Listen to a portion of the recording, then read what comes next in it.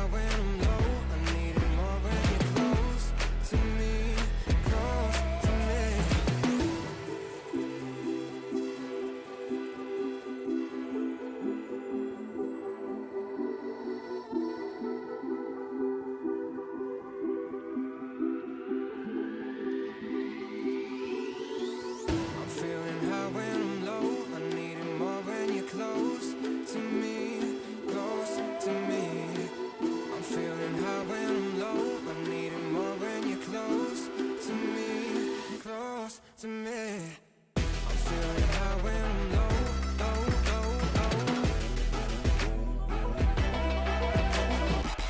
I'm feeling high when I'm low. I need it more when you're close to me, close to me.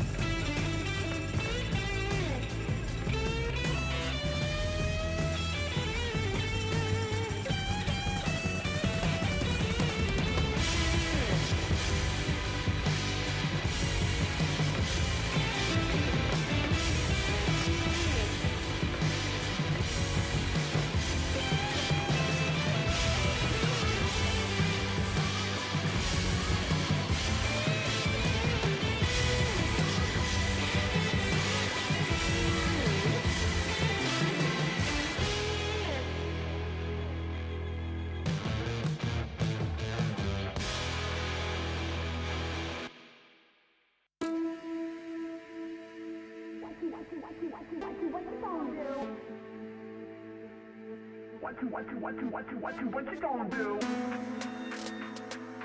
What you gonna do? What you gonna do? What you gonna do?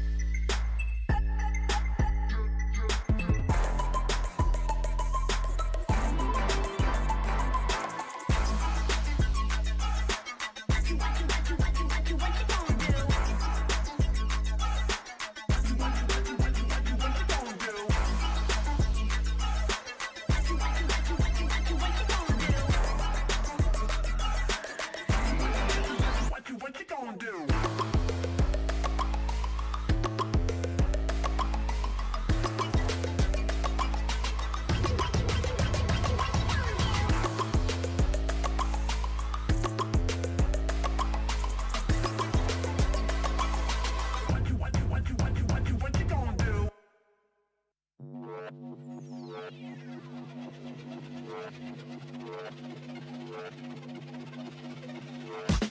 I've been coming up hot for a minute. Everybody know the drop when I'm in it. I drop the top when I'm in it. Everybody know the drop when I'm in it. Yeah, I go so yo. Everybody know I'm on it. You know when they click through. Try to send this box to be a show, be fun.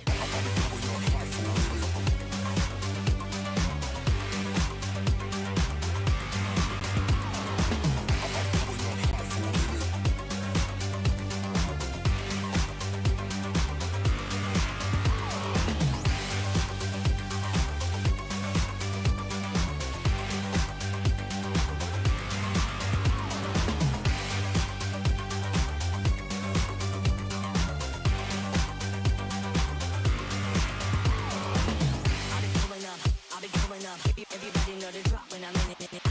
Drop the top when I'm in it. Everybody drop when I'm in it. Yeah, I go so yo. Everybody know I'm on. You know when they click through. Try to send this box to be a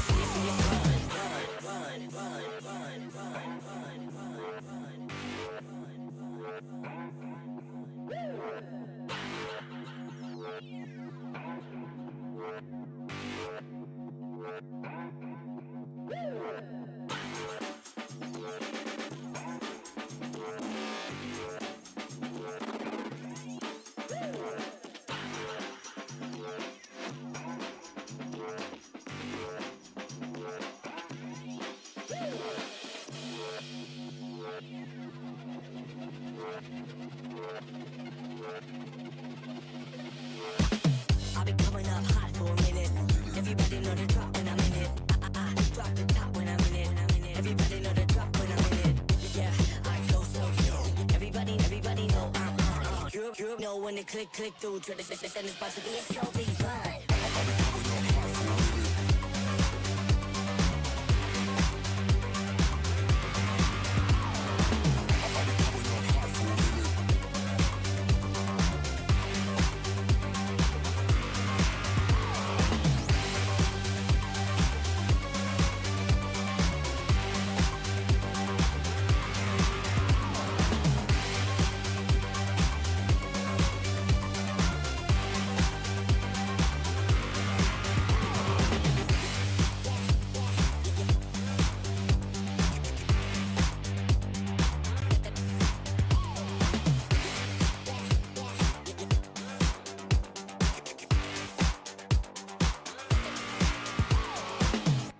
coming up hot for a minute.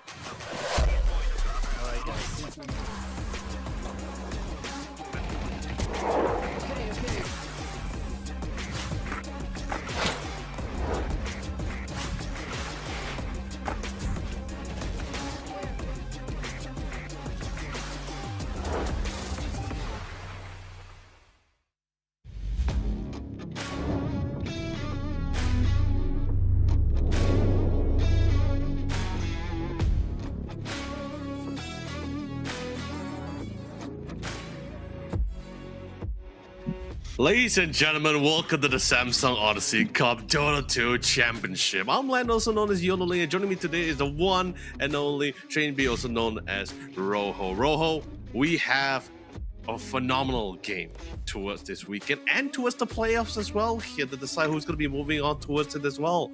How are you feeling, buddy? I am feeling great. How are you, Leo? Well, still not as good looking as you, Rojo, sadly for that one. But still, we have great talents here today. And interestingly enough, I thought the last time when I last cast Samsung Odyssey Cup earlier this year, I thought it's just going to be an annual event. But guess what? Samsung just decided like, hey, we have so many great talents, so many great chances to give them even more esport opportunity. Let's do it a second time this year, but with a little bit of a twist this time. Instead of just university combat level teams, we're also incorporating some pro teams into the mix as well. So in other words, all this now this new young talent will get this full experience in this competitive tournament. Yeah, I'm really excited to see it. And yeah, I mean, it's... Oh, speaking of which as well, we're also giving you guys a little bit of a nice thing, especially for the viewers as well. Just something a little bit for you guys, and that's going to be the discount code, which you guys can actually utilize down here, right below here on this graphic. So do take a moment to quickly pause, take a screenshot, do whatever you take to save this discount code when you actually try to get some of that new gaming monitors for yourself here. The Samsung Odyssey OLED monitors G and the G6 is one of the new 2024 releases as well. So this discount code just might be something that could be allow you to assist you here at least. Yeah, I think it's a whopping 25%, and all you have to do is type in Odyssey Cup with your country code in front of it. If you're in Malaysia, that'd be MY, or Singapore for SG, any of those. So take advantage of that while you can. But then again, 25%, that is a whopping amount as well. And it's a lot. It's a lot, yeah. But Rojo, you know, as a player yourself, and of course an immortal player in Dota 2 as well, I believe you also can emphasize the fact the importance of a very strong monitor for your gameplay, right? Yes, of course. Okay, anyways, even just moving up... yeah, moving up there. Tournament format, I believe. Yeah. Oh, yeah. Let's go.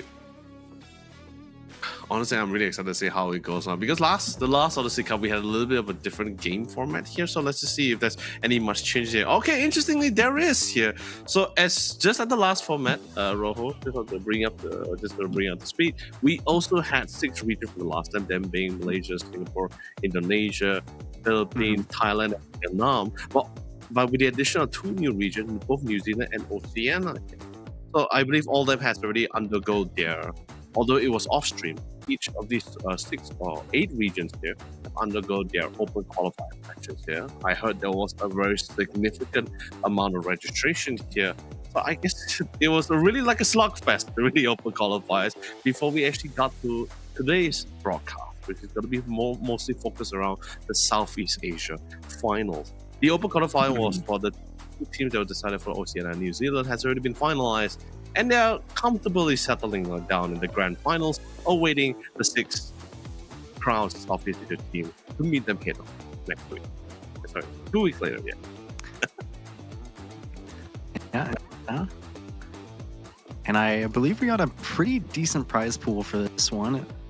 It's a grand total of 20,000, 8,000 to the champions, followed by 4,000 and 3,000 respectively for second and third. I mean, that's got to feel pretty good, just even the opportunity at that for a lot of these teams here. No, yeah, I totally agree with you because like this is if we were to like go back in time, maybe not even like just like 10 years. I don't think for a university tournament like university level teams to get this kind of prize pool, it was like something like out of a dream. It was something that one could never imagine. So really, thank you to Samsung for giving and Red Bull as well for giving such an opportunity for all these young teams. And also, we also got pro teams into the mix as well. So, like I said before, an actual full experiences here. But then again, also at the same time with the introduction of the new teams into this tournament format, it also means that the competition is just a lot more higher. Of course, and here are the 8 teams that we're looking at right now. I believe we have Right, Castaway versus Valor, our first ones that we'll be casting here. Mm-hmm. Like very interesting names and also really interesting icons. Like I'm a little bit disappointed. I'm sorry, like for Valkyrie, Shadow Guardian, and Hon Hung and friends. Mm-hmm. Like, come on, guys, get an icon. You know, I know you guys love Dota. You want to keep the Dota. You want to keep the dream alive, man. But still, look at the other teams. We have some really cool icons. Castaway, that is. Especially, yeah, Castaway. That's what I was looking at. Even just to, going and paint and making your own icon, I think that's worth it. Yeah. I'm excited. Okay, I CSC icon is also just as cool. Essence, I feel that icon seems relatively familiar, but I'm not gonna say where is it from, but it looks relatively familiar to another icon that I recognize. But still, all relatively cool icons. Very creative for some of them. Castaway being one of them, and CSC, that's pretty cool. Myth is of course still keeping the name in the logo. That's also pretty fun. And then of course, that's with the team introduction. Let's quickly check out the Southeast Asia finals brackets here. By the way, we have 2 group stages here. Today is going to be Group A. Tomorrow will be Group B. So basically today we're going to be somewhat solidifying which of the 3 teams will be moving forward here, Rojo here. But let's just quickly go through like what are the teams that we have in this bracket. Yeah, I mean, so we're gonna have Myth Avenue Gaming versus Shadow Garden up there, and then I mean, it's gonna be all these teams facing off to each other into the semifinals, of course, advance to the playoffs, and then I believe there is a losers kind of semifinals there. So we'll get 3 teams from each group going into the final day. So 6 of these Southeast Asian teams. I'm excited to see what they have for us. And of course, viewers as well. All these games will be happening concurrently, so we're not going to be able to broadcast all of the games here. However, don't be disheartened. Still show some love and support, even though you're not able to see the team that you're trying to support on live. But still give the love and support to the other teams because everyone is in it to win it. Everyone is really giving their all here, and the stakes couldn't be even more higher here. It's no longer a time and place where you're just gonna be like, okay, it's another casual university guy that I'm going up against. It's totally fine. There is some pro players, also pro teams into the mix as well. So if you have done your research, you could possibly try to prepare yourself here. Is there any much preparation that can be done here, Rojo? I mean, definitely never enough preparation, I would say. I mean, $8,000 on the line for that first place, thanks to Samsung Odyssey. And I mean, you gotta give it your all, pretty much, especially if you're a university player. You'd like to take a bite at that.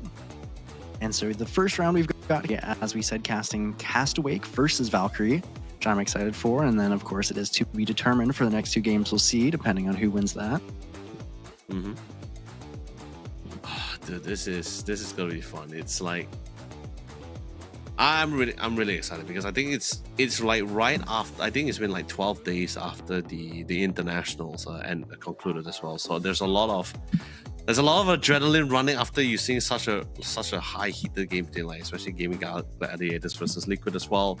A lot of things that was learned along a lot during the tournament as well. Especially, you know, as usual, Valve loves to drop the patch before the tournament. So, you know, all the pro teams, all the players, especially who's playing casual, competitive, I usually drop this massive bomb and just try to figure out, like, you know, what's new, what's not, what's been changed. Is my favorite hero been banned? Has been nerfed to hell, or has it been buffed to hell? Who knows? So I guess we did. We haven't gotten the bit. patch. So at least if you're, you know, one of these teams, you're probably looking at Liquid, GG, and anybody else in TI and thinking, replicate this. What do we value versus what they value? Obviously, GG Liquid is, you know, Western Europe, so they're going to have a different style already from that. So I'm really excited to see what these teams kind of value in terms of hero picks, in terms of play style, because I think we're probably going to get something pretty unique. And you're definitely right, Rojo, because like even from the last Odyssey Cup, I mean, the one thing I can say with full confidence when it comes to Southeast Asia teams is more of the fact that we are very open to learn. We're like sponges, you know. It's like we see something, we just absorb it and see whether it just whether it makes or breaks for us, right? That kind of thing. Sure, there will be some, like, you know, something we have possibly seen before. Like either those fast-paced composition, tower pushes, or really long, drawn-out games. But, you know, Dota has been, you know, evolving ever since from the beginning of TI1, right? Like, it has been changing a lot. I believe there was also an interview that or at least a comment that Dandy mentioned as well. Like, he said, like, Dota looks a lot more different from what he remembered. As he said, like, last time you could, which I agree, last time Dota was, yes, it wasn't still a team-based game, but it's also at a point where, like, if your mid laner is dominating heavily, it somewhat impacts the game really heavily as well. It's like pretty much like a one-man army kind of situation. But now we're in a state where one person can't just do it alone anymore. It really depends, and it also requires the whole team to really deliver, or at least try to assist in some way to bring in the victory here. Yeah, it's definitely, Dota is a lot less focused on these kind of main hyper carries. I think it's gotten that way for quite a while now. I mean, role in a given game can be the most impactful, so you really need everybody on your team to be performing at their best. And I think this is a great patch for it. I think, you know, we're going to see a lot of the same strong heroes, but, you know, how teams want to deal with them, you know, like, you know, we've seen a lot of Luna, I think, especially if you played any pubs, you know, that hero is incredibly strong. Just have this interesting approach where they're like, oh, we think we can just beat it. And so I'm hoping that we're able to that, you know, they're strong and people really love. There's some really unique, you know, crazy things you can do to kind of edge out victories versus these heroes, and sometimes that's what you have to do. And if you're going to be, you know, a university team facing a pro team, or just trying to get the upper hand in, you know, game one or whatever it is. You know, Rojo, especially since with your, by the way, ladies and gentlemen, just want to let you know, Rojo is, he just corrected me as well. I thought he was 9,500 in ranking as an Immortal player, but no, he corrected me. He's a 9,900, plan to hit 10K tonight. So you can't get a more better lesson for an Immortal player right here. It's expensive, guys, to get boosted helpers here. So he's here, taking notes, prepare what you need. It's going to give you all the juicy info you guys require to really up the rank here. But, you know, Ro, from your experiences and also from your years of practice as well, is there something do we really need to look out for, particularly, especially in this current Dota patch here? I would say, you know, I think especially kind of the name of the game, everyone, what they've been thinking about is auras. I think, you know, especially going to GG versus Liquid. What defensive items are we getting on what heroes? How are we going to enable, you know, the heroes that we have? So, you know, GG, they defaulted to Underlord a lot because that was just something they're super comfortable with. Not everyone, you know, adds into it. But just getting these pipes, these Crimson Guards, you know, certain heroes are incredible at utilizing them. Sand Kings that are, you know, being put off lane and mid, and, you know, there's a lot of ways to mitigate damage. So if you're able to properly do that and build for it and keep your net worth high on all your heroes, then it can be, you know, become very hard to kill heroes in this meta. So definitely look to abuse that for any team that you are. You know, right? Like, I think, especially like particularly a particular item, the Pipe of Insight. I think that item has been like It's been hit so hard in every patches, but it's just still so good. I think like the most recent one was they reduced the amount of damage block they can do. It's like from 10 to 8%, but it's still just as good. It's still expensive as hell, but I don't think it's like enough. It's not enough to kill the item, right? Like people still like, hey, 2% drop, that sucks, but it's still pretty damn good. Can't let it go. Yeah, and Pipe is one of those ones too. So Pipe is undispellable compared to a lot of auras. So Yeah. there's not really any countering it. And you can't build any kind of nullifier or Yules to get rid of it.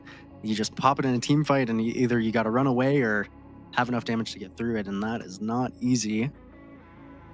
So you definitely got to watch out for those. And I hope sometimes I've seen teams. Occasionally they do have a Sand King or a Doom or something that actually goes for the blink first and plays a little aggressive. I could definitely see teams trying to switch up things, because as you said, the pipe is very expensive. So sometimes you don't get to that power spike early enough. You kind of get the map taken away from you, and then building that pipe as a second item is actually a better way to go about the game. So curious to see what these teams value. Which is pretty much where we fall into the prospect of like team compositions, right? Like you sometimes like sure Sand King is great, but at times you do not want to have too many greedy heroes in the same composition, because like everyone wants the Ancients farm, everyone wants the lane farm. If too many heroes are too dependent on item and too dependent on the farm, then the game just pretty much goes real south real quick, that kind of thing. But since we're on the subject of teams as well, and since we have also some amateur teams and pro teams in our tournament as well, what, in your personal opinion, what is the most important aspect when it comes to whether is it drafting or having or creating a team, at least, I guess? I would say, to be pretty generic, obviously drafting is super important, but just being coordinated, I think, more than anything, because I feel a lot of times, I've been on amateur teams myself. I'm sure a lot of people even just playing for fun in leagues and whatever. A lot of times it's better to do the wrong thing altogether than to kind of be like super disconnected and everybody wants to do this different thing. So hopefully these teams, they are all from the same country. A lot of them are probably friends, I would imagine, and just make sure that you're being friendly with your team, but just on the same page. If this person wants to go to mid for this, then let's go for mid, even if you disagree in the moment. So especially for these amateur teams, I think, of course, you want to come out with a decent draft, but I think that if you have this kind of coherent play style together, you guys know what you want to accomplish in the game, then I think you can make mostly anything work. And so, that's why, as I've said, I'm just excited to see what these teams value.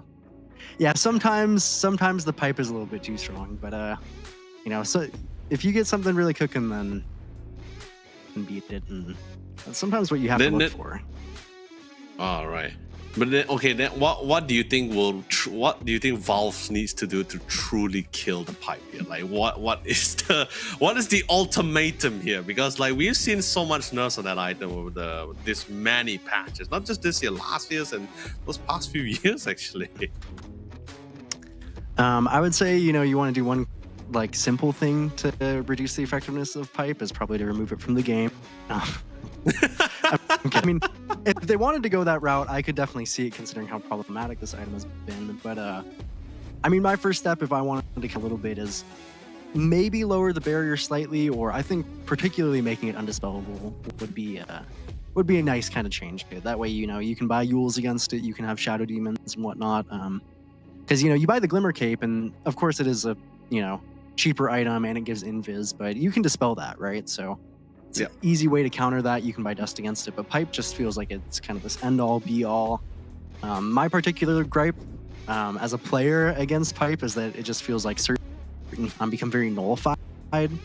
Obviously, we don't see many things like the Zeus these days. That hero just struggles so much into pipe. I still think it has some value, but definitely gets nullified. And so, I prefer that they make definitely some changes to it at least. Valve, I hope Valve is not listening onto this, man. I'm an offlaner. I love my pipe. Okay, it's expensive, but I love my pipe. Leave it alone. Don't listen to Rojo. That part, just like censor it out. That's a mid player. Mid player at me. I want to do as much damage as I can. Let me play Ags Lina again. Dude. is the safe lane Lina still the thing? That's the real question. Like I know the magic Lina, the new King Lina has been on and off, but I know the right King Lina is still around.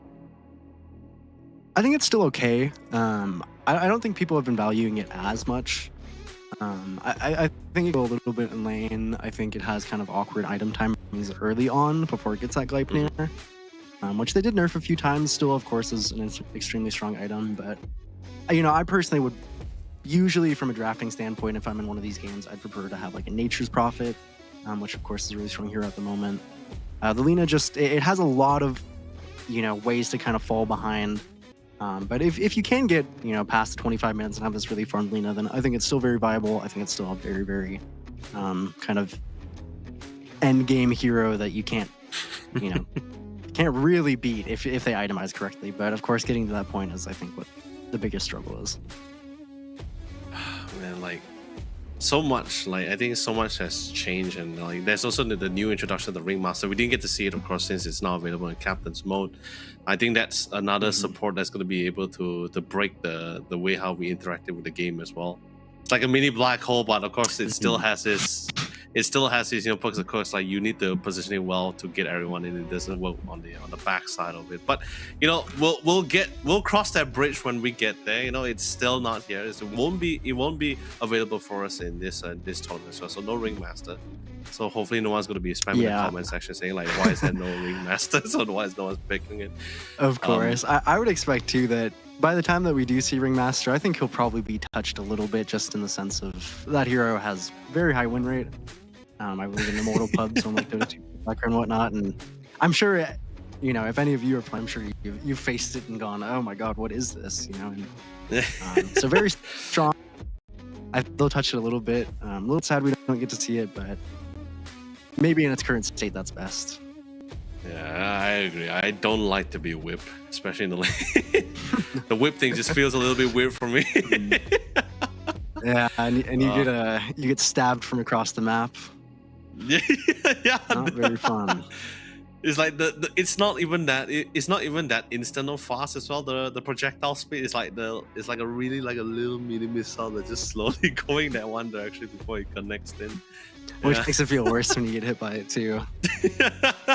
Just inevitable. You could just hear your teammate at the back of your head, right? Just like, it's so slow. How are you still getting hit by it? Yeah, they have their finger on the alt key. They're ready to pin you for that one.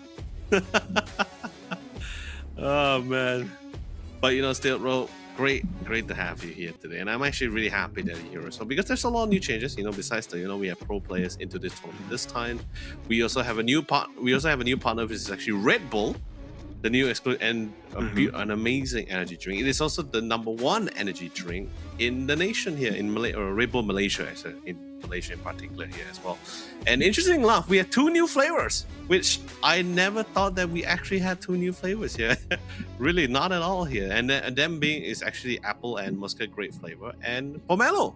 So that's actually pretty interesting because when people drink an energy drink, people will just think like, oh, it's gonna be standard flavor. Not gonna be anything much, no difference, no spice, nothing interesting. So Red Bull came up with 2 new flavors. Hopefully that will be very interesting for someone to play. Because I know some really hardcore Red Bull drinker fans here. And I'm pretty sure they still drink a lot of it. But, yeah. I might have to get Red Bulls myself if this goes too long. It's currently 10 p.m. in the US where I am, so dude, I'm surprised you haven't I'm surprised you haven't got like a jog ready, for the long night that we have here for us. But besides Red Bull, besides Red Bull introducing like their 2 new flavors, same goes for the Samsung as well. Because like for this year, they actually released the new set of panels, which is actually the Samsung Odyssey OLED G8 and G6. Both of them gaming monitors, of course. There is the slight difference in terms of size for the G8. I believe the G8 is the 32-inch. It does not have as much power compared to the G6 because I believe the G8 was the 240 Hz. The G6 is a whopping 360 Hz. It's a big power, massive power. And then, but of course, the monitor size difference is of course significant as well. One is the 27-inch, I believe that's the G6. The G8 is the 32-inch one. So basically, we have sizes for all of you amazing viewers.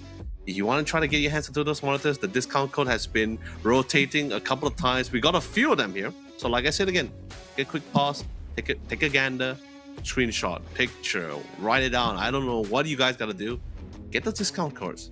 Because it's like what Rojo said just now, 25%. I didn't know it was 25%. I knew there was discounts. I didn't know there was a lot. How do you know There's this? definitely a lot to get your hands on one of these. You know, it's just that's a steal of a deal. If I had the money, I definitely would. And you just gotta use the Odyssey Cup code with your country code in front of it. So if you're in Malaysia, that'd be MY, for example. So definitely take advantage of it while you can. No reason to miss out on that. I mean, if you have friends overseas, whether it's in Indonesia, Malaysia, I think they can also help you out, you know. Ship it through. Yeah, of course. Man, but Probably would be worth am- it. So, I mean, thank you to those wonderful sponsors because, I mean, I'm excited to watch these games. Really want to see what these teams are cooking up. Yeah, especially since TI actually, we saw a lot of. I'm not sure. Okay, I know some people say it's innovative. Some people say it's new, but I feel the right word to use is more like returning composition because I remember like years back we had like this tower pushing composition. Although maybe the lineup might be slightly differing, but we still see some a little bit of the similarities like the Nature's Prophet, the Visage coming back here, the Chen, the Enchantress. I mean, the Chen and the Enchantress, even before the Nature Prophet and the Visage coming back, the Enchantress, the Chen has always been like the best few support picks in the competitive for these past few months now as well. Like you can't disregard it. You always have. I remember Chen was like he priority banned every single time here. It's like Chen's in the pool. You gotta ban it. You gotta get rid of it. No way. You can't be there. Yeah, I mean, kind of zoo heroes, even though they're not as much about the summons these days. We always see the Enchantress out healing and out damaging their carries, but just in lane, it's always so strong. I think, that's why so many people want to just get rid of the Chen, get rid of the Enchantress, because, if you have to play, make one mistake, suddenly their carry's got a 2,000 gold net worth lead. And that is never fun. So I would definitely expect, if you know that they plays one of them, if they have one pub on it in the last, month, I'd get rid of it personally. I mean, they're also so self-efficient, right? Self-sufficient, right? It's like they can farm the jungle by themselves, they can farm by themselves as well. Chen and Enchantress in particular, if you don't necessarily have to be in another lane, you could just, especially particularly for post 5, you could just send your Centaur to the mid lane to assist your mid lane as well. I think that's what we saw back. Yeah, I believe we saw that grand in TI. finals. It was Yeah. was it the grand I believe Whitemon did it a game as well. And, Yeah, Whitemon with the Enchantress. He was assisting his teammate against the Viper. I was like the Sand King versus the Viper lane, yeah. Yeah, I I would have like- definitely been tilted if I was the Viper in that situation. Just died a random Centaur in your lane. Dude, and it is so painful as well, right? Like especially when you pick like a dumpster mid hero, especially particularly against a melee hero as well, you would somewhat expect like, okay, this lane is gonna be pretty straightforward. I'm gonna be able to dominate here. I'm ranged as well, so I'm gonna be able to harass him out of the lane, that kind of thing. I mean, Thompson did a phenomenal job with the Sand King as well, but you did see him have to play a particular rotation, right? Like he always had them go to the jungle at one point and come back. But Whitemon, that with the Centaur, that one was like, yeah, that is dirty. I think I remember I saw another Enchantress one as well at the bottom lane, right? I think they were going up against the support post 4 Tuska and was it Centaur? I remember he just went with the with the jungle creeps and just bullied them out of the lane. The Pine Cone, yeah. Yeah. That thing's scary. Sometimes that thing's scary. Oh man. But anyway, ladies and gentlemen, we all our amazing viewers as well and all the fans of the teams, we would like to apologize for this slight delay. We're going to be taking a quick short break to at least allow this player to pretty much set themselves up, and we'll be back here pretty quick and shortly as well. So don't go away for too long. The first Dota action coming to you guys right after this.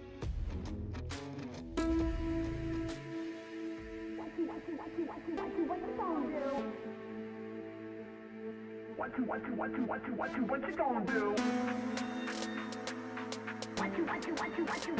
gonna do? you gonna do? What you gonna do? What you gonna do?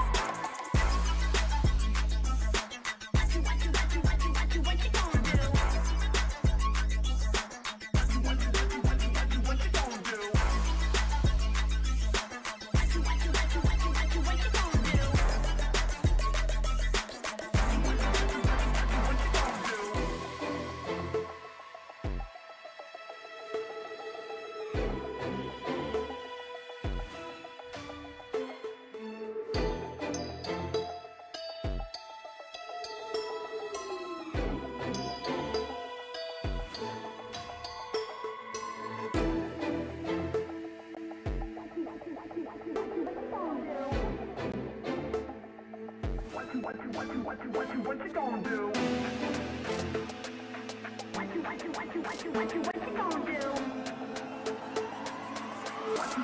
What you gonna do? What you gonna do?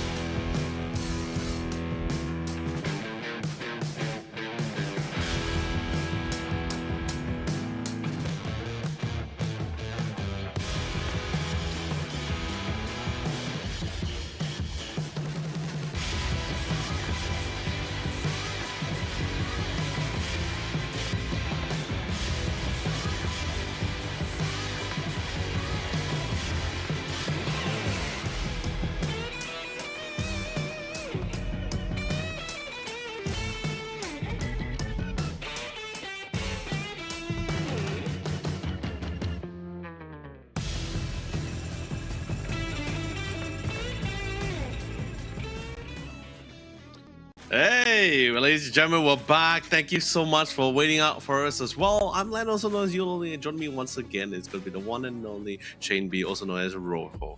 Rojo, buddy, we're finally getting to it. For some reason, we have the ability to to fast forward in time from 11 minutes to 1 minute. That's a pretty good power to have. Yeah, man, we Sure, just everyone's couldn't wait. thankful for that one.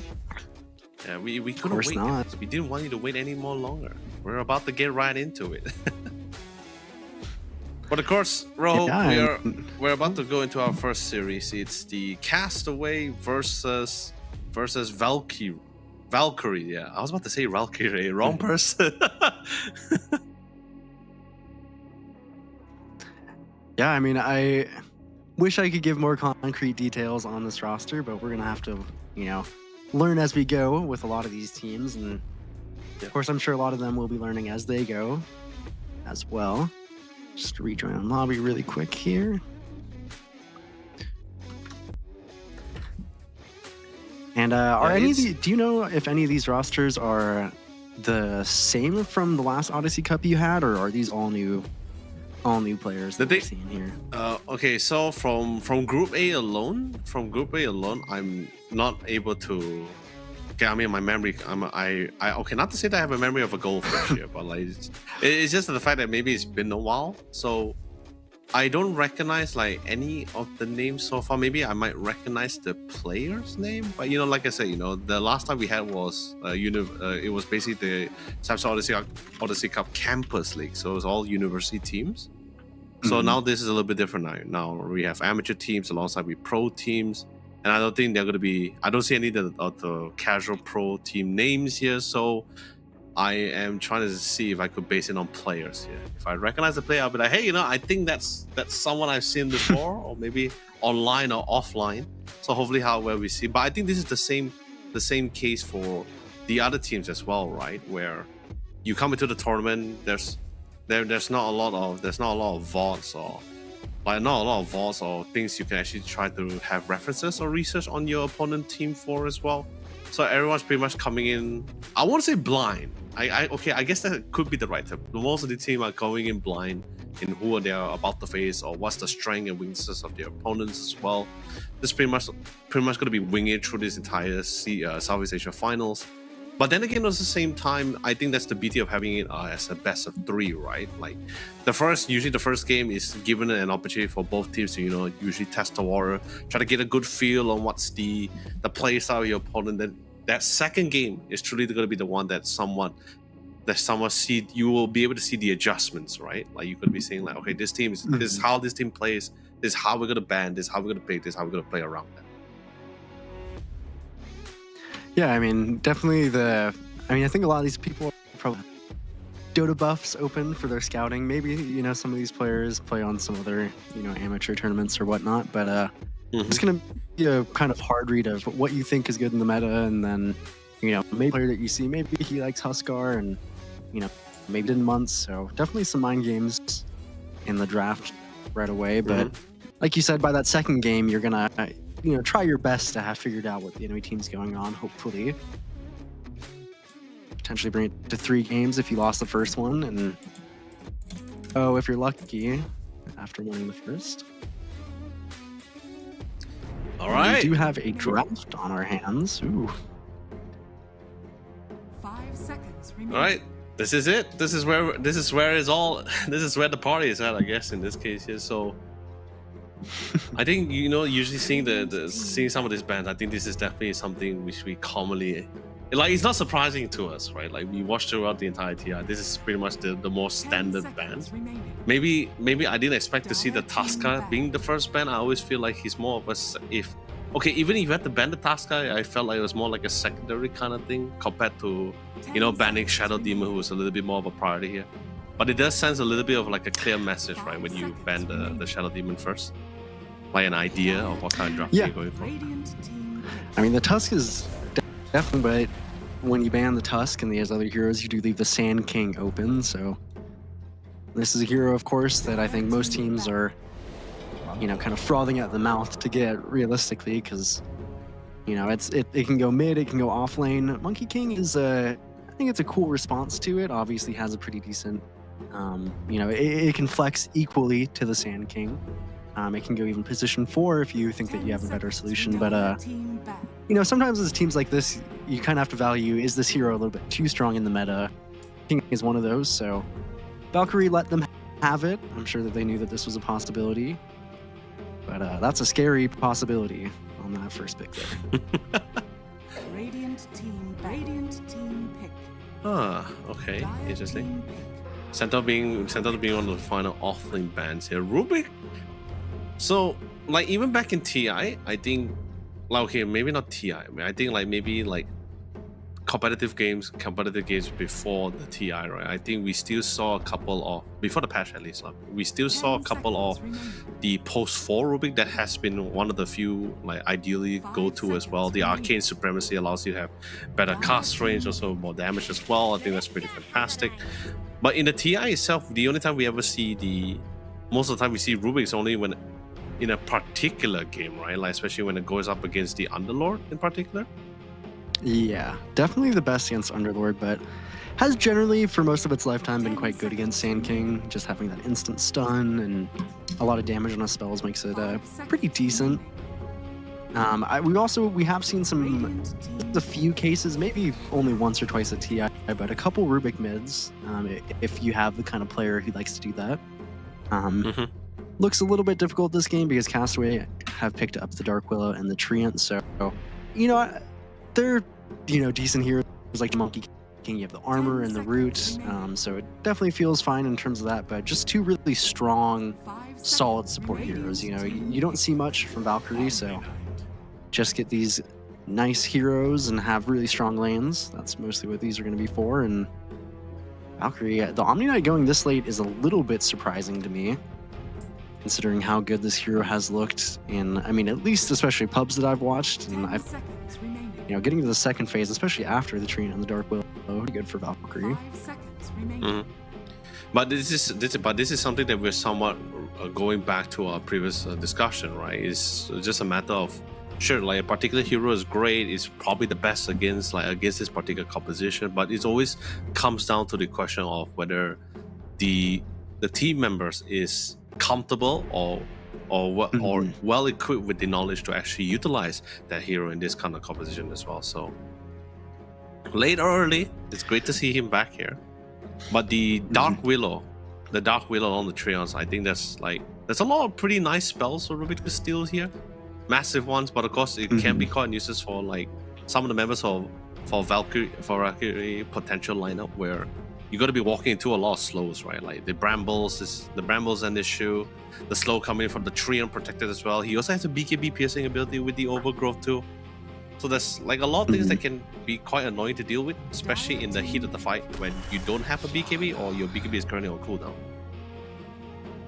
Yeah, thankfully you have the Omni Knight to kind of give you that artificial BKB. So I think Valkyrie feel okay with their lineup so far, and the Slardar is more than likely going to be their off lane. So still just deciding to keep this monkey open to see 10 where it seconds wants to go to. remaining. And Castaway, they don't have a ton of reserve time, so be quick 5 on this seconds 18 remaining. pick. Usually one of the most influential ones in the Dire team draft. battle. What do they want to go for? So a Troll Warlord. So they go straight away into laning into the Slardar. They don't want to.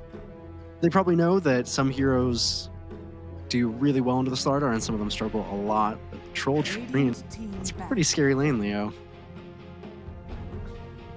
You can think of it this way, right? Because Slardar is one of the best, is the best hero to go against other melee heroes as well. This, especially when they head-on matchup. Ursa still a little bit of a discussion here, but I think so far Slardar was able to take that top ranking among all the people here. But I do recall a time where we saw Slardar going mid. I'm not talking about during TI. I think before TI, Slardar going mid, but that was only particularly to go up against the Ember Spirit in particular here. Yeah, the Ember Spirit never had a good Yeah, lane it's against a the Slardar. particular in the mid lane. You could consider it. I guess it would probably do okay into Sand King, but wouldn't be able to particularly shut it down. And Dire team pick. the Troll Warlord is definitely a good hero into kind of Slardar who wants to hit a bunch of times, and they go straight away, no fear. They pick the Queen of Pain, banning out the Puck and Viper. I think both these heroes are really strong in the mid lane. I've been playing a lot of Quap myself with the build. Very fun, but it can, similar I was talking about the 10 Lina earlier, seconds remaining. they can struggle on its earth timings. Quap has to have a pretty decent lane and then get into these items really comfortably, or can definitely fall behind in damage. And now Valkyrie, they are not likely, I would say, to put the Monkey King into the Quap. It's not as bad of a matchup as it used to be, because Queen of Pains these days don't really skill their daggers. Doesn't help them farm, so why would they? Valkyrie, looking at a mid lane, obviously we don't have the luxury of knowing what their mid laner is kind of favoring in this patch. Myself looking at it, I would say this is a pretty good game to bring out something like the Invoker. Has a lot of control, has a good lane into the Quap. Maybe something like the Storm Spirit, but of course, if you go for some of these kind of mobile spirit heroes, then you always run that risk of getting Blink Sand Kinged. It's not very fun. A lot of chain stun from Castaway. Yep. You may now Dawnbreaker. That's exciting. Okay. All right. So okay, cool. So, are we looking at the Rubik mid? I Hold on, would let me see. suspect, unless it's Slardar carry, but I would suspect actually putting the Slardar or the Monkey King mid. I imagine the Dawnbreaker wanted it in the off lane because I think it'll be good into the troll with the Treant Protector. So a very interesting pick. We see very often. Just exciting.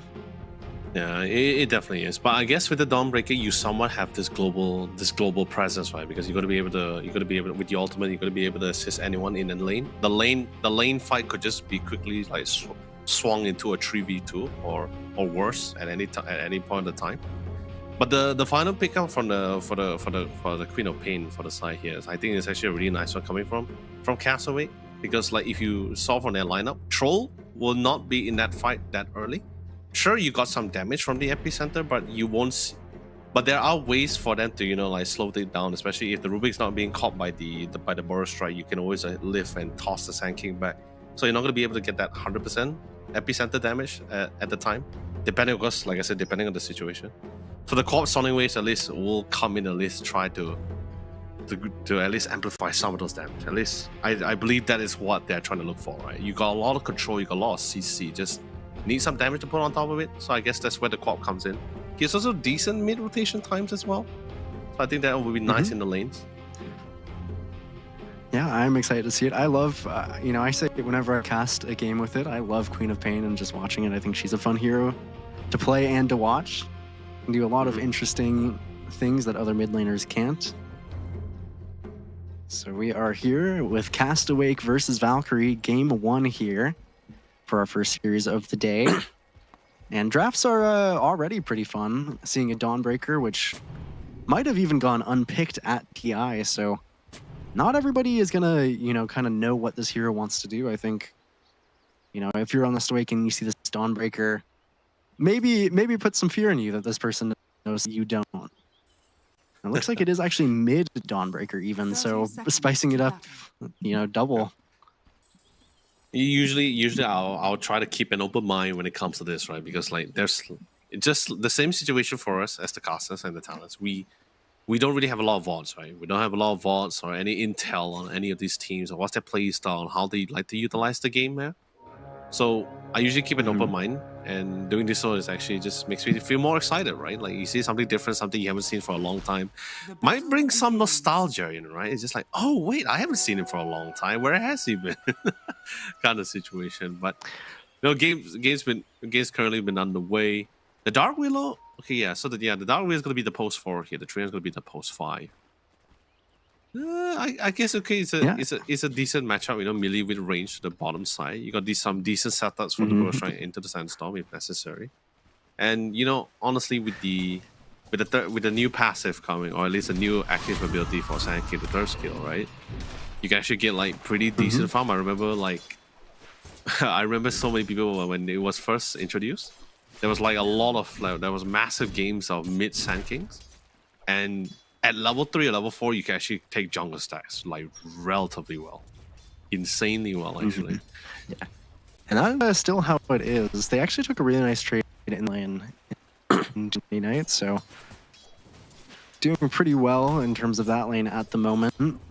Trying to abuse Omni Knight before he starts getting all those levels and all those heals. I mean, I would say top lane probably won't be the easiest for the Slardar. Because, I mean, looking at it, I mean, of course, just the mischance from Troll Alert is usually enough to be a nuisance. In the bottom lane, ooh. Beautiful setup with the Brambles as well. Not sure they're going to be able to get the pickup on Spiritual Warfare, but he is going to, once again, force out more regions out of the Omni Knight, and that's not going to be pretty good for him. I like this by JG going the Burrow Strike first, just to set up for the Brambles. Makes that early lane a lot stronger. Some decent poke, especially since you're going up against the Monkey King. It's never the best idea to have 2 melee heroes against him as well. The proc that Jingle Mastery. So pretty nice. You got some like pretty decent balanced lane, decent setup, decent pokes as well. But I think we'll start seeing the little bit more pressure later on as more levels comes in, right? Especially for the Omni Knight. Yeah, I mean, definitely Monkey King. They've changed him quite a few times, so now the Jingu isn't nearly as scary in the first few levels as it used to be. So once you start getting to level 3, level 4 this hero definitely gets a little bit scarier. So I like this by JG. Just take the Burrow Strike, take a bunch of regen from them to combo with the Burrow Strike, and feel good about your lane state from now.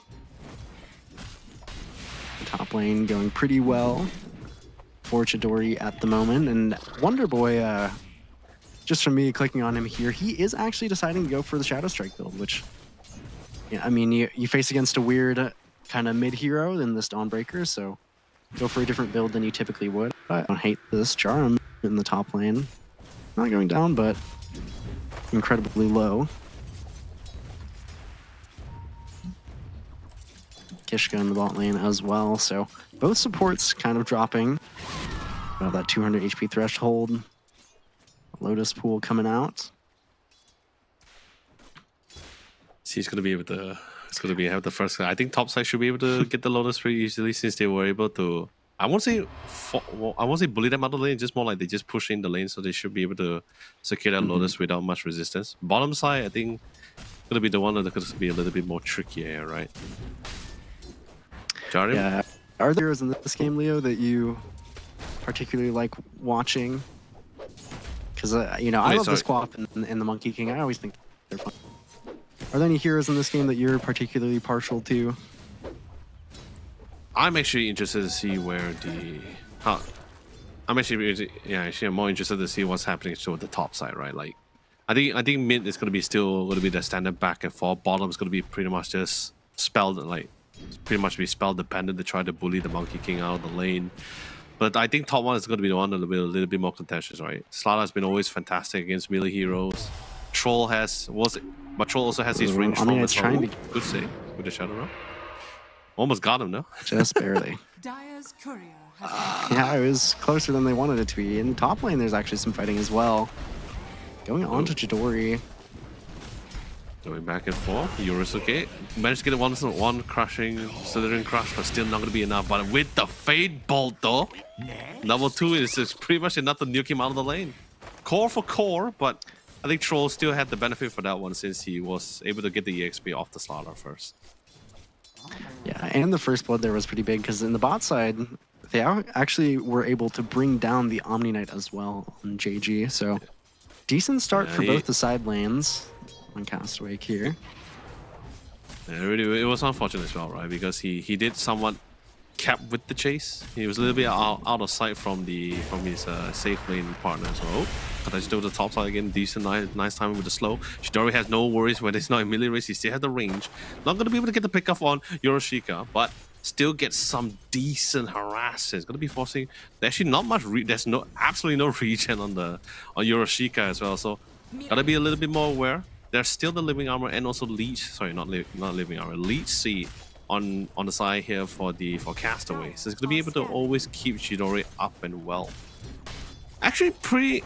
Yeah, and Actually, correct me if I'm wrong. Correct me if I'm wrong, Rojo. Right? Is that Castaway from Neon? Like our Neon? yeah, I mean, it Esports looks. I Castaway? mean, his tag says Neon, so I believe it is him. I think they have another player who on Neon on the JG. His tag isn't Oh. lying to us, so pretty experienced players in that case. Castaway definitely showing it in this top lane, doing quite well on the Stream Protector. So this lane is really only going to get harder for Yoroshika. I think especially, this was nice by Chidori. He kind of gets, dies in the lane, gets to go to base for free, in quotations, but ends up getting these phase boots, which is obviously incredible for Chidori against the Slardar. They're trying to punish Castaway here. Actually, rotation from Monza, Good so rotation. nice timer. If they can get Chidori too, this is massive. This is trying to buy the time for Wonder Boy. Wonder Boy comes in with the Sonic Wave, was able to push all the way back. Jarim still get the Fade Bolt in here. That's a lot of damage and instantly reinforcement. This is no longer a 2v2, it's a classic 4v3 here. The Co-op has no choice, the Wonder Boy has no choice to fall back. Can't make any miracles here in this round, not in this kind of fight or situation. But Castaway did manage to spot out Spiritual Warfare. Get a couple of hits in here. Should be able to TP out since there's there's no stun on the Dia tree unprotected, unfortunately. Yeah, but Wonder Boy actually stuck around. Yorishka is fast in the first few seconds of that Guardian sprint, so actually might get to safety. They are going to give up the chase. So yeah, I mean, 7 game already seeing a lot of action. V3 Dire's the top lane. tower is under attack. Nice by Monza, I think, to recognize, you know, we've seen a decent amount of Monkey King. It's a pretty high prio hero. They picked it second in the draft overall. And partially just because it is simple. You can take that so early in the game, try to punish Chidori, who was having a nice lane. That Troll Warlord is win against 4 heroes, even with the likes of Wonder Boy. So nice recognition by Valkyrie. Hitman runes coming up. Neither team actually prioritizing the runes too much. It's like one support each. To the jungle from Kishka. The Sand King, as we said, just a few points is enough to actually take those stacks. I think they were just pretty much content with that big fight, right? Like, they still open up the map. I think they wanted to keep things nice and dynamic and not static with the rotation coming in from Monza here as well. And I think it's also allowed to, right? It's Monkey King, right? With the 3 jump, your cast, like, your repositioning range is just absolutely insane with the 3 jump as well. But I think we see some a little bit of action to the top side here. Probably a couple of skirmishes. Yeah, just a small skirmishes. Just try to see if they can try to pull back the lane back to their control. Zanky so far, not much contention to the bottom side, but we did see a little bit of rotation coming in from Monza once again. He's back to the top of the tier 1 tower. He's on the 3 jump. No one spotted him just yet, though.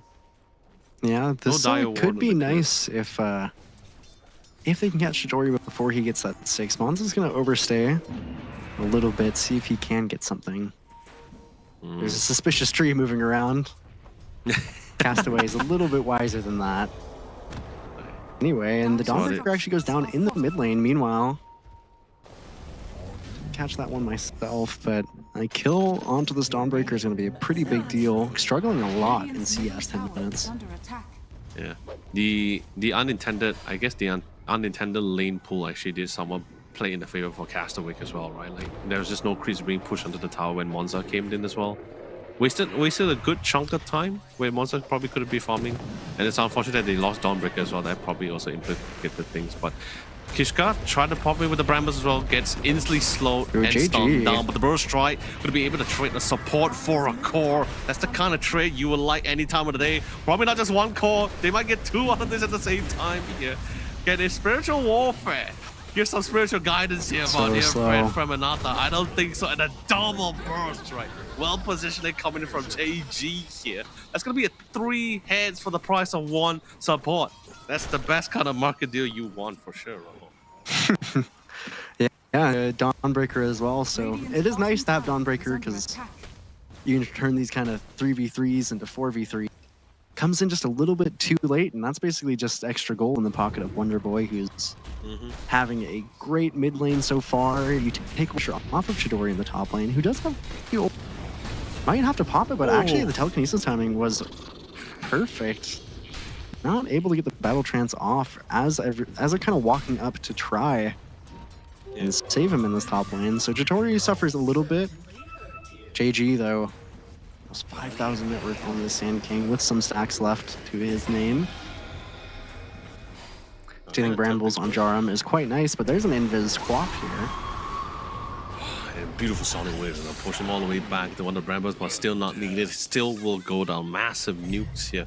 And like, yeah, speaking of like, just continuing from what you were talking about regarding the Chidori popping into battle trance, right? I feel like that's a weakness that's also similar to the Slug as well, right? Like you wouldn't want to try to pop it as early as much as possible. Like you just want to try to get as low as possible, then only try to maximize that kind of thing. If I'm not mistaken, I think this is just one of the few similar weaknesses this both hero has. Yeah, and especially too with Troll, you know, it's sometimes if you pop it at the wrong time, you just end up falling and then dying anyway, just buying yourself a few seconds. So not an easy ability to use. Most Troll players will understand that themselves fully. But Chidori, he's not struggling too bad. Thankfully, Valkyrie was able to stabilize the top lane a little bit. Kills onto this Troll, stop him from snowballing too hard, but that does leave JG on the bot side, who just cleared Ancients, just cleared a hard camp, is now stacking another pair of Ancients on the right side. I mean, you gave away this hero on the first pick, understanding kind of what it can do, and at the moment it's looking pretty 11 on the Sand King Leo. Yeah, it's pretty tough for them to try to challenge the Sand King either, right? With just the Omni Knight alone, like you don't really have a lot of disables. Maybe if you had the Rubik or the Slaughter, it could be a little bit of a different story. But I think as it is, like there's just no real way for them to just stop the Sand King from just farming the side camps or the ancient stacks. I mean, like and most of the monsters could be like, he went for this kind of early Vanguard, which we don't see a lot. Obviously, the Crimson Guard is strong, but Radiant structures are you know, it's not easy to walk into this hero. He does such damage, especially Earth striking onto Monster. oh no, he got cancelled. Still, massive ultimates also coming in as well. Now it's going to be a 4v2. They are somewhat able to walk out of it, but they're just trying to buy the next amount of time. Beautiful two-man overgroup as well. Now the rest of the team is here. Wonderboy jumped in the mix as well. They are trying to wait out the Wukong command here, and they will find some form of success. They did manage to pick up the support at least, but it will be a support for the support. Trying to find another opportunity to try to re-engage, but I don't think they just want to, right? They still know there is still the Sonic Wave. They got the hit count. They already got everything checked out. There's no epicenter. There is no more overgrowth. It's just a Sonic Waves here.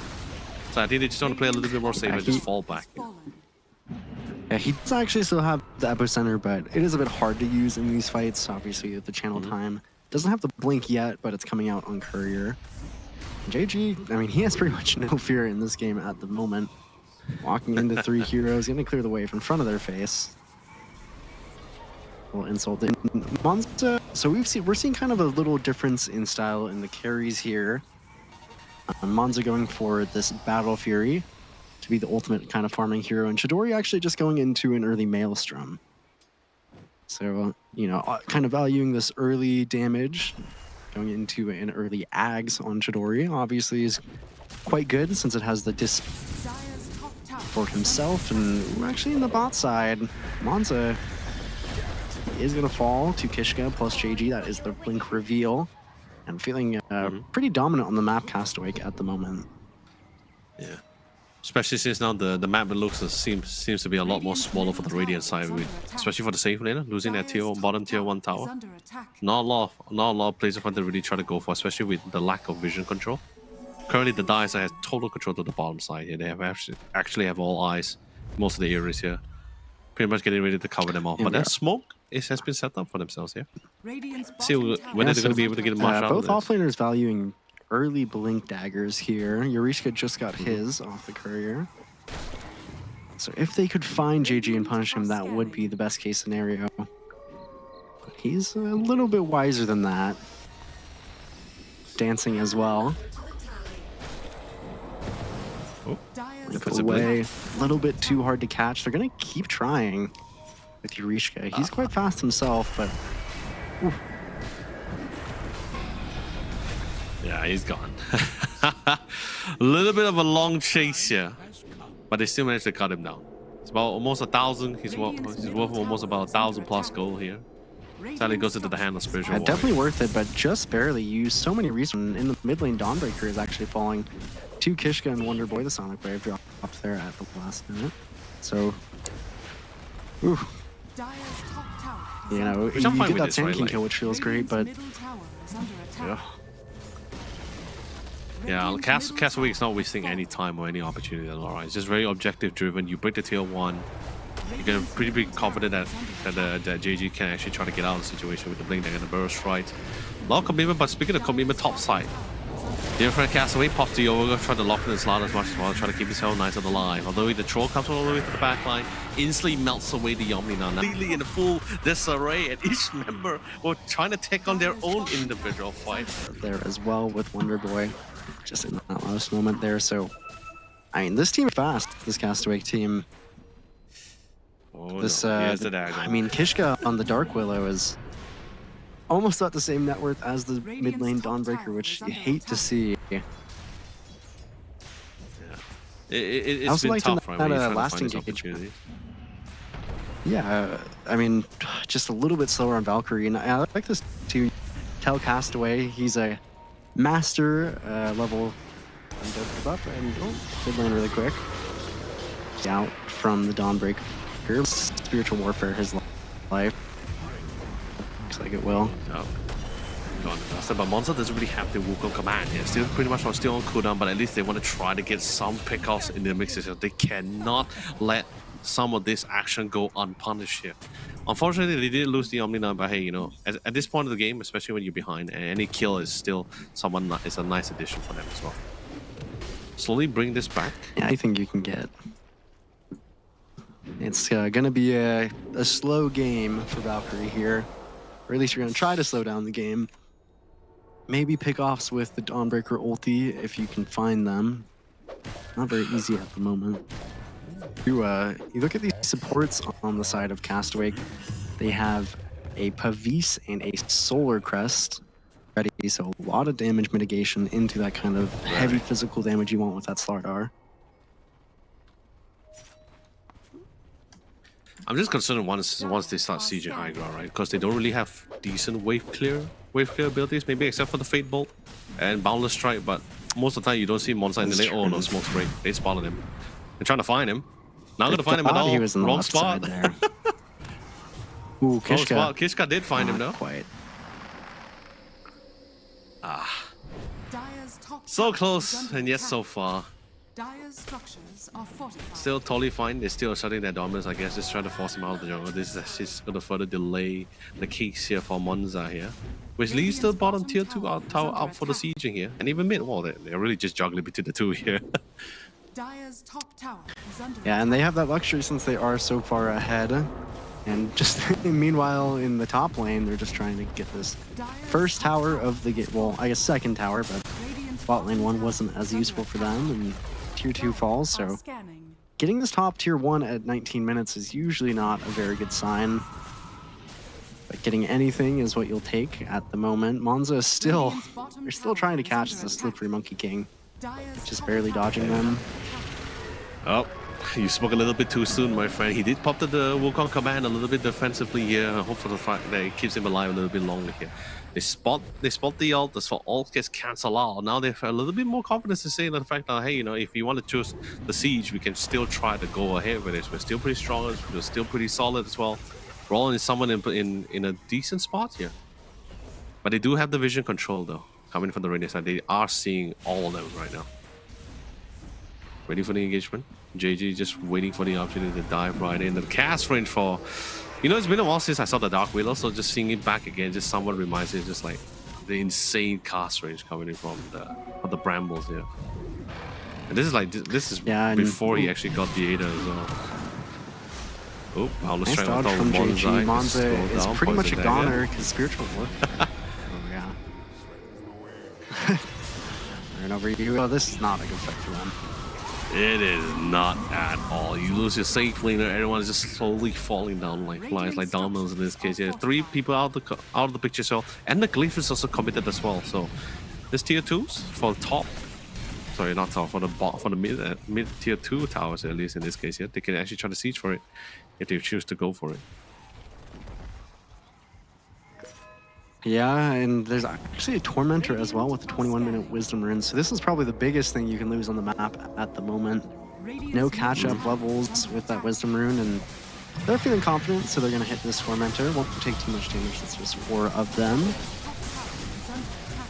They're a little bit lucky on Castaway that that kill they go for Monza. They know the Omni Knight didn't have a TP, so Spiritual Warfare not able to get a repel off on Monza and save him. Radiant's top There's a tower full is Lotus under Orb attack. on JG. Boy has a Yule Scepter. Just looking around at whatever he's going for. Eureka does have an Orchid actually on the Slardar, so that's something you can play towards, but not if you're on the receiving end of a gank. Spotted. I mean, that's the beauty of nature guys in the hands of the Treant Protector, right? You're just going to be able to just be an actual walking vision. Just scout things out. Hopefully you don't get caught up by the sentry alone.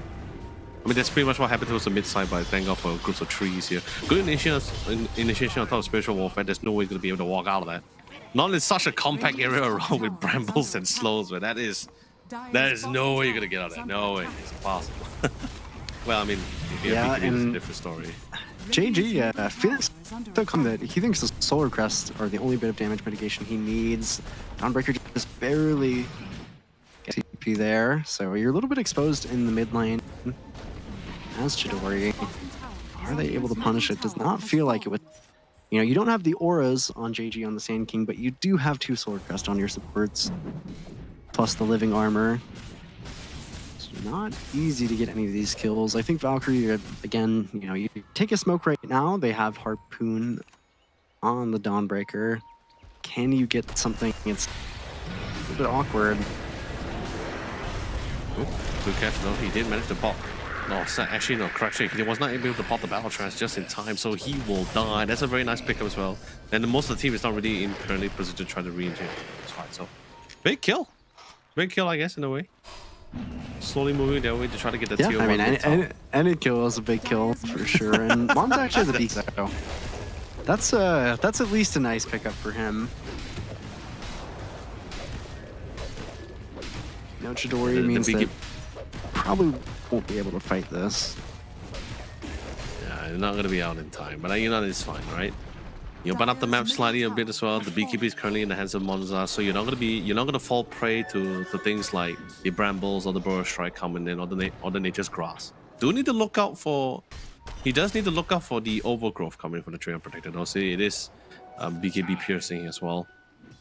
So we'll just see how well he's actually able to utilize those abilities. Hopefully your second BKB will be insurance enough from that Omni Knight. Spiritual Warfare, it's I think something that Castaway has done a really nice job of is just recognizing how strong the supports are. Actually, he utilizes the shard on the Dawnbreaker here to is rooted up, so can't get to the high ground and will fall on the Dawnbreaker. Dire's top tower is under attack. Not really much he can do with the saves as well. Maybe if the Rubik had a shard, could be some form of saving if he had it with the lift. Nah, he doesn't have it. Yeah. Yeah, it would have been nice. And actually, Paviska, that your Pavist as a support. It's already 25 minutes. You just want to get to your first item. Spiritual Warfare. Wonder Boy says no. Kills off 2 couriers, I believe. Yeah, it gets pretty difficult, right? When one side gets a little bit too dominant as well. You got the whole map control, and don't even get me started in terms of mobility coming in from both the Cop as well with the blink. Pretty much able to get to the really tight and close spaces as well. But we do see a smoke being set up though. But what is the intention? Yeah, I think they want to clear this top side here. There was a ward, but dewarding, yeah. a little bit smarter than that is. Well, I mean, I say that this Roche just falls, or it dies on this. Is a little bit funny. Good timing by Castaway, so they're gonna pretty much dodge this whole smoke and get the Aegis. Valkyrie, they want to catch somebody maybe heading through the gate or something, but Castaway just, I mean, when you're ahead, Leo, you know, you can just kind of play as mostly 5 heroes. Dire's top Wonder tower Boy maybe is will go under push out a attack. mid-wave or so, but now that Monza's Dire's top, structures are fortified. pretty much in no danger. Push out these waves and start poking the high ground. As you said, Valkyrie, they don't have the best wave clear, so they're gonna force out a really early glyph. Dire's top tower is under attack. I mean, I guess Fate Bolt somewhat helps balance strike if you're there, but I guess you want to see Monza, at least for this defense, unless they really plan to get down the position, because if not, he just want to quickly try to get some farm back, right? Trying not to waste any more time. Don't think they can really do much in this situation. Castaway is pretty confident. They have the Aegis as well, so they just try to siege as much as possible. Yeah, doesn't have to worry about a lot. You're just hitting away at this melee barracks. I am concerned because Yurishika doesn't really have the BKB yet as well, so he is gonna fall prey to a lot of these slows, all the brambles as well. Gonna be a little bit annoying to deal with. No shard on Yeah, Kishka second yet. glyph and Are scanning. yeah, just actually went for the Vlad, so just kind of all-inning this early push that they have. You're 13,000 gold up. Might just work. Radiant's bottom barracks is falling. Oh, do we see a catch? Oh no, Trying attempted to catch Monza. Yeah. A little bit of a Venn That's fine, diagram to Sandstorms. Around. The brambles, right? We just need a third one, another AoE. Maybe the Wukong command can try to play a part in this. Yeah, No, you even have the with the bottom. epicenter and the overgrowth throw on top, but Oh man, that's just push out lanes is what that- a Castaway says.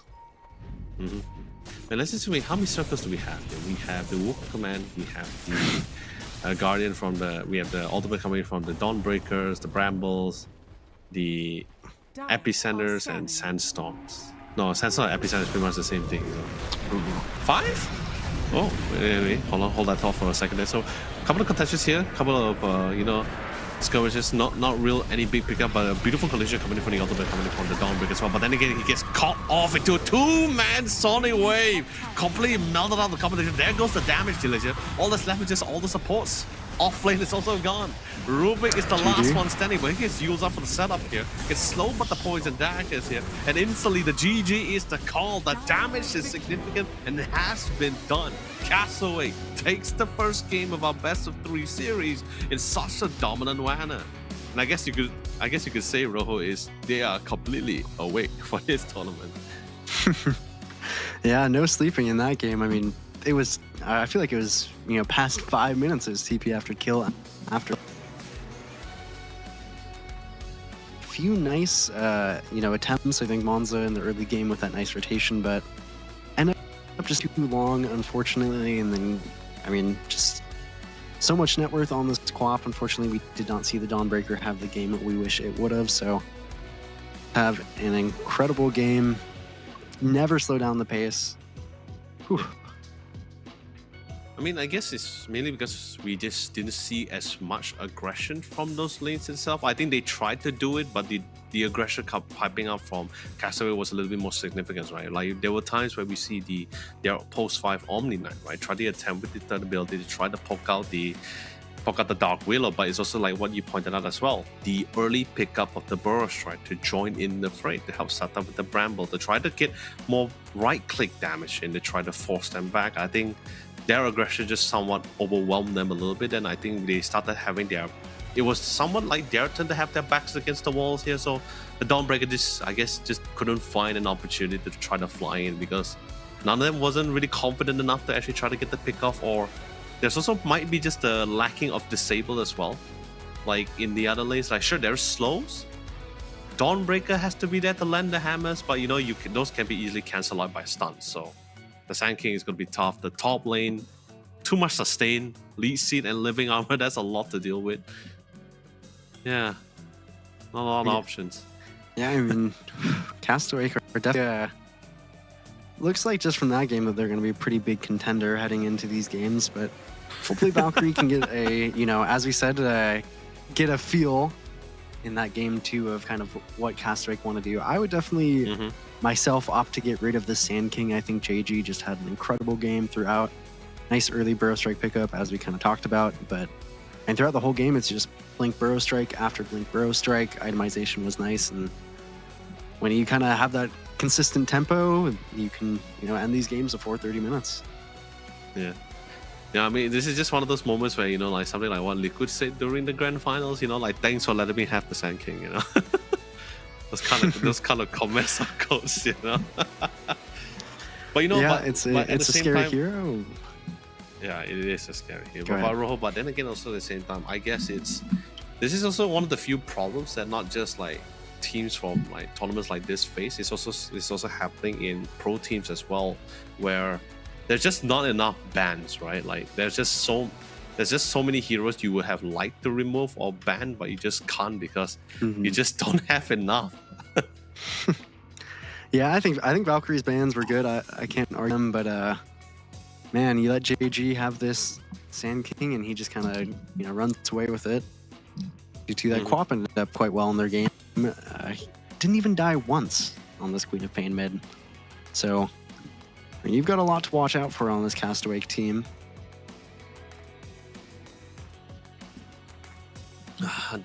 I'm not sure about you, but I mean, don't get me wrong. As cool and as nice as it sounds to see the Omni Knight again, right? But I wasn't too on board with the Omni Knight or the Dawnbreaker last pick as well. I felt like there were like really other better hero option that you can actually try to utilize. There was somewhat still in the pool that wasn't banned here for themselves to utilize. But like I said, I guess it just comes to those situations where the players will pick in what they're more comfortable with or what they're more confident in when you come to this kind of tournament. Especially when you have no idea like what's your opponent's ability is like, right? Like you just go with what you're comfortable, what you're strongest. At least that way, you don't have to be too worried about it. But at least now they know. Game 2 is of course the nail biter here. It's the one that makes or breaks it here. If they don't succeed, that's just pretty much for their run Yeah, here. of course. And Caster will be moving forward up to the semifinals. Dire's middle tower is under attack. Yeah, so I mean, Asteroid, I mean, there is a lot to ban, as you said, and unfortunately, I would have to agree that the Dawn Breaker is not we would have loved to see. But this is how this match can go. You just have a little bit of a tough early game, miss one or two moves, have a tough lane, and suddenly everything spirals out of control, and JG's blinks or Blue Strike everywhere, all over the map. So I'm sure Valkyrie can. I'm sure that in the second game they have some idea of what went wrong. I'm sure they're talking about it at this moment. Maybe this could be just one of those scenarios, right? Because there was one game I was casting during the Samsung Odyssey Cup for the Campus League, right, Rojo? Where this one team, I was it Indonesia? I forgot which region was it from, but what they did was it felt like they were underperforming in the first game, but in the second and third game, my God, the reverse sweep was insane. Like you would like somewhat doubt like who like where was the team from game 1? Who are you? What have you done to that team? But like I said, it was at that game, in that tournament I was casting with the tournament, it was just more like a one-time thing. But I am still, giving the benefit of the doubt here because it's just one game. It is a best of 3 series here, so anything can really go down. But of course, our MVP for our game 1 is gonna be JG with the Sand King here. And man, let's be honest, man, it's you get to that point where you just really can't kill the Sand King anymore. Like I'm not just talking about like its escape abilities or escape potential, it's just more the fact that like he gets certain items. Like yeah, he hasn't got the Shiva's guard yet, but just like even mid Sand Kings, right? You get the Bloodstone, Shiva, Scepter. You pretty much are just unkillable. Just can't really die that easily, at least on normal circumstances. Yeah, and I mean, I feel like he's very solid. But we do have to thank our sponsor. I think specifically the Odyssey Samsung OLED G8, don't we? Yeah, man. Like I mentioned before, so the Samsung Odyssey OLED G8 was one of the few newly released models for Samsung side for their gaming monitors line here. The G8 in particular, like I said, is a 32-inch with a whopping 240 Hz. Its response time is 0.03 ms. Milliseconds, if you guys are not sure what MS stands for. It's milliseconds. It's very fast, that response time. And like what Rojo also mentioned as well, the importance for a gamer like himself to have such a powerful monitor at your fingertips too. And let's be honest, when you got a powerful engine like a desktop, right, you definitely want at least something to output the same kind of specs here. So the Samsung Odyssey OLED G8, if you guys want a beautiful 32-inch with that kind of firepower, that's probably just the one for you here. And I think we had a lot of discount popped out in this past few times as well. Hopefully you guys can use that in your respective region to get yourself the G8 here. Yeah, it will definitely fit with any gamer style. I mean, a lot of monitor, but it is still slim. I mean, oh, yeah, definitely don't miss out on it. Slim, anti-glare. It's basically the ultimate screen for any gamers here, provided by Samsung. But of course, ladies and gentlemen, I'm going to give you guys an opportunity to try to look it up because we're going to be throwing this to a quick short break. But don't go away for too long. The conclusion for our first series of today between Valkyries and Castaway will be coming to you guys right after this.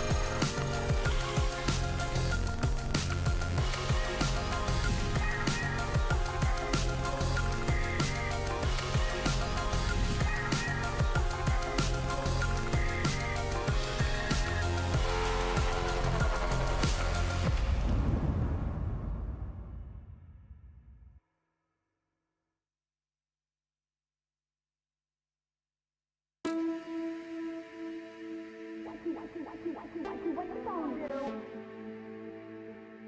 What you gonna do? What you gonna do? What you gonna do? What you gonna do?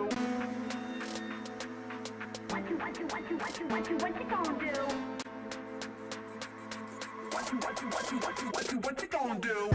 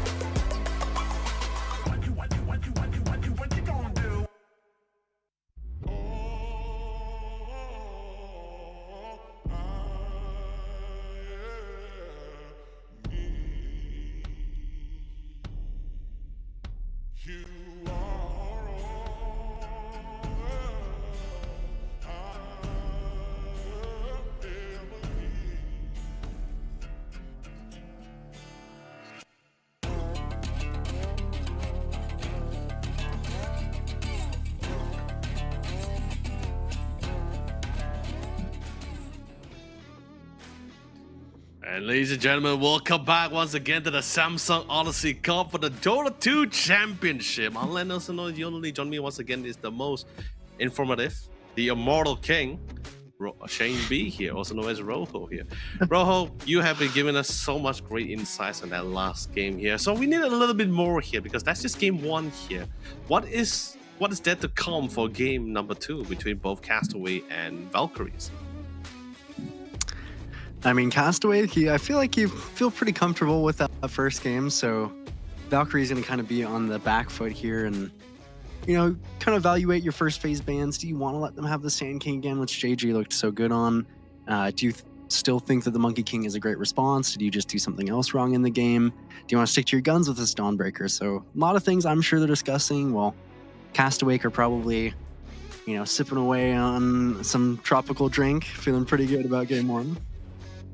Tropical drink, I believe that drink they're going to be sipping on is that new Red Bull drink. Whether is it going to be the pomelo or the apple and muscat grape flavor here? But speaking of, before we talk about those flavors, do check out this opportunity of this discount code currently below. Wait, hold on, I need to do it. Yeah, you guys got to check these guys out here. And in on their specific region as well, because you notice in the first part of the code is actually symbolizing each of those regions here. So you're from that region, you can actually utilize that code and try to get some discount. 25% according to Rojo. I would trust this man's word and my wife and kids with my life here. So totally fine with it. So do take that chance, man. The Samsung, like I said, Samsung's released some beautiful new models this year. They're both the Odyssey OLED G and G6. We talked about the G8 before we went to the break here. The G6 we can stress it on later on, but I can tell you this as a teaser. It's a 27-inch. But it's a whopping 360 horsepower. That's a lot.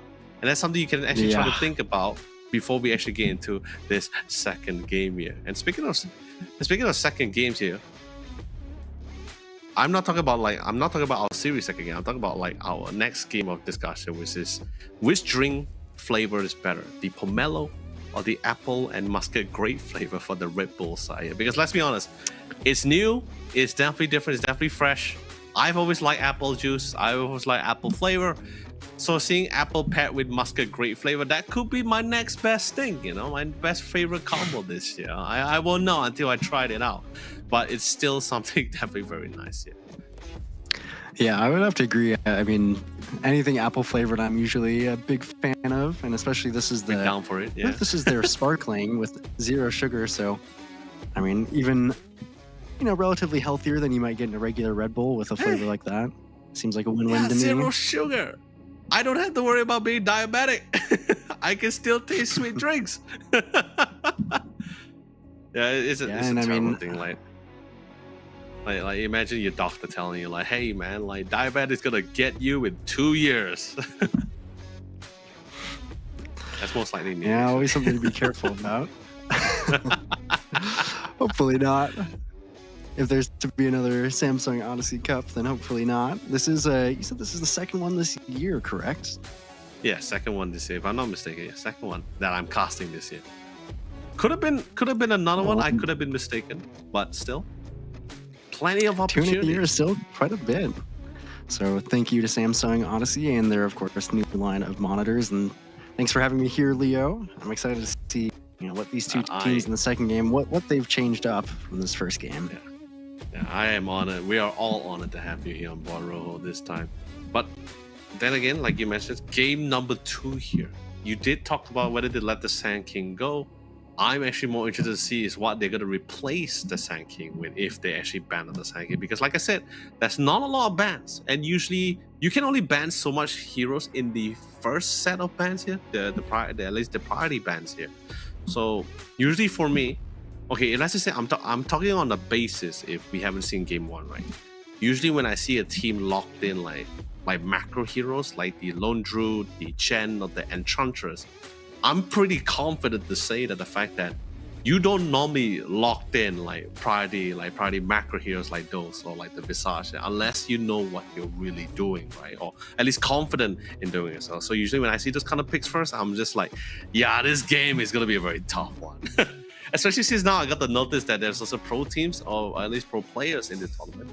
I'm already gonna call it out. I'm like, yeah, that is definitely a pro team. Like, no normal player, like it's very rare, but no normal player or amateur player will usually pick such a high macro based hero. It's not that easy to play.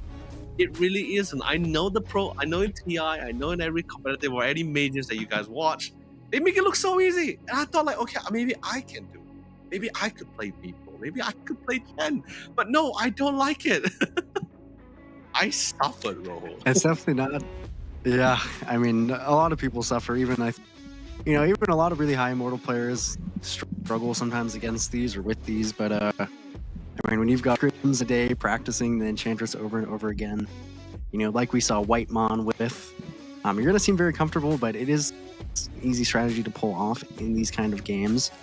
So, we didn't actually even see, I feel like, I think we saw the Enchantress gone, but other than that, I don't remember Nature's Prophet being banned, Visage, Chen, any of these.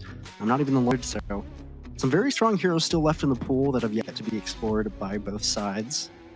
Yeah, which is why I think it's also pretty, like, especially for when you go up for a pro team going up against the... Oh. Okay, so ladies and gentlemen, so of course we had this tiny pause. It's not a planned one, but we had a tiny pause because we were very shocked to hear the news from our communication side. The fact that Valkyries has conceded the second game. So in other words, Castaway will be our first team going to the semifinals. I'm not sure whether the other series that's happening behind the scenes or concurrently has ended, but from our broadcast, at least from our knowledge as well, from Rojo and my own, I believe Castaway is our first semi-finalist for the Southeast Asia Finals. Yeah, I mean, in the one game, it felt pretty deserved. So, congrats to Castaway. Unfortunate for Valkyrie that they will be conceding here. So you know, a 2-0 in spirit. First game was tough enough. Hopefully Valkyries is okay, and unfortunate to see them go, but Castaway, I mean, I think we're going to have fun watching them in any of these future games that they have. Yeah, and also at the same time, it's great to see them trying to showcase their skills as well. Their opponents is definitely one of the few giants in the scene as well. But viewers, please give a round of applause to both the same Castaway for making it to the semifinals, and of course Valkyries who participated in this tournament. And the open qualifier was probably a very grueling one as well. So the fact that they managed to get to these C finals, I think is also something that need to be applauded for here. And don't get me wrong, sometimes it's unfortunate to see a team concede, but I feel at times where it sometimes takes really braveness to admit that, or at least consider the fact that we just can't win this round. So still, Valkyries, I hope to see you guys in the next Odyssey Cup if we have another one towards the end here. But of course, ladies and gentlemen, while we're on this subject, let's quickly go through, since we talked about the G8, now let's quickly talk about the G6 here. Rojo, what do we know about the G6 here? Saying it earlier, I mean, it's got all the same wonderful stuff that the G8 has in terms of bright highlights and stunning colors, but this one actually has a 360 hertz refresh rate, so 120 faster than we were looking at with the G8. It is a little bit smaller at 27 inches, but that makes it fit for a lot of people's style even more. So, I mean, if you want to get a hold of one of these, which you definitely would if you want to level up your gaming experience, then we've been showing codes throughout with the Odyssey Cup and your regional code. And I mean, Leo and I, we wish we could take advantage of those, the 25% off. I mean, on either of these monitors, but the G6 especially, I think, is what I would personally go for. I totally agree. I would also opt for the G6, not because of the firepower that outputs with the refresh rate here, but it's just more for the size here, because I don't have a lot of space, if you notice, right? So like the 27 inches, just the right size for me compared to the 32 from the G8 here. But at the same time, while it does not make up for size, it's like you said, it make up for a massive power refresh rate of 360 hertz. That's almost like 140 hertz difference from the G8 here, which was a 240 hertz here. So still pretty great stuff. Still the same response time, 0.03 ms. But anyway, ladies and gentlemen, with that being said, we're going to be taking a quick short one here, but don't go away for too long, because we still have a lot more great games coming to you guys, and we still need to crown our top 3 teams going to the playoffs. Until then, see you all later.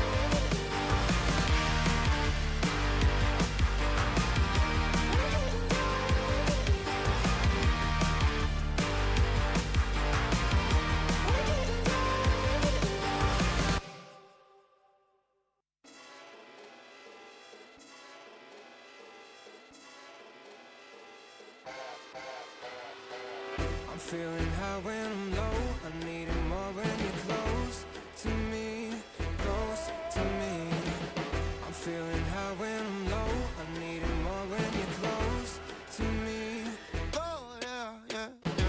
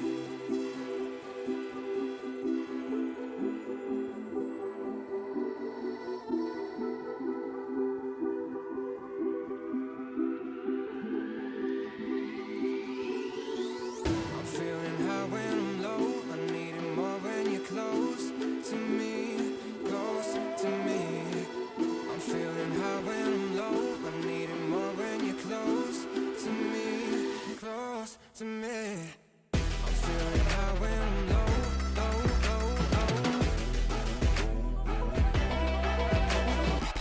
I'm feeling high when I'm low. I need it more when you're close to me, close to me.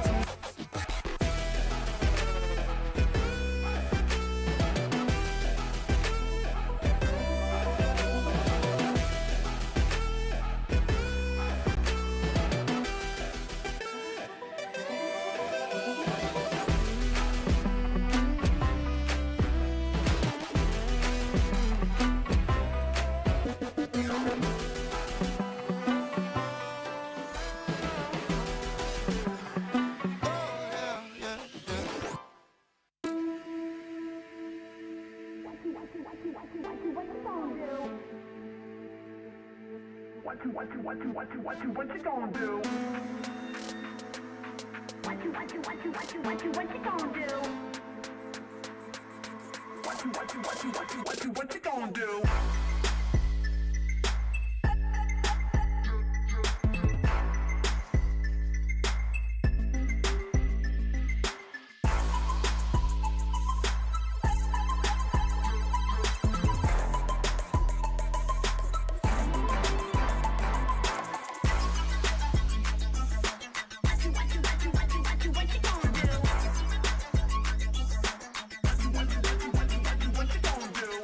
What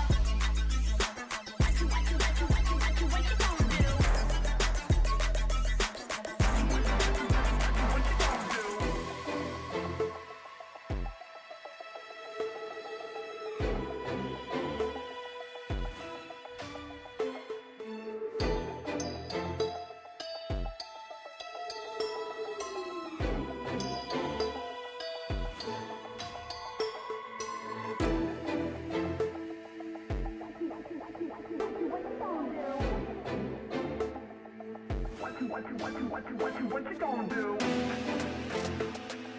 What you gonna do? What you gonna do? What you gonna do? What you gonna do?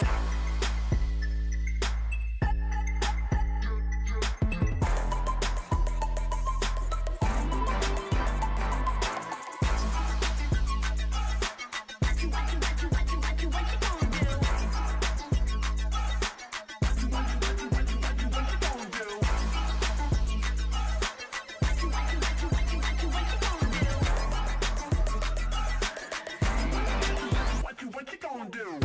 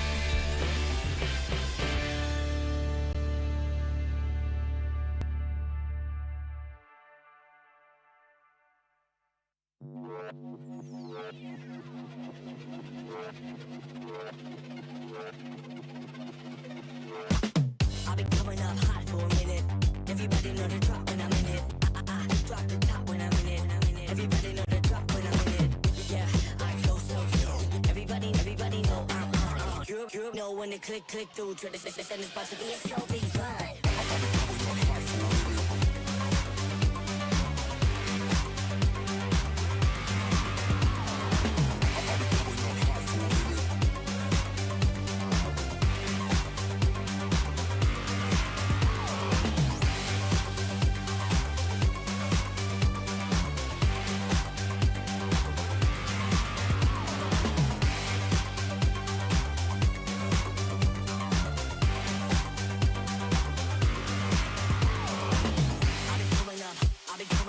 Everybody know the drop when I'm in it. Drop the top when I'm in it. Everybody drop when I'm in it. Yeah, I go so good. Everybody know I'm on. You know when to click through. Try to send this supposed to be a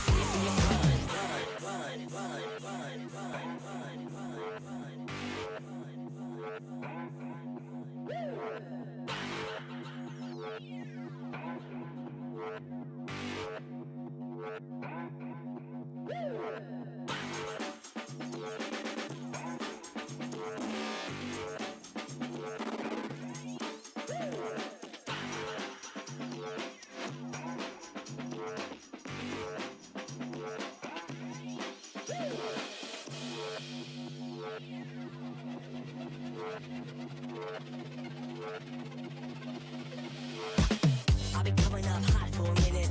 Everybody know the drop when I'm in it. Drop the top when I'm in it. Everybody know the drop when I'm in it. Yeah, I go so good. Everybody know I'm on. You know when to click through. Try to send this about to be a so big fun.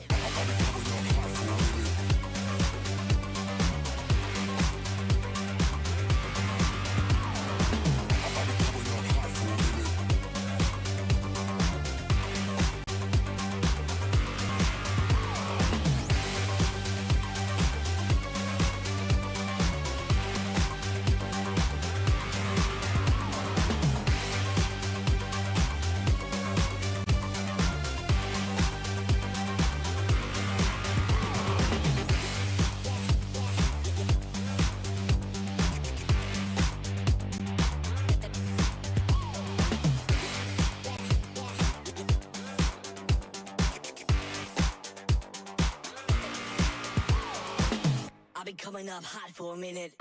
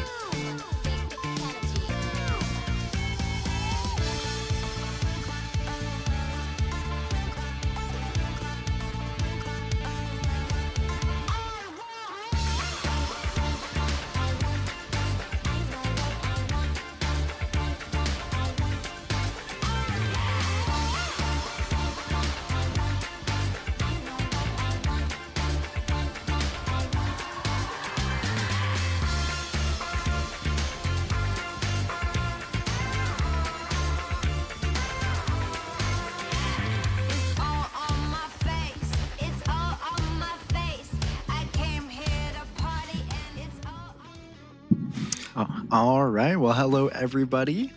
I am joined here by the wonderful Yellow Leo. How are you feeling after our unfortunate first series? I mean, yeah, it's like, is everything I could have possibly asked for, or maybe something I someone just kept an open mind about it as well. So it would have gone either way for me. But probably what I didn't expect is the fact that Valkyrie is actually considered for the second game, you know. But hey, you know, Valkyries, can't wait to see you in the back of Odyssey Cup as well. Your opponents were giants in the scene as well. It definitely was not a simple game to go through here. However, with that being said, let's quickly move on and prepare for our second series. But before that, I want everyone to take an opportunity to quickly pause, screenshot, do whatever you guys gotta do for the discount codes.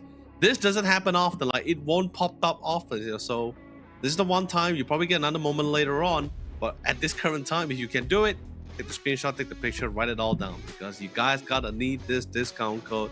If you guys are thinking of buying some of Samsung's latest models released for 2024, them being the Samsung Odyssey OLED G8 and G6 here. We talked about, Rojo and I, we talked about it. Probably we'll talk about it a little bit more as the game goes for those who just joined in. And especially for those who just joined into the stream, we welcome you guys to the Samsung Odyssey Cup here, Dota 2 Championships here. We're currently in our second series here before we go to our last series of the day. But first things first, let's check things out, what's happening on the agenda here. And speaking of which, the next thing on the board here is going to be the Steam wallet code. It's 5436 here. Not sure what you get out of this, but it must be something great.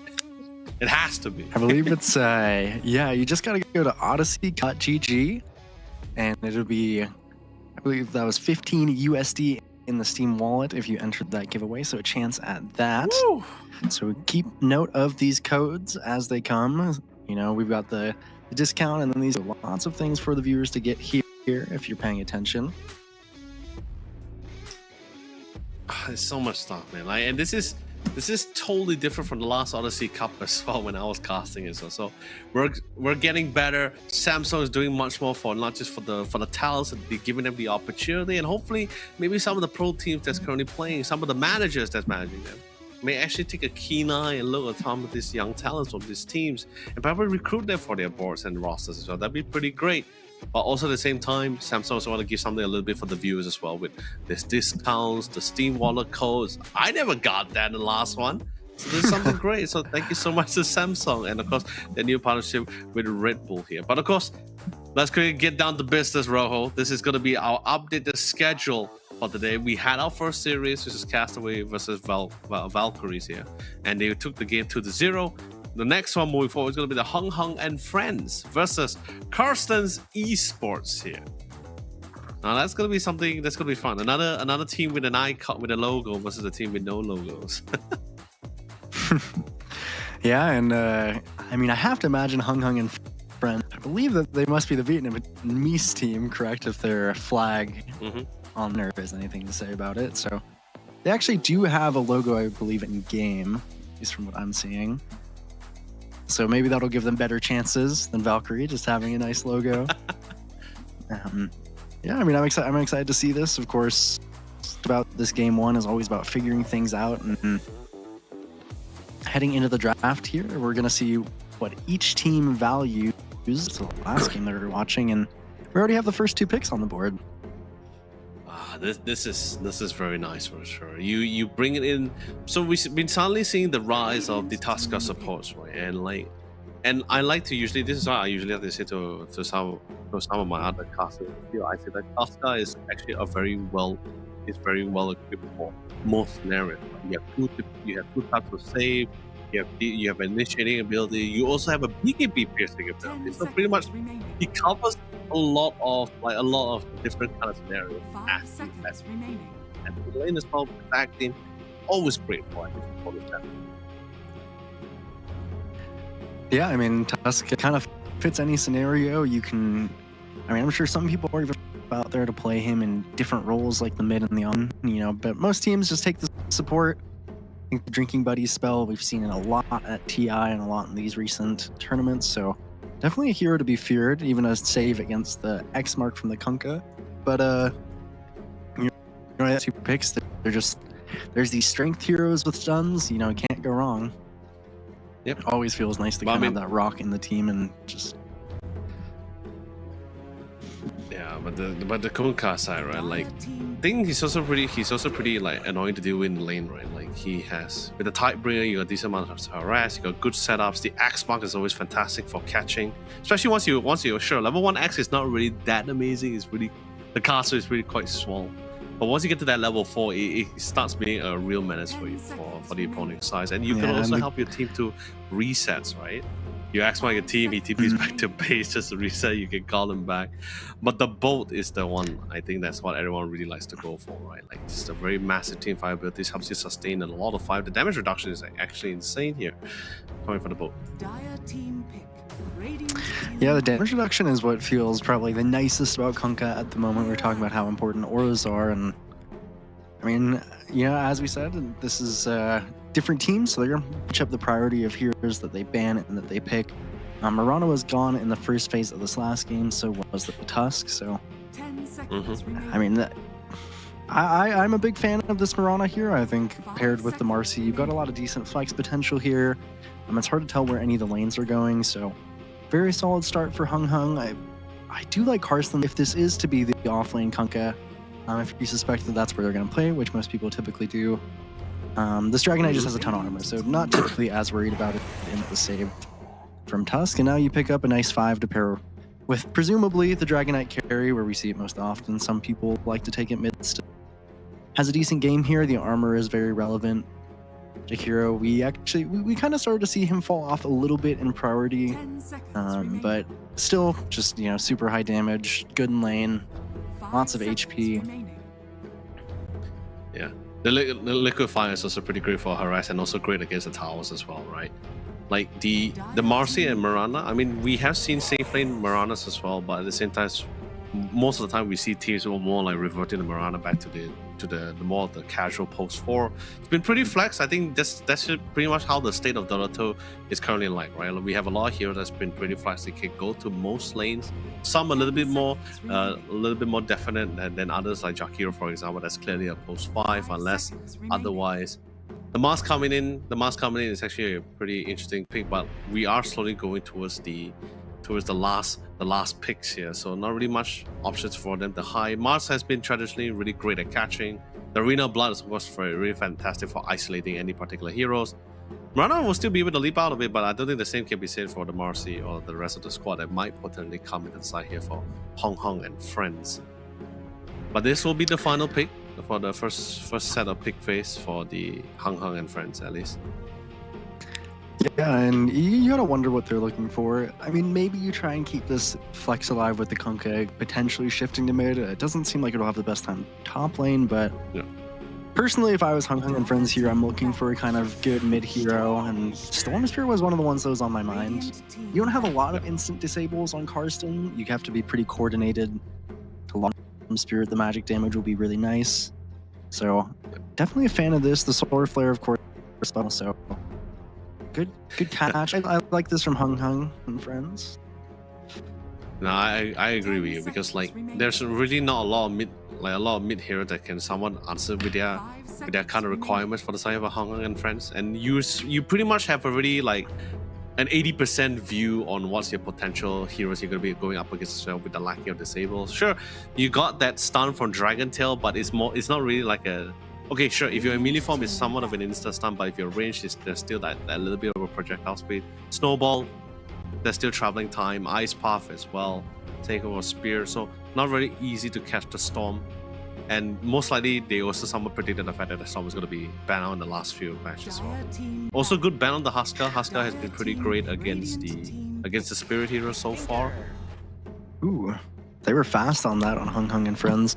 I was wondering almost if they were going to go for something like an Io to pair with the Marcy. We've seen that pairing be quite strong before, but they actually go for Tinker, so very seeing Marcy or Mirana safe lane here. 10 seconds The Tinker remaining. support. I do like it, because when I was, from my perspective, when I was looking at the Karsten draft right now, it feels like they do, if they don't come out of lanes really well, they're going to lack damage. And Tinker is one of the best heroes to abuse that, because you got so much healing from the bots and then the shield. So Karsten are probably looking themselves for a big ticket mid lane here that does a lot of damage. You ban the Huskar and the Ember, even the Invoker in this earlier phase from Hung Hung, so up to your preference. It also has to lane into the spirit, so it's not a ton of heroes that fit that bill. I would personally be looking at, I mean, I like playing Earth Spirit mid, and eventually it has a lot of damage, but in the early game it can struggle a bit. Yeah. I mean, there's also a little bit too much physical damage already coming out for the side for Karsten. And against the Tinker, once he gets that scepter out, the laser is going to be a little bit of a nuisance for a lot of these physical hitters. So maybe that mid, you would want a little bit of that nice magic nukes or burst damage, at least in this case here. Visage, very interesting. I mean, this can do a lot of damage. I'm curious to see what lane they want to throw it in. Could be the mid Mars, mid Visage, probably more than likely a mid Mars from what we've seen. Visage likes having a second hero in the lane just to absorb that damage. Okay, so this is how wow, I'm this looking at it, Hong right? Kong and Friend, this is a pretty endowed stack here for It is. what we're looking at. It looks I like think- I think that's Jackie. Yeah, on I think Rana. they have their own like composition plan, right? Like it's and like it seems to me like Hong Kong and Friends really are ready to take any of the fights at any point of the game. But it feels also the same that Karsten Esports, like if things doesn't go as well as they hope for in the lane, it always just goes back to the more objective gaming. Because you have pretty decent like tower hitters or at least tower damage dealers. Like from the Dragon, the Liquefier, and including the Visage as well. You hit towers pretty well. You got decent saves from the Tusker. Ice Path, of course, the long range is of course always fantastic in any of the fight or any time. I still think it's like one of the best few long distance stun cast skills that we have in the game. Mhm. Yeah, it's I'm excited to hop into this first Skin Friends versus Karsten Esports. Brought to you by, of course, Samsung Odyssey, their kind of monitors, and Red Bull, which we, of course, appreciate for sponsoring the second tournament that you've been to, Lily.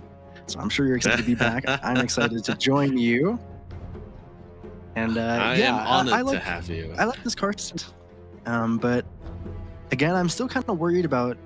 I think you've got to get your Dragonite and your Visage off to a very strong start, or you're going to run out of damage really quickly into Zephyr's Tinker here, and that's probably the biggest worry, especially too with that rum buff that we were talking about when we saw that first pick. And I believe this is it's a safe lane Mirana, is what they're going for. Yeah. So no safe lane Marcy. Nothing crazy. Raven, a bit of a precarious spot. Sadly, not Nice one. everyone was well positioned for that ice shard. It was a good ice shard though, but sadly not in range of the spear, nor was it there for anyone else to go to set up for the slows on the Kunkka.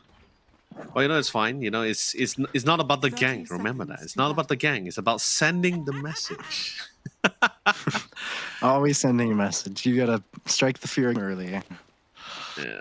But But Raven, then not again- too scared. Didn't even break a tango or anything. Just walks off casually. Yeah. Well, okay, so that means from your earlier statement then, Rojo, is it safe for me to assume that you feel this is a Karsten's game?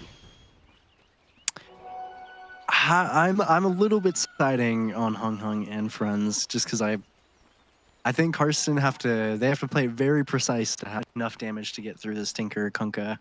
But Yeah. I mean, if I'm Karsten, the way that I'm looking to take this one is, I was talking earlier. We were talking about how strong we think Lena's safe lane is, and how it can struggle kind of early. Well, Mirana's in very much the same boat.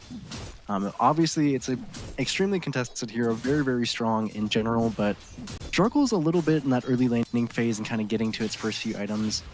So if you can abuse that, maybe you can get some kind of advantage. Of course, Tusk, one of the best heroes to do it, taking almost 500 HP off of Lloyd. Actually going to get a kill if they can get vision here. So, wow. I mean, an extra little 105, I believe, gold from the Visage Facet plus the First Blood. So if you can't abuse the Mirana, I guess abuse the Marcy. Unfortunate death there for Lloyd to start the game off.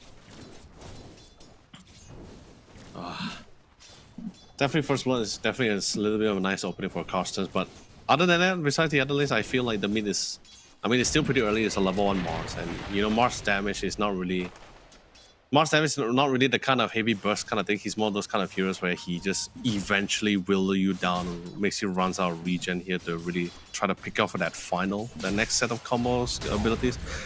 Not a lot of walls for him to really stun to, no trees either way. So especially since with the Storm Spirit, he's ranged, so he's gonna be able to naturally able to poke out Leon from the competitions here.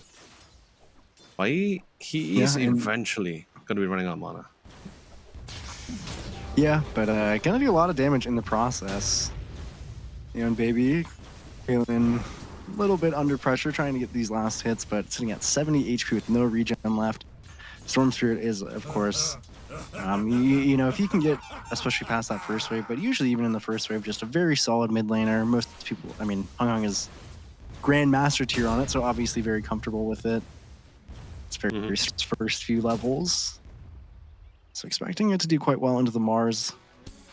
Gonna have to pick up this water rune even before he gets the bottle on the Mars, so losing a little bit of value there compared to Hung Hung. Nice and easy start for the mid lane here. Of course, this Visage is taking off a little bit. 13 and 3 CS in the top lane with that first kill. I mean, I guess it's somewhat to be expected, right? You got a decent way to nuke out to at least to safely secure last hits as well. A decent amount of pokes. I mean, until you get your familiars, then it's definitely gonna be a lot more easier as well. Pairing wise, lane pairing wise is also really well paired up with the Tasca as well. So you really got this nice synergy between range and melee. And the Tasca is really good at allows to help set up for the Visage. A lot. Tag team's always fantastic. Sure, the Marcy combo with the Mirana with the sidekick, the sidekick with the bonus damage and lifesteal is always fantastic. It allows some form of sustain. It's not gonna be really easy to pick up the Mirana, right? Once she gets the leap too. Yeah, but I mean, dealing just enough here is sometimes pretty good. Yeah, I mean, here with Visage has kind of been the classic pairing for quite a while now. Just soak up that damage to get more soul assumption. I actually think so far what Carsons are probably the most upset about is this bottom lane is not, I think, going as well as it could. He's sitting about half HP, and they let Zephyr get a few nice pulls on this hard camp. So the lane for Raven as well, Hung Hung and friends having I think a very consistent, you know, a nice and easy slow start. Lloyd doing some nice maneuvers in the top lane. Actually, yeah, it is gonna be pretty slow, right? Like, yeah, it's gonna be a pretty slow lane, isn't it? Like for most of the time, I think mid is so far the only one that's gonna be having a little bit more action compared to the other one, except for the first blood. I think first blood we weren't having the view on the first blood just now from the campsite, but I think it was maybe a little bit of overextension there, could be, for them to get picked off, because like we're talking about two durable strength heroes, right? Yeah, Lloyd sharded and then hit a few times with the soul assumption, which is unfortunate. But that's how Visage lanes go. Even texting to you know, use that early net worth on Visage to get an old talisman, a bracer, building into early drums for this Visage. So both lanes, both off lanes having a pretty good time. Go ahead. But I am slightly concerned because eventually, right, like if Carson's esports team members are still able to sustain long enough into the fight, I think you can actually get some really big damage from Soul Assumption. Oh, good, beautiful X marks into the ring, but pops the TP, but I don't think it's enough. He will fall. It's gonna be a core as well, so that's gonna be pretty nice to have. Yeah, I mean, especially using the TP there feels really tough, because now you don't have it to get back to lane. This Dragon Knight not having the time of his life. That's rather unfortunate. So MYN is just going to go ahead and soak up the here. Hopefully not die, but this also means, meanwhile, Zephyr, he's been hard into this triangle. He's already sacked the hard camp 3 times, going to do it a 4th as he walks onto the rune. Level 7 on for this 6. Not on the bottom side. It's like the end baby. It's just gonna go down. Yeah. Good rotation coming from the Tinker. But I think he's pretty safe for the bottom side, right? Because this is still Raven or rivalry here with the level 5 Kunkka. should still be able to walk off the damage. And speaking of which, Not too worried there is a about rotation anything. And no, he's looking, but she was a ward that spotted him. So he's just going to go ahead and hit these camps. I actually went for a very farm-heavy build on Hung Hung. He has the arcane boots, as opposed to most Storms, of course, end up going for the treads. It's just more mana, more remnants, more creeps dying. Let's press us right now with such a commanding lead in the mid lane. Level 6 is now on to this Mars. So could look for something with the arena, but it's, you know, it's pretty hard to walk to side lanes this patch in mid, and especially when the likes of Hung Hung and friends are just kind of comfortably sitting near their towers on both lanes. Just a pole up top. If you were to compare like the amount of mobility or rotation potential between both Mars and Storm Spirit, then sure, I can say for a fact that Storm definitely has it a lot more better with the ultimate for sure. But especially since Mars also did get harassed pretty heavily, and that one pickup didn't make it easier as well. So now the Storm has a little bit more freedom to be able to try to pick up the top lane a little bit better, try to open things up. It was a little bit quite tough for the Mirana for Jack was the top side. Hopefully things even out the odds, and that arrow, perfect connection. And the Toxic was just trying to drift it a little bit to the right side, but just barely got in time, gets arrowed, and that's going to be a beautiful double kill for Jack boys. Bottom side, on the other hand, this time the TP does pull through. The Dragonite is going to be able to TP out to safety here, but that just means he is once again going to be slowed down in terms of the EXP, and Rivalry finally hitting that level 6. And the Dragonite is going to be a little bit more careful here, because right now there is more burst damage going to be coming out from Rivalry with the boat online. Yeah, and losing so much in the spot side as well to this tower right now, so not feeling great on this Dragonite. I even think, I mean, giving that double kill to the Mirana earlier, I was saying he's hero down before it, you know, kind of gets out of lane. And now it's feeling like laning phase is coming slowly towards an end. You have a lot of HP on Jackie with these two bracers, the arcane boots. Of course, level 6 is really massive for Visage. This feels quite nice for the Mirana to get off to a start like this. Definitely getting in 6 galvanized stacks on Hung Hung on the Storm. Early game going, and it's just as good as it could. Yeah, and he's just rotating around as well. Bottom side on the other side, they are diving for the tier 1 tower as well. Defensive TP is coming along. I said the beautiful arena of blood. There's managed to lock in some of the members as much as possible. But the Storm Spirit is here, well and ready. They're all fighting on top of the Markiplier here, so the damage is pretty significant. But the boat damage reduction is keeping them alive and well here. Trying to get a nice pickup, and the Torrent comes in, but it's only a level 1 Torrent, so not a lot of damage. He dies right in. He secures the off laner here. Should be able to get away scot-free here. Does he have the snowball online though? Not gonna overcommit this. Not gonna be overzealous. They will have to divert away, and no one actually fell in that entire fight except for Karstens here. Okay, maybe I might speak a little bit too soon. Zephyr here for the side here on Dire. I think Zephyr could go down. He's trying to run away. He's trying to think out of this kind of situation, but he too will fall.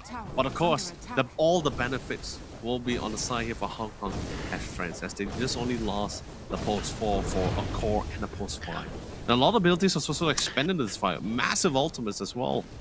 And they were only able to just get one out of it, and that was just them just chasing him down. Yeah, I mean, it was, you know, just barely enough, and then unfortunately the Mars goes down, Hung Hung gets out. Not the best outcome for Karsten. At least they do manage to get to the level 6 on Storm, but Arcane is now onto Storm and jumping onto the Visage. Gonna kill him off with the Solar Flare. Of course, there's so much damage in this early game. Even to kill off the birds, that is animal cruelty. I go clean up this bot tower. You know the worst part about it as well, Rojo, is that the fact that Rivalry still have the X-Mark in hand. So if any case, if the Visage was still able to get out of it, the X-Mark could have still been committed for that fight. So still pretty, like, I don't think there was no way for the dear Visage to actually walk out of that situation alive. It's pretty much a dead bird for sure. I mean, he's already an undead being. So. This is also getting such an early level. I mean, not a super early, but getting, you know, this level 6 on Tinker is always so obnoxious, because you can just look at Zephyr on this top side. TP's up there alone, where they're hoping to take this tower as early as they can with this Visage, with the drums.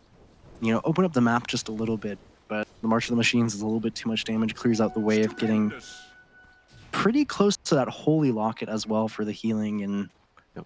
game state, it's not getting too much better for Karsten. At least they have this level 6 onto the Jakiro and the Tusk. So if they want to make a move happen, they might be able to clean up one overextended hero. But Hung Maybe Hung they could and try friends to not mix- really overextending. Maybe they can try to find some waves here. Probably Marcy may not be the target they're trying to look for, but they are having their eyes on the bottom side. At least that's a core. That's a core. Something they can work with. And Ashura is also within range to try to follow up with the necessary amount of stun. But then Rivalry, his sixth sense is kicking in. Scanning. He didn't like the fact that he saw the Dragon a little bit too Nicely confident done. walking back into the lane. But then again, the defensive TP going to be happening on their side. Leone, the Morons will be able to find a kill secure on Jack Boys. That's a big one. That's a safe lane as well. Can they try to seek to get a couple of more? But the rest of the Storm. reinforcement is finally here.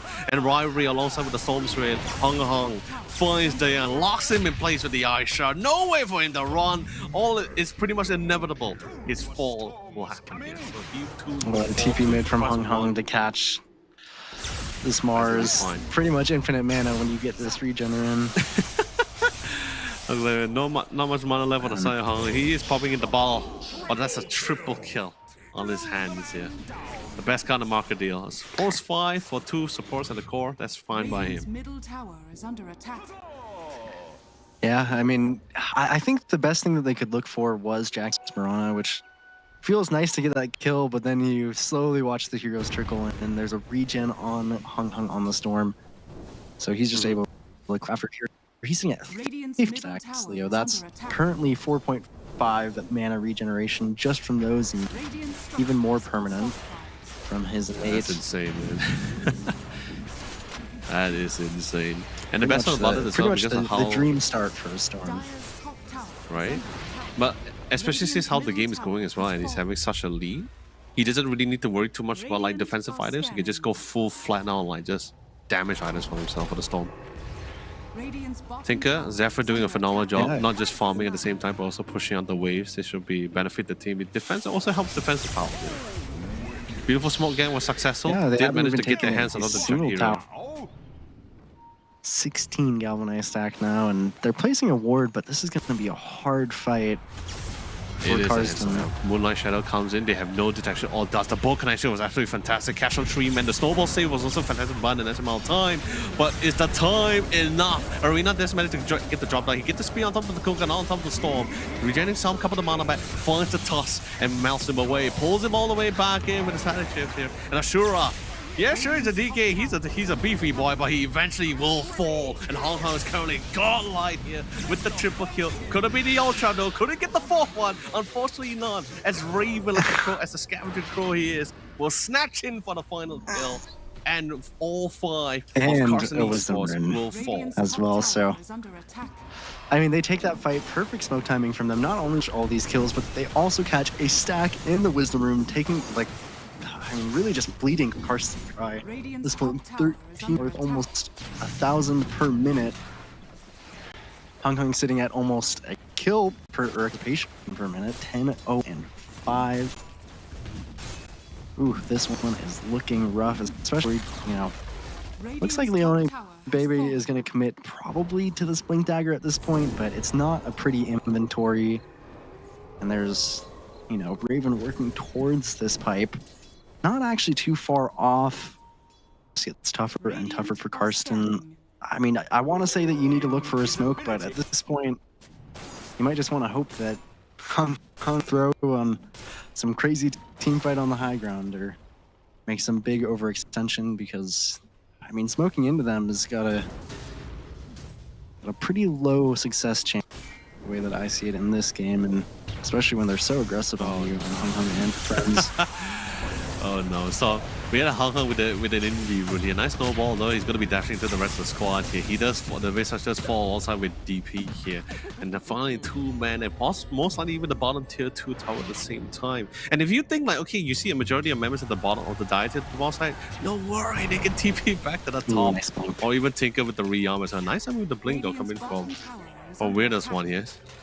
Finally with the blink reveal, but he should be able to get out of this fight scot-free here. Not gonna be able to Yeah, secure not the bottom best tier blink 2. reveal to be blinking away.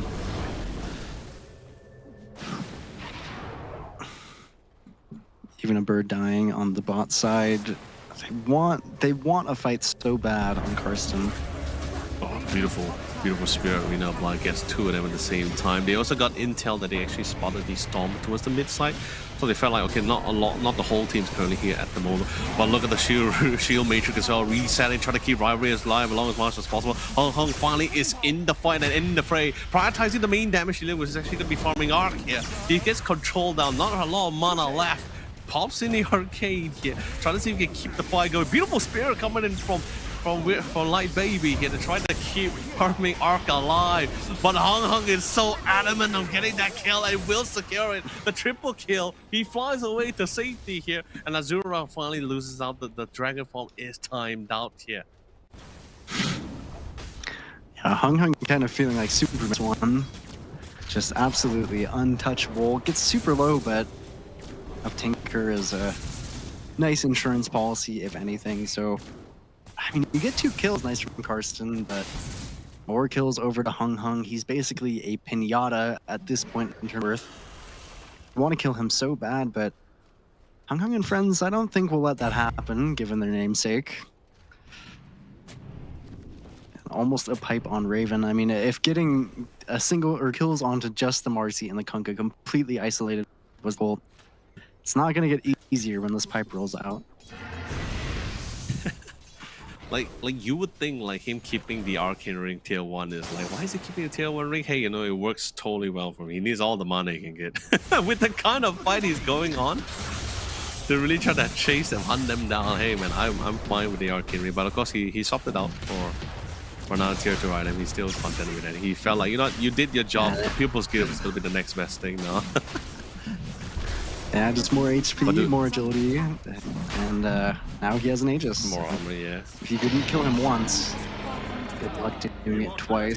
I think if you're Karsten, you really gotta try and shift your attention to this Tinker if you can find him. I think killing off that Marcy really was spearing in that last fight. Again, that's pretty much all the damage they had as soon as the Storm and that roll in. It's not easy, especially Zephyr too. He's got a Holy Locket, a mechanism. He's level 12. Every level is huge for Tinker because it reduces the channel time. Radiant's top tower is under attack. So he can be everywhere on the map, pushing out waves constantly, getting a lot of gold income as a support, almost topping the Dragonite carry game. Radiant's top tower is under attack. Yeah, there's not really much else they can do, right? Team fights pretty hard, especially since they lost like 4 to 5 massive team fights in a row as well. There's a lot of EXP to get and gold that was gained for the side of Hung Hung and friends. Such a significant lead, control. You can't even split push either because of the Tinker as well. So it's like, and if you do someone reveal yourself on the other side of the map, you're pretty much gonna be chased down by the Kunkka as well. So I guess you could just somewhat all in on the high ground here. You do have the Macro Pyre, but of course, gonna be dive instantly as well. They're confident they have enough damage and the durability to sustain under the tower, under the tier 3 tower. That goes into it as well, popping the Moonlight Shadow, if it really even matter as well. Dives in, the buybacks also come in as well, throwing into the defensive Macropie here. The Tasker will fall, commits a second buyback. The Mars does have a buyback of his own here, but he just feels the fact that there's really not much he can do without the Arena of Blood here. Probably could be successful with the Spear too, but I think that's just pretty much it. That's all he can do and all she wrote. Farming out gets caught on again. The main damage healer into the turret as well. Does fall, has the buybacks here, but not going to be able to commit it as well. More fights, more skirmish. It's a one-sided slaughter row, and they're still not stopping. They're still keeping it going. The buyback becomes the dieback. The DK finally falls. GG is the call. And Karsten Esports will fall here. I believe that's the right call. We'll be moving on to the second game of our series. I mean, it's even a bit early to say too, but I'm sure everyone is on this that Hung Hung, and there was a single game that he wasn't a part of, 15-0-13, so I have to say he should be our MVP for this game. Everybody, of course, playing wonderfully on Hung Hung and friends. The damage just not there for Karsten. So, I mean, tough first game, but it's 20 minutes. You've seen enough. Just go ahead, call GG, and I totally agree. It definitely wasn't the most easiest of games as well, especially when there's just no real way for you to really control the storm as well when he has that such of a significant lead. Maybe it could have been a little bit of a different story. Maybe that game wouldn't be so smooth for the storm if there was maybe there was a more ideal hero to go toe-to-toe with him in the lane itself. The Mars, don't get me wrong, the Mars with all the utility, the plan, the composition, probably it's going to be picture perfect. But with the composition they had, Euroho, I believe they had a lot of requirements. Like a lot of condition needs to be met. A lot of conditions must be met to bring such form of success here. And everything just started going downhill when we had a Storm Spirit that's already like what, a level or 2 levels ahead.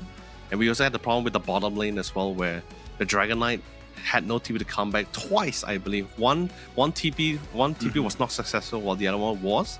But so much time was already somewhat wasted there. And the Gonga was like level 6 when he comes back. He ends up becoming a very defensive Dragon Knight. And so yeah, the early game wasn't faring as well as what Carson Esports was somewhat hoping for, at least.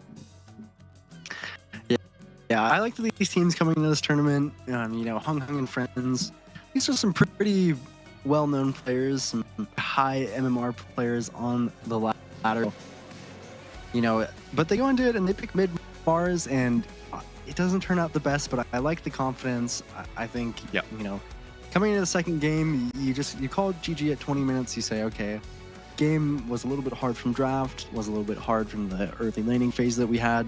Let's just reset. Do something a little bit different in the second game and hopefully get off on a better foot.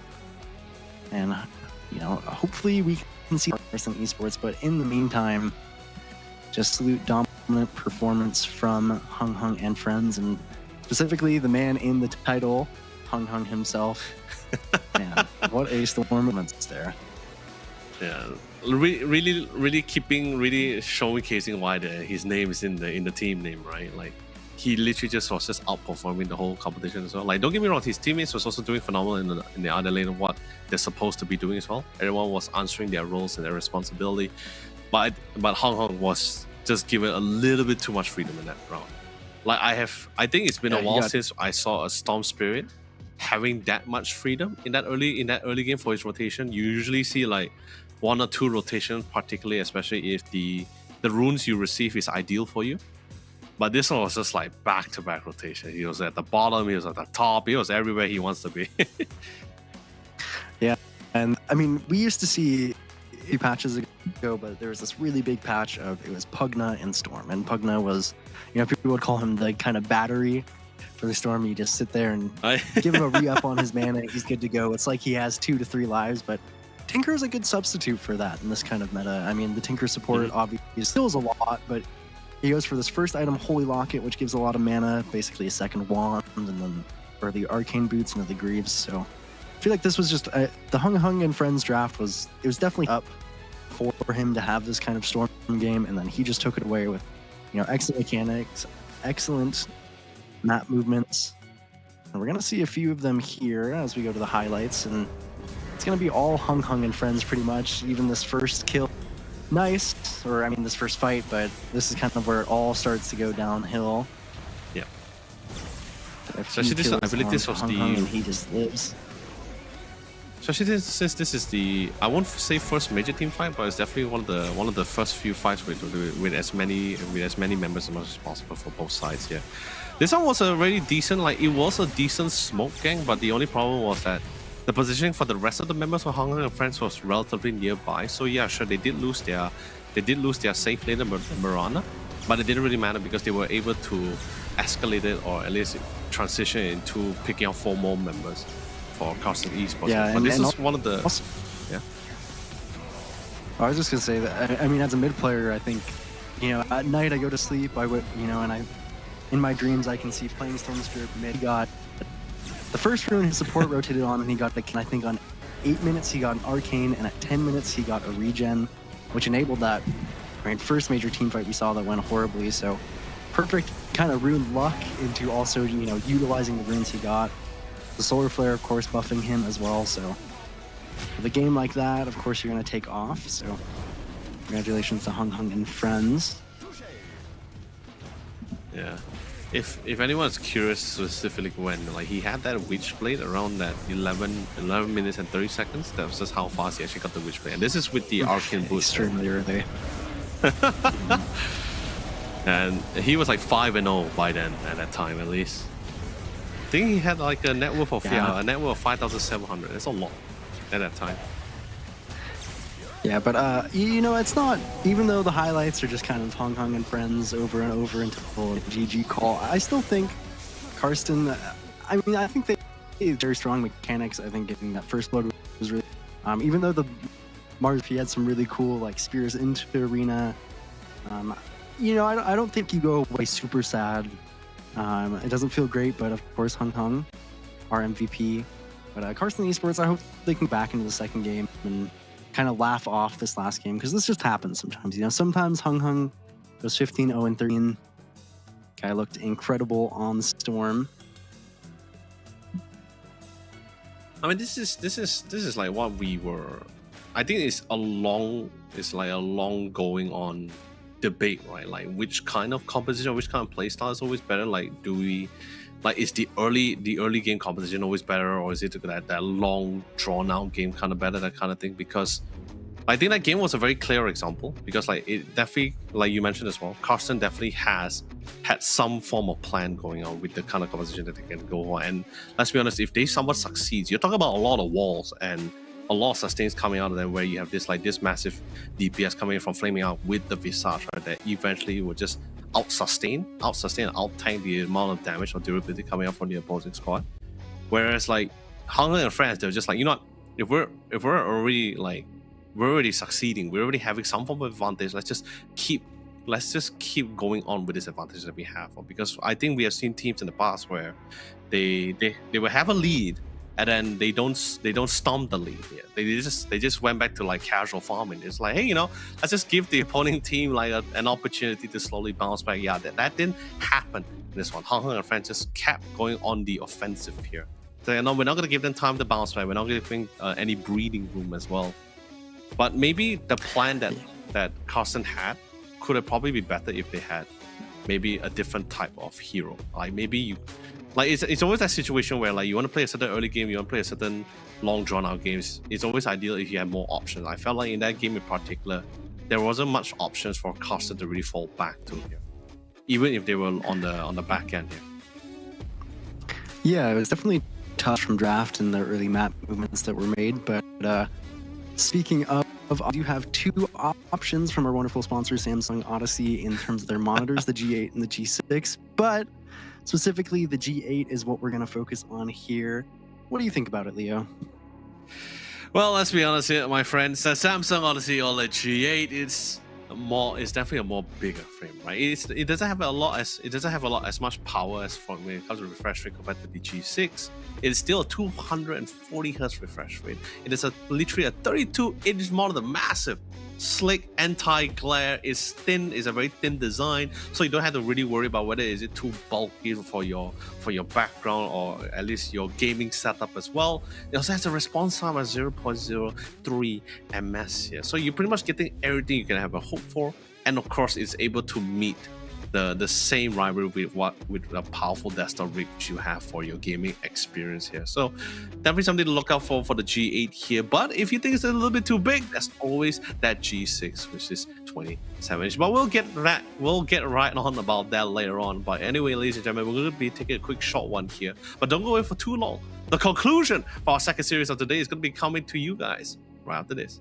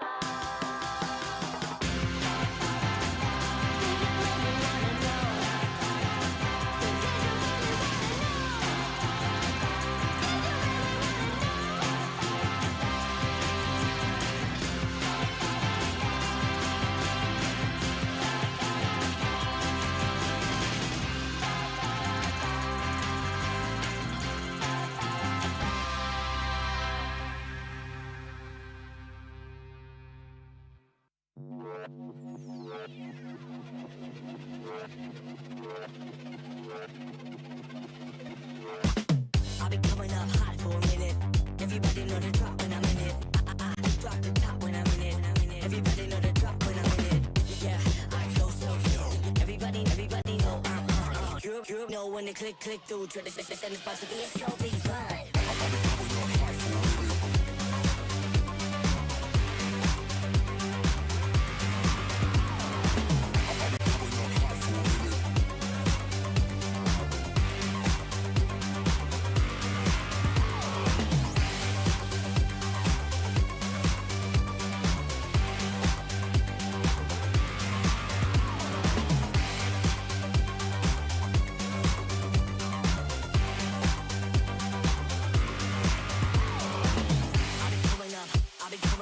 Everybody know the drop when I'm in it. Drop the top when I'm in it. Everybody drop when I'm in it. Yeah, I go so slow. Everybody know I'm on. You know when they click through. Try to send the spots to be a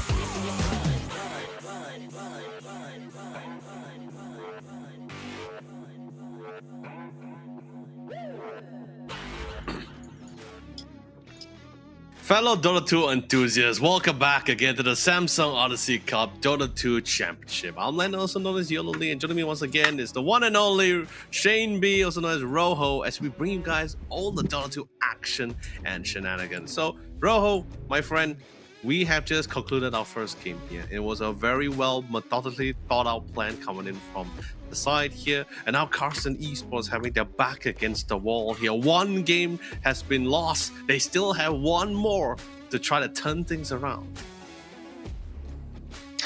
Yeah, I mean, I'm excited to see what kind of adjustments they make into the second game. But we're going to have showing up on screen here right below us is going to be a discount code for the monitors we've been talking about. The Odyssey OLED G8 and G6. You just got Odyssey Cup as your code, and then the area code that you have. So if it was Malaysia, it'd be MY from there. It's, I believe, 25% is what we've been saying. So corrected us by now, which is a crazy amount, Leo. Yeah, man, it's insane. I'm not mistaken, you told me it was like, what, 25% discount? That's an insane amount for anyone who's trying to get themselves some of Samsung's latest monitors release, which is both the Samsung Odyssey OLED G8 and G6 here. So not just that, we also have two new flavors coming from our partners with our partner sponsor Red Bull here, them being the apple and muscat grape flavor and pomelo. Don't get me wrong, I think pomelo's a great fruit, but I'm still gonna opt for the apple one. Not sure about the muscat grape. I never heard of that before, but hearing maybe apple paired with the muscat grape, I think that could be my next best thing. I'll try it out later. Maybe you guys can try it out first, or any viewers, because let's be honest, especially you, Rojo, we have a long day. We still have another, like, including this one, we still have another series. I believe it's like, what, 12 in the morning on your end as well? You gotta need all the energy you get. Yes, through here, yeah. Could definitely see myself needing some Red Bulls. So excited to have them as our partner sponsor as well for this second Odyssey Cup. Yeah, and as from my head as well, it's also zero sugar as well. So it's like health, man. Thank you, Red Bull. You know, looking out for us there. Guys appreciate that. Yeah, but of course, speaking of which, I just got the call from our amazing broadcast team here. So we're jumping into the draft here. This is going to be the second game of our second series of the day between Hong Hong and friends and Karsten Esports. And if any of you who just joined the series, we welcome you and thank you for being here to support your favorite team. But just to bring you up to speed, this is right now Hong Hong and friends is currently in the lead by 1 point and looking to secure the final point before moving forward to the semifinals. Yeah, and we already will switch up. So, Hung and friends valuing the Marcy that they had this game, but Karsten Esports, this nature's prophet, first pick. Nice for them. Of course, we've seen, I believe, Liquid had this all 3 games in their finals, I believe. So, GG wasn't scared enough to win it, but they did lose to the Hero Quest. Of course, being one of the best nature's prophets. But, you know, I think this is terrifying on its own. It's got the global map presence. Of course, we were talking about kind of zoo heroes earlier. Nature's has as much of one, but that Treant feels like it in lane. So but you know, definitely typically a strong when pick up here for Karsten. Radiant team ban. Oh yeah. But you know, typically when we see like even back in TI, when Nature's Prophet gets picked, right? Whether it's like the second pick or the first pick, it usually ends up leading towards either a Chen or an Enchantress pick, right? Mainly because of the fact that I won't say it's a direct counter. It's just more the fact that if you were to, if the Nature's Prophet were to go with the field, the Enchantress and the Chen can actually make it their own, you know, that kind of thing. That's usually Yeah, how we actually haven't seen any that's of the that common problem. banned out, and Hung Hung's actually avoiding those heroes for the Primal Beast, which isn't as high prior of a hero as we've seen, but it feels great into the Nature's Prophet. You jump through the sprouts, you just have a ton of damage. Not as scared of the Treant with your high base armor if it's going to be an off lane, can be flexed mid. Carson's Esports, they go immediately for the Clockwork, which is a great pairing with the Natures, but specifically they're not just for Primal Beast getting stuck in those cogs is annoying, the batteries constantly interrupting you, and then just the pairing to go with it. So Dark Willow, I like this draft so far. Carson, nothing too crazy.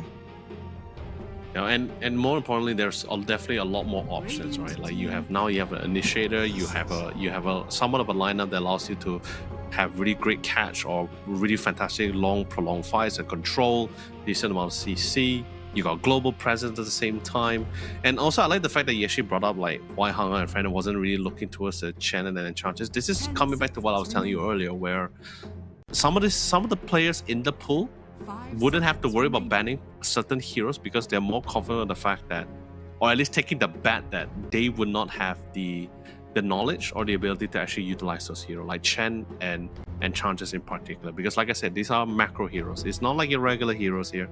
They're macro heroes. So it definitely requires a more higher skill based player to actually fully utilize them here. So I think them not being like, even for Carson Esport, them not banning them out just shows the fact that I don't think they know how to play these heroes. And but if they do release it like now, if they do release it like now, then it's just more like, okay, great, someone does know how to play it. Or maybe not for Enchantress. I think for Enchantress, even if it's not like TI level or Immortal level, right? I still think it's somewhat annoying to deal with, especially if you keep stealing away the greater Treants. I think that's still somewhat of a win here, at least. Yeah, it's just such a strong hero, and I was wondering if they would go back to the Storm Spirit because it's a decent game for it, but I think they're saving that kind of last pick for Hung or just to keep that Primal Beast flex. And if there's some kind of weird role, Primal Beast can do a lot of fun things. But now we are in a position where we're kind of the 18 pick, so this is going to be probably the most pivotal part of the draft. Usually Nature is going to be the safe lane hero, so they're kind of obviously, I would suspect, looking for a kind of off laner or a mid laner. I don't know exactly what they want. I mean, you could always go kind of typical like the Centaur, which is too much into the end, has good initiation, but it doesn't feel great. They've still potentially got a last pick for the carry if they want to keep this Primal Beast open. So any offlane you pick, you're facing the last pick, but the same goes for mid. So they actually go for a Doom, which I like. Can struggle on lane. The biggest fear for Carson at this point in the draft is if Hung and friends can keep up tempo like they did last game. This Carson's Esports draft kind of levels, it kind of needs time. It's just. But I'm totally fine with this, right? Like, especially since, like, sure, Doom needs. I mean, Doom definitely needs a little bit more time before he can really come online. But if the lane does goes well for him as well, he actually can actually be greedy and go for the minus first. That surely helps him to escalate his item by a lot more higher than usual. But I think in this case, like Doom, I believe Doom's role here is just mostly to be that kind of hero where you press one skills and someone most likely dies most of the time here. So I think that's got to be part of his role, I guess, in this game. Yeah, I was thinking along. Oh yeah. Oh no, sorry, you were saying? Yeah, go ahead. No worries. No, I was just saying, like, I was, besides the Doom, before we got to the Doom, I was actually happy they actually brought up the idea of Centaur because it helps them. It's an aura item user. It's a great initiator. You got decent escapes or initiative with Stampede, and also comes with stun. He's pretty durable. Or Sand King, because you do want like a little bit more magic news to play around the Enchantress, since physical attackers on her is just never fun to deal with, at least the first time at least. The Sand King is And so, the Doom feels the soul. I just always get Oh, yeah, scared of Second Doom Event, yeah. lanes. Doom, I mean, kind of early on, but as soon as Enchantress gets some levels, the lane can be quite difficult. So you got to be really careful with this Doom. But having the hero is always incredible because you can just hit that one button and hope to eliminate a hero from a team fight. Actually ban out the Dusa, which is a pretty classically good hero into Doom. In the last pick, they go straight into it, and they take Spirit from Hung Hung and friends. And they ban away the anti-mage of Jackie, and they go straight into Lina. So, not wasting a moment in draft here, not letting any analysis get out from us. They are just going to Lina. I'm actually kind of Lina pick, but hopefully, with kind of the Enchantress in lane against the, it's actually Swan Carson, one of the heroes that they locked in. But we were talking about Lina earlier, how it can counter the game, but when you have a hero like the Enchantress, which wasn't banned out, that can fix ums. It's so strong in the lane. Yeah, and we're talking about a lot of range damage coming out from them. So a decent amount of CCs, a lot of stuns, decent amount of control. So most likely it's the. Hold on, let me check the roles. Yeah, so it's Hung Hung going to the mid with the Primal Beast. We have Jack White as the safe laner. Zephyr is the post 5, and Lloyd is the post 4. Okay, cool. Bonsai, as obvious as it can be, farming out is going to be the safe laner who's playing the Nature's Prophet, same goes to the Doom, which is Leona Baby. Ashura's going to the mid this time, and DP with the Dark Willow. Any takers? Real takers here? Coming from you, Rojo. I mean, I'm a little bit interested about these role swaps coming out from Carson, but I'm sure they're more comfortable with the picks. I think heading into this game, just looking at the drafts, I would favor the Carson. I think it's a very nice Storm game ahead of Azure 4 on here, and they just have a very solid, very easy game plan. You get up, you press Doom on a hero, you zip in on them, and there's not a lot to stop the Storm. So I fit in the draft, but having seen that last game, of course, to discount Hung runs.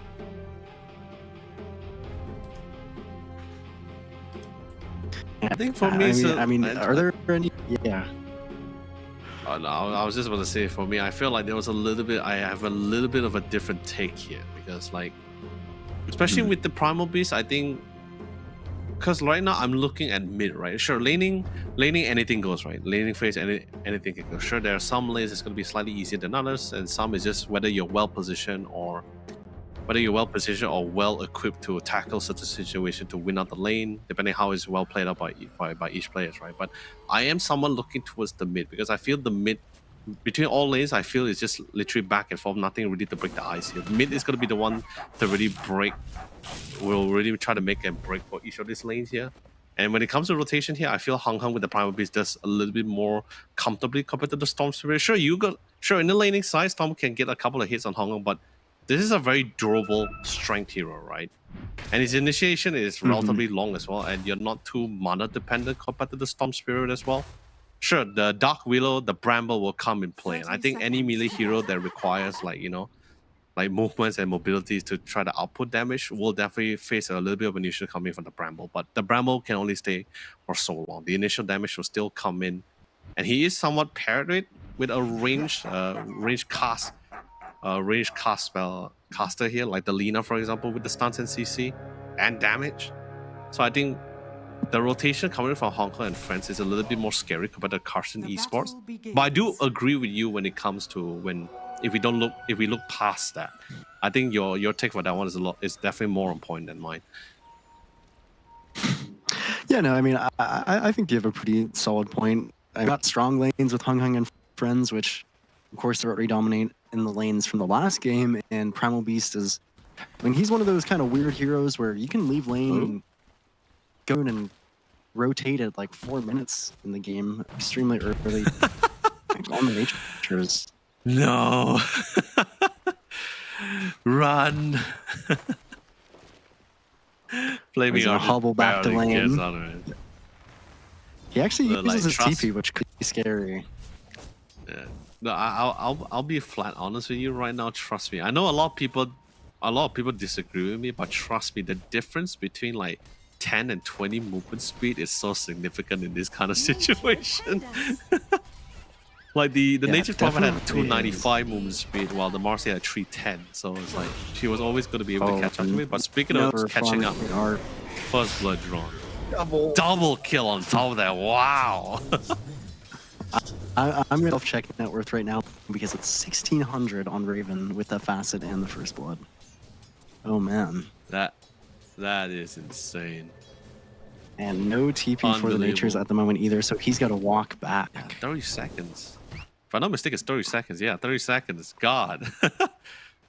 no support for the dear clock, but I mean he still has cogs. So if the Master gets if Zephyr gets a little bit too close, he's gonna be able to be defensive about it. But then again, he does have the rebound, and sorry, he has to dispose. Now he also has a rebound as well, so gotta be a very simple catch on Min if he chooses to go for it. It's just juking cogs though. You know, Rojo, I remember a time when I remember a time when just a level like when Clockwork with his new cards with the new facet, right? I remember there's a level 1 Clockwork. Sure, you may not be able to kill the tankiest guy, but you got to be able to bring it out relatively so low. It's just so scary to deal with at that moment. Oops, soul assumption. Yeah, and actually, nice call to try trying to utilize it dice right now, but since Raven is in the creep wave, not gonna fall. Sure. But you know, yeah, they got some decent it's trades in. still a very strong. But yeah, when this cogs first came out, a little bit too high on the numbers. You could take almost somebody's HP bar at level 3 if you enough. Mhm. Thankfully for Leona Babe in this Leona BB in the spot lane, he got the lightning creep, so his lane's going a lot better than it could be, for sure. He also ate that first creep from Lloyd, and actually in the top lane. Open opportunity. Ah, no, it's just too fast. Zephyr's still just outrunning Min. Let me confirm that, right? Yeah, like you see the difference. Like their movement speed is just a difference of 5 between both the Clockwork and the Marcy. Ooh, good repost into the dispose as well. Ooh, Locks it down. Try to fly gonna live through through the this trees here. Got the Soul's Assumptions here and farming Arc. Another kill secure for the side here for a rivalry, or at least Raven here. Yeah, and this is why some teams definitely value the Visage. And the net worth, as I can check it in the lobby, here's almost 2.5k on this Visage right now on Raven. C is of course just a very nice, and it's really this death toll facet. So any time that you get a kill with Soul Assumption, you're getting extra to 140 at level 2. So really taking off. Could definitely be a big issue, especially considering Visage is one of the best heroes in the game for getting those early kind of auras online. Becoming a huge nuisance in terms of that movement. But I think we see a little bit of How contention important towards the the mid lane bottom is, lane, though. though. Yeah, but I think we see a little bit action towards the bottom lane, especially with the Doom. You can't just leave Leona Bay alone for too long. There's just a little bit too much control for him. There's no way for him to also purge out the enchant as well. So it's like a slow into the light striker raid. Yeah, that's a lot of beautiful right clicks you can get out of that. Dire's top tower is under attack. Yeah, it feels You know- very nice for Jackie because same thing when he likes to play these type of heroes. Zephyr just barely goes down, but Mana will also fall. A lot of action in the early lane compared to this last game that we watched. Mm-hmm. Ooh, Jackie's also farming, or he's stacking this ball. He's actually even gonna kind of start farming it at level 4 this early Lena. Azure trying in the mid lane actually gets flipped backwards, No. Very fire. trying to fight to it keep out you with last the one, Marcy, Swallow. but just a little bit too strong on Zephyr. I can tell you this right now. Zephyr's been a menace from the beginning of the round, from the Nature's Prophet all the way to the mid lane, top to mid lane. My This God. is in the top But lane. I got, I mean, at least they're gonna punish Raven. yeah, no, that is definitely a very clear opportunity, right? Back to Visage back doesn't really action, have Leona the Babe is also going on inside. No time for analysis here, Leo. This Yeah. is SEA, and we are. He wasted the Shadow Realm, then so. Oh, DP. Ooh, nice branch block from him. Still has the wand, but not able to use it in time. That's still totally fine. But you know, top side, like I think it was a good opportunity, right? Like he spots the Zephyr going to the mid side. Visas doesn't really have the best of mobility as well, especially with both the Clockwork and the Nature's Prophet on top of him. I don't think there's any way for him to run. And speaking of Clockwork and Trion Protector both farming Yeah, and Zephyr. and Karsten Get a is kill hunting over down the Zephyr. And they finally put the good man down, yeah. It's like, Zephyr, you've been a menace. You gotta get out of here. Get out of my I lawn. feel like MYN on this Clockwork, because I think he's done a very good job of kind of punishing these movements. You know, getting kills on the Raven, first gone, walking into mid, he does go towards the mid lane. Actually looking even to snipe this Wisdom Rune. Gonna be tough into the Marcy, but Are scanning. could be a nice attempt from MYN. Already having so much impact on this Clockwork, and lane's not going great for Karsten. Going slightly better than last game. Really nice cogs. Radiant's middle tower is under attack. I said a god, from but that Zephyr? was pretty fun. Oh no, this is not fun. He also has Laguna Blade as well, so I don't think it to be with the outgun. But nice timing with the support coming from DP. Drops in the Bramble. Leon Baby should be able to walk out of this. Is under attack. The same goes to DP. Yeah, I was on the top concerned, lane it was mid especially- on mid rotations and even more action, Leo. Hold your breath. Level 6 for Yeah, man, Megan. I'm trying to hold my Doesn't breath, but I have just can't. I know. So many kills in this first part of this game. Going over to Raven is a big deal, though, who now has level 6. Ooh, man. Definitely increased the tempo from last game on both teams. Got 15 kills in the But- first 8 minutes. Yeah, but I'm happy with this, right? Like it is back to fourth. It's not like it's gonna be that one side. I think there's like, and just like what you mentioned as well. The team is able to best utilize like situation where like, oh, okay, you rotated here. We're gonna take our opportunity to try to get a kill here. And speaking of getting a kill, again, beautiful centaur control with the stun. So much control, by the way. Didn't even need to expand the rest of the abilities. Just literally right-clicked into hell with the sidekick. Hong Hong on the other hand on the mid side gets out. What? I mean, okay, like yeah, it's two supports, right? It's the clock and and the Dark Willow. Yeah, mid MYN and They DP. had I don't it. think they're gonna be able to get much out of that. Yeah, if he had the rocket flare, yeah, that rocket flare. Thank you, Observer. Radiant's middle That could have tower probably is been the under one to attack. secure, even though it was level 1. I mean, could take the chance there, right? Speaking of taking chances, Min spotted 2 was able to beautifully cog Zephyr right into place here. The Stormfly is in the sea, and Pasha can get a couple of kills, but here comes the safe lane on Lina here to try to support here, but all he can do is just drop the light strike away for the stuns here, and literally all has to be forgotten here.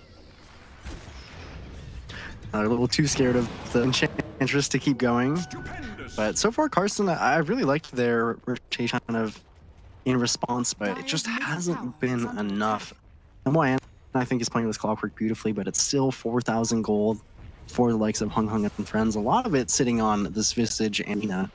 Almost 6,000 on Raven before this 10-minute mark, thanks to this death pull. Working towards the drums already, so this accelerated Visage, and Jackie is just in left faces already has the Maelstrom. It's a pretty great game state for Hung Hung and friends. On to the Visage. Beautiful hook shot to the Raven. No way he's going to be able to get out of that one. Can he fall somewhere on top of Zephyr? No, not going to be too greedy about it. Going to be satisfied with just getting at least one of the main cores here. But Hung, on the other hand, has a little bit of a different perspective here. But okay, no, he decided, I think, I believe everyone was like yelling on the comms, right? Don't do it! Don't go, Hung Hung! We're not there. Yeah, you have to with your Primal Beast players because they always want to go in. Just how the hero works.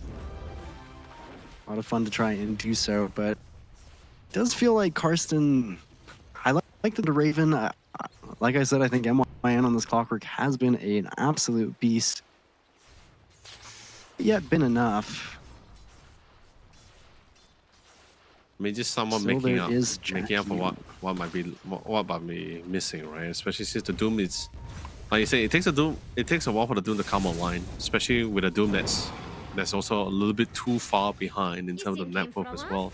He does manage to get this level 6, but he can't really join some of this fight just yet, unless it's within his own area of governance here. So right now, a quick smoke gang. They want to get their hands on Raven. They haven't spot anyone else in the lane, so Raven is the call. He'll try to the creep way to try to close in the distance here. Gets the calls into the battery assault here.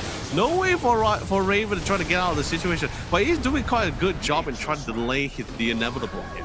Locks in because of the Bramble. He's about to get stunned soon. Hung barely sustained the nuking damage coming in from Ashura here. And they're trying to see if they can get a couple of more here. Dispose, and Marcy pops in the ultimate here. Literally punching her way through the damage here. It's going to be for 2 calls for support. Not really the most ideal trade, but Min hiding away from all the carnage. Praying with all with all of his might to not be spotted out, and no one will. Thank God for that. Was the coast really clear? I think it is pretty clear. It's an official, I think, for Karsten. I like them making any form of move to try and slow down Raven, because this pipe could have came out much quicker if they didn't get these few quick kills onto him. And we've seen what really farm Storm Spirit can do. Hopefully, trying to replicate what Hung did in the last game. Might not get the full scoreline, but 5-2-1 at the moment, going on to Lloyd. Magic damage, just enough. Yeah. With the amplified damage. So I'm still not used to calling it amplified damage. I still feel the traditional DD, the double damage, has always been the one in my heart. Has a really nice place in my heart. But the amplified damage, Didn't really work. DD just rolls off the tongue nicely. So iconic. That rune especially. So I mean, Azure is a really nice game on the Storm. He was 5-2-1 after that kill Mantris. Pipe is going to be a big deal for him in damage, and jacking into that Gleipnir about 300 gold away. But I mean, it was a pretty nice Storm game when he picked it, and he's had a pretty nice start. MYN too, just enabling it so much with all these hook shots he's been landing. Yep. And, I mean, not really losing out. The two people kind of suffering the. Yeah, I think the people who are suffering really the most when you look at the game is Hung on the Primal Beast, who was our previous MVP. He is sitting below net worth of the Doom, but in the same fashion, Leona Babe is also struggling himself, sitting at 5k barely on the Doom. But working towards this blink, at least. A nice thing that there is this Devil's Bargain facet, which allows you to sell your items for 90% of their gold value instead of 50. So a lot of times what we actually see from Dooms is they'll go into this early, like an early Midas, and then they'll get a little bit of value from it, maybe a blink Doom with a smoke, and then they'll sell that and kind of work to whatever their next item is. Not always the case, but we could definitely see that. And they tried to get MYN. He's a little bit too slippery. Especially for a bucket of balls, he is able to slip out of the situation. But maybe we spoke a little bit too soon here. Min, MYN does eventually go down. The fish is caught. So it goes to the tier 1 mid tower. So this is definitely going to be able to help open up the map slightly as well. Nice haste rune picked up coming from Ashura. That's definitely going to be very useful in the pinch if necessary. If any attacks were to be further attempted. Farmer But so far, stole the wisdom rune on the natures. 2 wisdom, yeah, he's gonna be able to secure 2, yeah. Quite nice for him. But I mean, as we've seen with Hungry and Friends, they don't waste any time. There is currently 24 kills in this 14-minute match, but there's a pipe now on Raven and a Gleipnir on Jackie, so this is a pretty impressive timing, and that's why you see them so grouped up now. They take this mid tower. Feel pretty good about their spot in the game with all these auras, and Gleipnir is a nice way to lock down a hero, but there is a on Leona Babe now. It's kind of off the mark, unfortunately. Yeah, Or in the other triangle. I mean, I guess they really took a gander about this, right? Because not a lot of intel, not a lot of vision. Like even that ward was just freshly placed as well. So they took the chances. They're not going to be able to find both sides. Actually, not going to be able to find anyone. As both actually intervene here. But in terms of objective, I think Hungry and Friends is pretty much still having the advantage with that one, right? Like they got both the mid, top, and bottom one. So the map's pretty much open up for them. They have most of the control of the map, which makes it a lot more harder for the Doom to farm now. Like Dire's bottom for the Doom and the tower rest of is the people, under and they're safe in the farm as well, because there's just no real safe spot yet or defensive walls to really like assist them in any way. But now they're currently sieging with the tier 2 tower, especially with now, like you say, with the pipe in hand, and the attack speed coming out from both the from both the Lina and also the familiars is just absolutely insane. That tower did not last that long. Yeah, and they even are trying to take a smoke. So what's been nice for and friends is there's all these wards on the tops. They've just been playing on this bot side. Now they're walking into them. Could be a good opportunity for Karsten. Oh, smoke break. Could also be tough if they out. They did commit quite a bit. Zephyr pops the ultimate as well, trying to join into the wire and into the fray, and instantly, before he even got the chance to try to go up the Doom, the stun was fantastic alongside with the ultimate coming from the Marcy here. Moving on to the next point, the target at Min was pretty much the closest target for Jack Boys. Completely diverted away. This man get picked up, but also equally traded out. No money on the hands of Ashura here. Sadly, he only had the H rune here. It did manage to somehow time out. 2 for 3 here. But you know, since it's been pretty close between both sides here, but of course, losing both your Storm and Doom does definitely hurt a little bit for the side here for Karsten Esports. Yeah, and it was really unfortunate for Leona Baby. He lifts his hands to catch onto Jackie, which would have really swung that, but wasn't quite able to get it before he could really utilize this Blink Doom.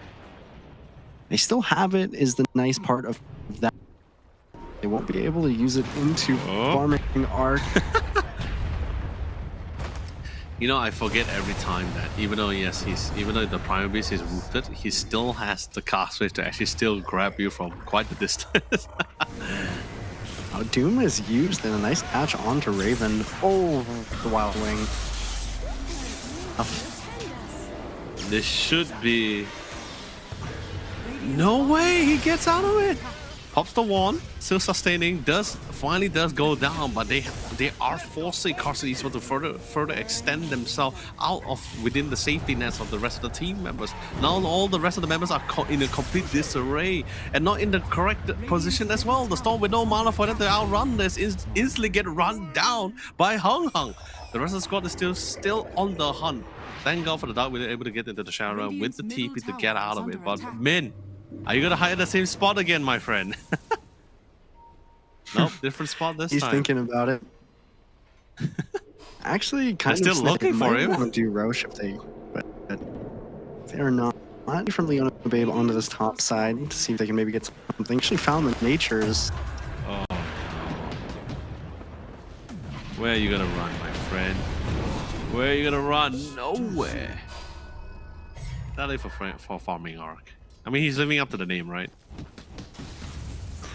He is definitely farming his heart out, but hot while he's doing it.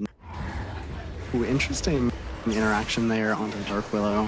There's a shield rune on this. My God, he is sustaining for so long and he's still alive, still pretty well. The pipe comes in time to try to mitigate even like slightly more damage. He does go down in the end, but he did force out a lot of abilities from Karsten Esports members here. Completely expanded them. Not really much way for them to try to reinitiate back into the fight here. Now with the goal was just trying to pick up Hung Hung, actually transition into losing 2 additional members of Karsten Esports here. With 2 lacking members, feels like the way gives it that a little bit burst of confidence. the way that Hung Hung and friends are kind of grouping and just their very solid map movements have meant that anytime that Karsten even gets 1 kill or trades a kill, it's always kind of just an unfavorable for them, especially I mean, you're very happy if you're Jackie on this year because he's sitting on Hurricane Pike, Gleipnir, 13k. He's having an incredible game in all these fights. He just barely died in the mouth. Otherwise, he's 4-1 and 11 at the moment. So, reaping a lot of benefits, and they're actually making a TP move. I think they might try to steal this Tormentor, but I actually see the Clockwork instead. Cost not gonna matter. Light straight into the Gleipnir, there's no way for him to run. I believe Hong Hong also had revealed the existence of the Blink Dagger as well, so that's gonna definitely help him to at least maximize the amount of damage he can do it. At least now he can blink in, you ult, then at least you can try to get your onslaught, try to put your onslaught damage into it, either to further or at least to get out of it. So it's been pretty great so far. And the cast rate for Lina is still abysmal to me as usual. Radiant's top tower A couple of stacks from the Fury Hearts would hit away. is under attack. Yeah, but you don't need cast range if you have attack range. They've got Drum and Boots of Bearing with Vlad's on Raven, so same timing as last game. Beautiful coming for the Dark Weed as well to try to buy the next amount of time. They did manage to break the racks and the tower at the same time here. But Min, no way for him to run. Good cash coming in from the Primal Beast. But the Doom did manage to pop off here, but Lina is still just so strong. Storm falls into the process as well. She's still right-clicking away. Doesn't really need the skills. She has the damage though. The buyback comes in. Trying to see if he can get on top of Jack Point. But here comes the Solar Crest to mitigate even more damage. There's just nothing they can really come Lloyd out of on it. the back He has to side. run. He has to try. He gets rooted down in place. Thank God for the glyph near here. Because if he got the enchant off, I don't think Farming Arc is going to be able to get out of that. There's two Linas on this team with how much damage Lloyd is doing. So many buybacks so early into the game. The lead just doubled, and they're going to take a Tormentor just into injury.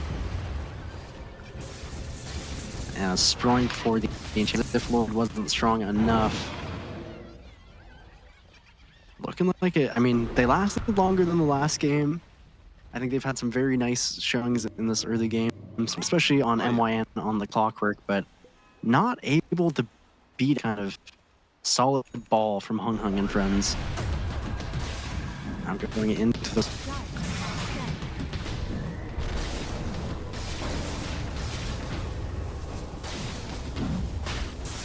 I mean, there was also the problem of trying to get on top of key targets as well, right? Because there's just too many ways for them to be like. If we're just talking about like displacement abilities, there's just a little bit too many. There's like dispose. That's the, I guess, in a way, the onslaught as well, with the knockback as well. There's many ways to really like Radiant's middle tower keep is Carson under attack. Esports members off of Lina in a lot of these fights. And even with the small that's why I games like opportunities, I think Jackie's early too. Dire's middle tower is under attack. Dire's middle tower has fallen. I'm sorry, It's Rojo, just- you were saying? I was just saying I like this early Hurricane Pike from that reason too. Just even more displacement. Radiant's middle tower is Keep under Jackie attack. safe even when he gets doomed. There's a BKB on the way. Azure is just trying to do damage control, trying to cut whatever Dire's waves they bottom can. barracks has fallen. Doesn't feel like it's enough at the moment. Yeah, it really is. They are hitting at the doors of Karsten Esports here, trying to do their best here. And now that I also notice as well, not a lot of good wave clear abilities from Karsten Esports. Actually, it's more like there's no real proper wave clear ability. Don't even talk about Brambles. Maybe Rocket Flare, but it doesn't really. It's not really like clearing. It's just like you're doing damages, but you're not really clearing it. Not really clearing it fully. Dude, Speaking of which, they the- did doom the Primal Beast here to manage to lock it down. They at least tried to pick them off one by one. They isolated Hung Hung. They removed Hung Hung from the playing field, but then again, the Light Strike right into the dispose here to completely chain stun the Storm Spirit. Ashura has no way to even run out of it, even if he had the mana to get out of it. Now, without the Doom as well, Yeah, there's really very not much he can really do in this unfortunate. situation as well. Jackie still has an Aegis, if you can believe it, and you're on his side. This game might just be over only 4 minutes after the last one, and Azure calls GG, so 2-0 here for Hung Hung and friends. Dire's middle tower has fallen. And that was, And whew, it definitely wasn't as one-sided as the previous game as well. You definitely see there was a lot more option. It was a real back and forth as expected as well. But I guess, like I said, it does come down to the individual skill plays of each of the players, and I think Hung Hung and friends really showcase like why they are deserving to move forward from after this series as well. So really well done coming from Hung Hung and friends here. But of course, kudos to Karsten Esports too. Like the way they adjusted. They quickly adjust and address the problem which they were facing for the first game. And this is, like I said, this is a tournament where a lot of these teams have no idea on what's their opponents like, nor are their strengths or weaknesses here. So with that kind of adjustments coming in from Karsten Esports for their second game was definitely a lot more better I think it was really nice to see as well. Hope to see you guys again for the next Odyssey Cup. But for now, Hung Hung and friends will be moving forward as the clear victor. Yeah, I mean, they looked incredible in both games, and I think really small map movement things. I mean, everyone had a great game, as you said, and friends, but I throw my MVP in for I don't know if you feel the same way, but he was all ace in this game, doing so like and Karsten Esports just barely not able to keep up with that kind of tempo. It's unfortunate to see them go, but Hung Hung are going to be, I think, a very serious competitor moving forward. Yeah, I totally agree with you, right? Because it's that kind of thing where we have seen teams across the years, right? Where some teams are used to certain play style, some teams are just not too as well. Like the amount of aggression, especially when you pit like a casual team against like a very super competitive one or a super aggressive one, where they somewhat expect games to be like, oh, it's going to be like the typical long drawn out games. We only probably like around minute 30 we start grouping up for massive team fights or objectives. No, some teams they just are already sieging your high ground at 20 minutes at a time here. So it's like, that's why I say I believe like one of the greatest mentality for most of these teams is just more like just keep an open mind, because I don't assume that everything is like, you know, it's not don't have this like one dimensional thinking. If you assume that all games is just going to be like, oh, it's going to be long drawn games, or it's going to be super aggressive ones, adjustments will be made by teams here. It's never been the same. I think that's why we don't really have like many back-to-back teams, like, or very confident enough to be having back-to-back. Even for TI, OG was like back-to-back two years in a row, but then after that it's just been very quick to change. Yeah, I mean, teams are definitely change in this kind of competitive scene. So it's definitely hard to see the kind of same rosters together, but a lot of, you know, you'll see a lot of their names. So hopefully at least some remnants of this Karsten roster will move forward and keep on keeping on. But man, Hung Hung and I mean, they really put a clinic on in those two games. It was a pretty scary showing if you're one of their future competitors in this tournament here. Yeah, I think right now, even for our offlaners, right? I think it's a pretty. We offlaners are actually having a really hard time with dealing like with certain range heroes right now, because especially when it's paired with a really good offensive support, it's just really hard for you to really thrive for support, or at least like try to survive in those lanes. Like you saw that one time where, like even for the bottom side, the minute DP goes to rotate to that mid side, that Doom will just fall prey to both the Enchantress and the Lina. There's just really nothing much Leon Baby could really do in that situation. But we saw some really good like rotation coming from the rest of the team. Like everyone started grouping up, although a little bit late to the party. But we could definitely see that like the advantages that comes in from them having the edge in their own lane respectively here. That top side farm was a very clear example there. Yeah, I can definitely agree. I mean, drafting style was consistent and concise by Hung Hung and friends, and esports they had nice movements and opportunities in the early game, but just just very small decisions where Hung Hung and friends kind of create that, you know, lead one by one, and then they fall that kind of, in both games they fall just 20-minute Aegis, get the pipe, group up, hit that high ground, and felt how these lanes ended up going. So definitely something to watch out for, especially too if you're gonna pick something like the Doom. You got to be aware of how the lane how it can struggle. It is in some of these matchups, especially with the likes of this Enchantress hero. So got to be super careful of those.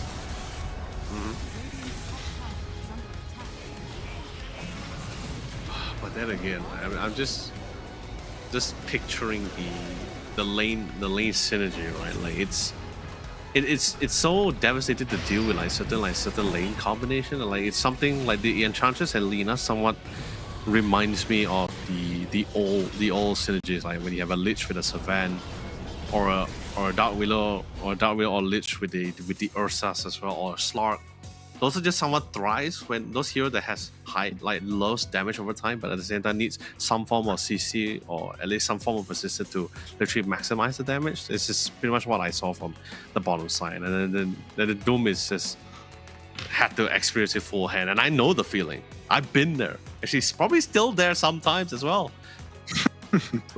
You know, Yeah, and but that it's like, is the. I mean, that's kind of the duality of offline, I guess, because we do have on our screen right now our MVP being Raven, who did have an excellent performance. So, I mean, offlane, that's a really feast or famine role, kind of role these days. Sometimes you're the MVPs, you have 3,000 net worth on the Doom, and it doesn't feel like there is really anything done to fix it. So, it's a big year for offlane players. But Raven in this game had an excellent showing.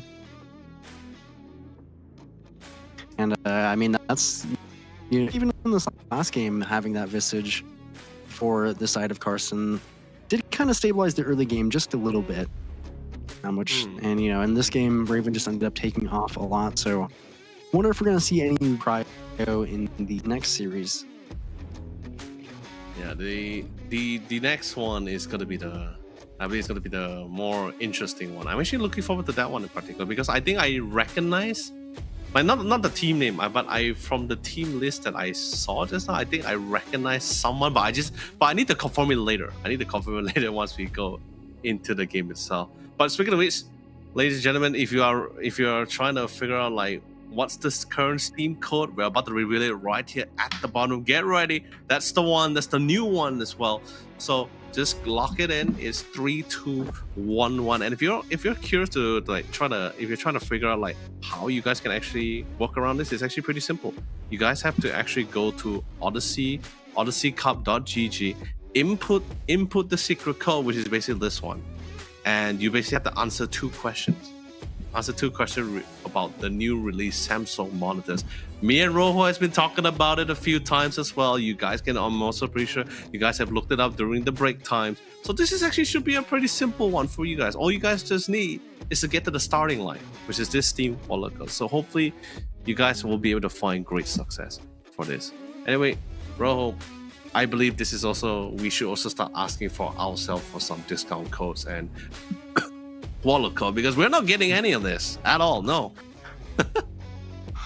Yeah, the viewer apps plus, and the rookie MVP was MYN, fresh off the block with those new Red Bull energy drinks, the two new flavors, of course. But you know, I can agree with the rookie MYN. He had a great showing on Clockwork Leo. Yeah, like the amount that like from just his rotation pattern as well. Not sure what is it, was it comms or intentional as well, but the fact that he was able to make use of the situation they was in, like the Doom was falling back behind, or even from the first game itself, he's still as the support trying to do his best to actually give the team what was really necessary and what was their required. So rookie MVP from Red Bull side, I am not surprised, pretty content with that. If you ask me if there's anyone else, could be.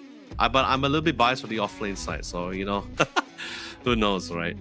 But of course, ladies and gentlemen, we now just want to give you guys another brief update as well, which is going to be one of Samsung's release monitors for 2024. It is going to be the Samsung Odyssey OLED G6. Literally, guys, seriously, have you guys ever felt you are like literally mentally exhausted at the fact that you have a very powerful gear, but you just don't have the monitor to really output the same kind of firepower or expect to see the kind of firepower? You have nothing to worry. The Samsung Odyssey OLED G6 is here for you guys. And the best part about it, if you feel the G8 after reading the G8 is a little bit too big, which is 32-inch, no worry.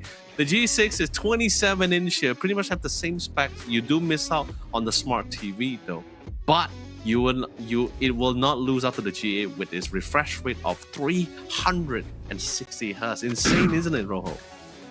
Yeah, I believe that's the Odyssey lineup. So definitely take advantage of that if you can. You know, the G8, which is obviously an incredible monitor. The G is an incredible, especially those, you know, very serious gamers like we've just been watching. So lots to give away here. The viewers are pretty lucky in this stream. Yeah, they really are. But of course, us serious gamers also requires a serious break here. So, but ladies and gentlemen, don't go for too long because the conclusion of our last series of today is going to be coming to you guys right after this quick short break.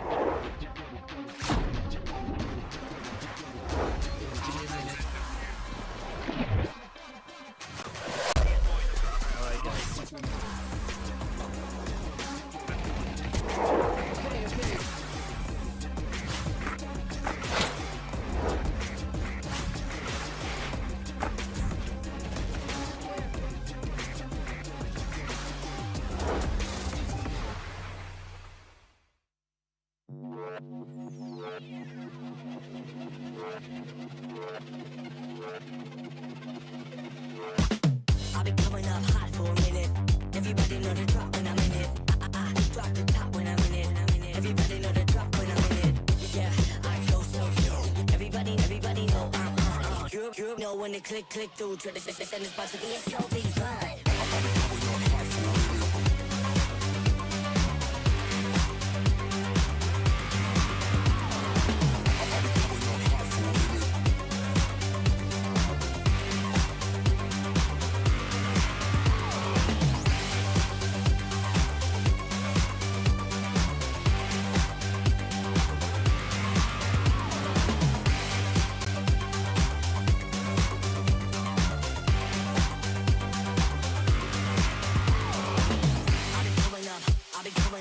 Everybody know the drop when I'm in it. Drop the top when I'm in it. Everybody drop when I'm in it. Yeah, I go so yo. Everybody know I'm on. You know when they click through to the send this about to be a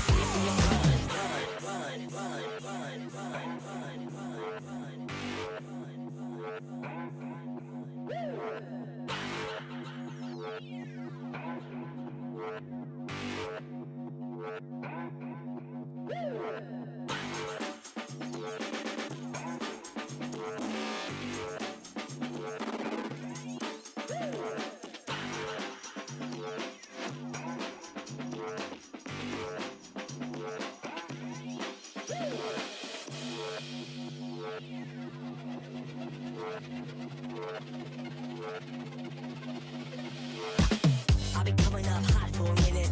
Everybody know the drop when I'm in it. Drop the top when I'm in it. Everybody know the drop when I'm in it. Yeah, I go so yo. Everybody. All right. Hello, everybody. Here again, heading into our third series of the day. The first two were a little bit short, but I'm joined here by Elo Lee, or Leo. How are you after these first two series?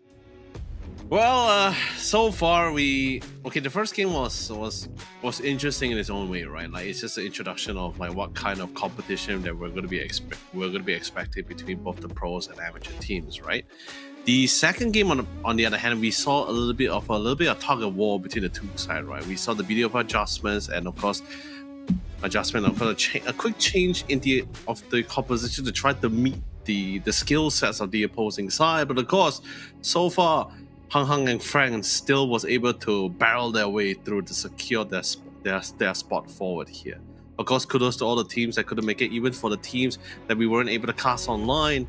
But hopefully we see you guys back at the Odyssey Cup. And speaking of which, down below is going to be another beautiful graphic for your discounts here. If you ever want to try to get yourself the Samsung Odyssey OLED monitors, this is going to be the discount code here. If you notice in the front of it, it's actually more titled towards the region itself here. So if you're from MY, then it starts with MY Odyssey Cup. If it's from New Zealand, then it's going to be NZ, for example. And Thailand, of course, DH here. So if you're from that region, you can input the code. Or if you have a friend in one of those regions, you can ask them to buy for you and ship it to you back to your own hometown. So let's be honest, I'll leave the creativity to you guys, you amazing viewers here. But for now, Rojo, we are finally down to our last series of our broadcast here today for Group A here.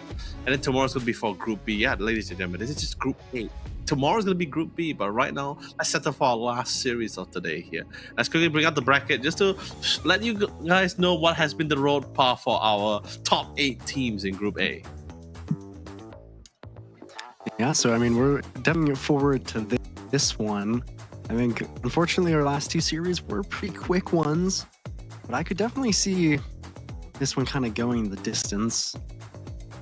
And I mean, it will, I think it has been pretty fierce so far. I think I've been almost even a little bit surprised at it. It just seems like these teams are generally, quite well put together. They're usually doing the same thing. And this Hang and friends, they were just edging out barely against Karsten. So we are sad to see them go, but we are on to this semi-finals game here, and blessed to be. Oh man, but still, finally, our last series we're going to be casting is going to be for Myth Avenue Gaming versus Hang and friends. So of course, Rojo and any of the viewers who's been sticking with us from the very beginning of today or for the last series, thank you all so much. Of course, we know exactly how Hang likes to play.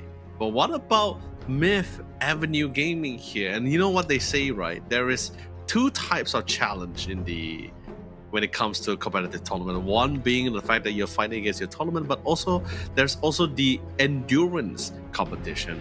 Because we have seen teams who are, there are times, I think you also have noticed as well, Rojo, where when teams played a little bit too many games in a single day, exhaustion starts to kick in, and it starts implicating certain decision making at times. Although pro players we have seen in the past, where they have they're built different, they have trained for it.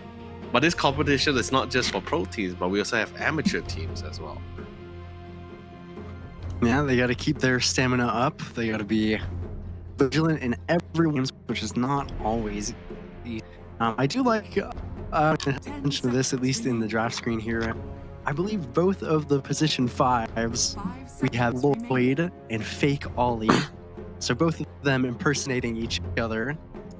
Hope we've got a little bit of camaraderie in this game. Of course, a lot of these Southeast Asian players know each other from the ladder. Some of them have probably even been on teams together at times. So excited to see how that plays out in itself. It's fun to see friends battle against each other. Yeah, definitely for sure. I mean, it's cool, right? If the fact that you're able to play against your friends, it gives a little bit of a different feel in the game, despite being the competition kind of thing. I mean, sure, don't get me wrong, they're definitely bigger. The ones like coming back or something. I think there's a different type of competitiveness that comes when you play against a team that you're somewhat close with or friendly with. Because it's like that kind of like brother, it's like that sibling rival, right? It's like, nah, there's no way you're gonna be able to beat me. No way. I think this game is actually gonna be a pretty fun one in both sides. Hong Kong and friends and Myth Avenue game. Yeah, I agree. And we're also, we have started the draft here, and here we haven't yet Sniper here on this stream. Up with that second pick Treant from them, and we have seen Tusk a few times, obviously an incredibly strong, no surprise there. And now we have the pleasure of seeing how Myth Avenue Gaming, how they draft and how they play, because we already know Hung and friends, they don't take foot off the pedal. They're right in your, they're right in your lanes. They're taking every tower. They're picking these kind of tempo heroes and taking an early Roche into a few early games. With Avenue Gaming, they have, they might, if they are friends with some of the people on there, or their own kind of style that is going to go against it, and always interesting to see how that plays out. They actually do value the puck pretty highly, which I can personally agree with. As a mid laner, I feel like this is definitely one of the kind of go-to the pack. Can actually struggle into a sniper, so you open up that kind of counter pick area, but farms fast, it does a lot of damage, and it's hard to kill, especially with no stuns here. So I can see why they value. Yeah, I mean, Puck has always been under the category of elusive hero, right? Pretty hard to get on top of without the decent amount of disable. I'm actually really happy you actually brought up the subject regarding the sniper versus the Puck lane, right? Which I totally agree, because I think I think sniper in general, when it comes to the mid, I don't think he has anyone that can rival him when it comes to river rune control. Like, because of that insane range that he has for himself, yeah. Whether is he gonna deny it from you or take it for himself, it's just that difficult. Especially now with the new facet that comes with sniper, the scatter shot, if I'm not mistaken, the one that everyone is mostly running now. Although the duration is less, the duration has been decreased, but the damage is slow has been significantly increased here. So, also something that really annoying to deal with at times. Yeah, so for Hunger, nice because you have this decent flex in the sniper if you want to keep it. Actually go for the Dooms themselves, which we saw them kind of decimate in this last series, and then a Lion. So this Puck lightly, they said, okay, if you're going to play this elusive hero, then we're going to make sure you never have the chance to be elusive if we get a hold of you. So I do like them. I think kind of two of the better against Puck throughout the game is kind of the Lion and Shadow Shaman, obviously a little less picked, but just so annoying hero. Thankfully you do have the Tusk to save if you really need, but you know, you never want to let somebody kind of early pick in a mid hero without giving it a tough time in the draft. Now with Avenue Gaming, I mean, they see most of the songs, so do they want to go for their here? Do they want a high value offlaner? There's still the Visage open if they want it. There still is. Centaur is always quite decent against Doom in general. Not sure what they might want to go for a carry, but in their heads, they probably know pools a little bit better. Actually, I would like actually if they went for the Underlord for this one. I think because we're going to be seeing a lot of we're going to be seeing a lot of catch or a lot of prolonged fights here.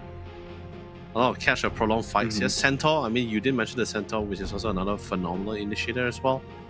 Mars could be something, but but I'm somewhat tilting towards the side of the Underlord, mainly because of the fact that you just want a little bit of defensiveness, right? A little bit of aura item user is always fantastic for your lineup. The Pit of Malice is always a nuisance to deal with. Great for catching, great for prolonged fights. You're definitely going to be forcing your opposing team to constantly just reposition, mainly because of your positioning of your pit. And once you get the Scepter, let's be honest, once you get the Scepter, well, you're going to be all over across the map if you want to. So it's something really nice to really get on top of Sniper. I am a little surprised that Hung actually don't get rid of the Visage, though, considering we've seen how strong it can be with the Tusk. But Underlord is a great option as well to pair with. They do pick up the Mirana, so much more than likely we're going to be seeing a carry Mirana from Myth Avenue Gaming, which scares me. It's kind of Euro into this kind of Doom Lion lane, but I guess in their heads they probably say, okay, it's going to be Doom off lane. We've seen how they bullied, so kind of greedy Mirana. Get into the kind of early arcane boots and get as much farm as you can, and the Solar Flare cannot be discounted, but they do have a last pick here, so more than likely just a standard offlaner. I'm leaning towards Visage, but the Underlord I think is a great option as well, just to be kind of a rock in the front of the team. I think the reason why they went for the Mirana is just mainly because you just want someone to really get on top of the Sniper. Like, it's already great that you're already most likely, I mean, depending how the game goes, but most likely you're going to be forcing the Sniper to buy the shard and also like defensive items to help him to get out of tight spots. But Timbersaw will be the final click here. Well, I think it's fine, right? You got two strength heroes, shreds the Doom, it shreds the Treon. I do get a little down that Hung and friends have, but the Timbersaw is typically a pretty good lane into the Treant, obviously. So I like it. We usually, I think we even sometimes early rotate Ban, and the damage from this hero can be absolutely absurd. And friends, they have a choice here.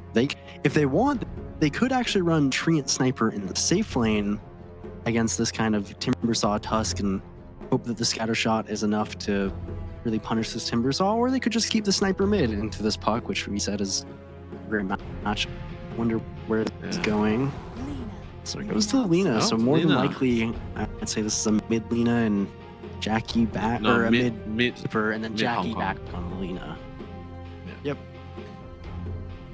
I am a little bit concerned because, you know, the Doom ultimate is like the Dooms, okay? The Doom is has always been like the natural counter to like a lot of this like self or health regenerating heroes like Timbersaw, right? The Alchemist doesn't like the Doom, the Timbersaw doesn't really like the Doom as well.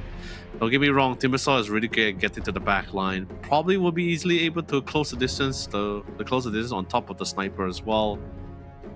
But I'm just looking at like, it's just most likely going to be him diving into the fight alone. Like maybe the puck can be playing alongside with him, but that just gives a like you're just walking into the fight of the disabled controllers, like both the Lion and the Lina as well. You never want a puck to go defensive items like the EOS or the BKB first. You want your puck to be like the damage dealer with the Witchblade and everything. So like, I think this is something I forgot whose interview was it, but I remember him saying like the fact that if you're able to force him to buy defensive items as a puck, you pretty much won the lane.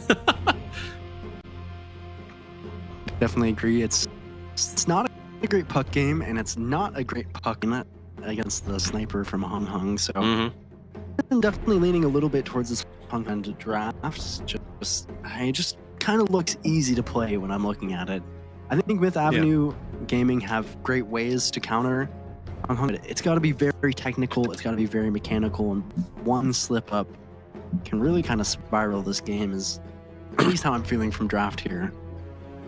Yeah. Very high risk, very high reward heroes like the Puck, Timber, and Marana. I mean, you gotta land a lot of spells there. But we do have at least the X factor of Eris on this Tusk. I mean, if the, the drinking buddies with the snowball, I think it could really kind of throw a wrench in the plan of kind of chain stun rows from Hung Hung and friends if he shouldn't. Oh yeah. I mean, also at the same time, like you have decent amount. You have 2 saves and BKB piercing abilities, right? So it's like, if you time your snowball right, you could save your teammate from the Finger of Death or the Lugana Blade. That's, I mean, of course, if you time it right, or assassinate as well from the sniper. Don't think you can save anyone from Doom, like the Doom's Doom, but at least you could like at least delay like any other additional external damage hitting you besides the Doom ability itself, or even the Overgrowth. You can actually get a couple of saves. We'll just see how the game goes. All right, like, let's be honest, Rojo. Enough with the theory crafting. This is now all comes down to the individual skill sets of our 2 teams here. It's our final, ladies and gentlemen. It's our final series of today here on literally the day 1 of the C finals. It's Hung Hung and Friends versus Myth Avenue Gaming. Hung is on the Radiant side. Myth is on the Dire side. And they're relatively close by, like really close by. God. Yeah, and I think close by in terms of knowing each other as well, because there's a little bit of all chat. Oh Zephyr. no! Ooh. That was a. I believe there's gonna be beautiful something scatter said in shot, by all the way. chat if the beginning of the game was to be anything, but looks like nobody wants to do it yet. Really nice kill from them. In the bot lane, there's actually some fighting as well. It's. Oh wow! Another beautiful pick. Although Jackson was able to get a support, but I guess it's a support for a support. But Myth still had the initial first blood as well, so I think that's somewhat fine, right? I actually like bamboozled my brain just now, Rojo, because I remember Sniper's facet is scatter shot, but the Ooh. Snapfire's I think the first Rose kill is is done. actually called Scatter Blast. Well, that's actually a very Yeah. big kill on the top side, yeah. Yeah, it is. I mean, getting that early kill onto the Marana, this is, I've said it before and I still stick by it. Marana can definitely struggle in this laning phase. You really care for your hero. Oh. And so much Nice to win action that spike. already in this game. Even Void dropping super low.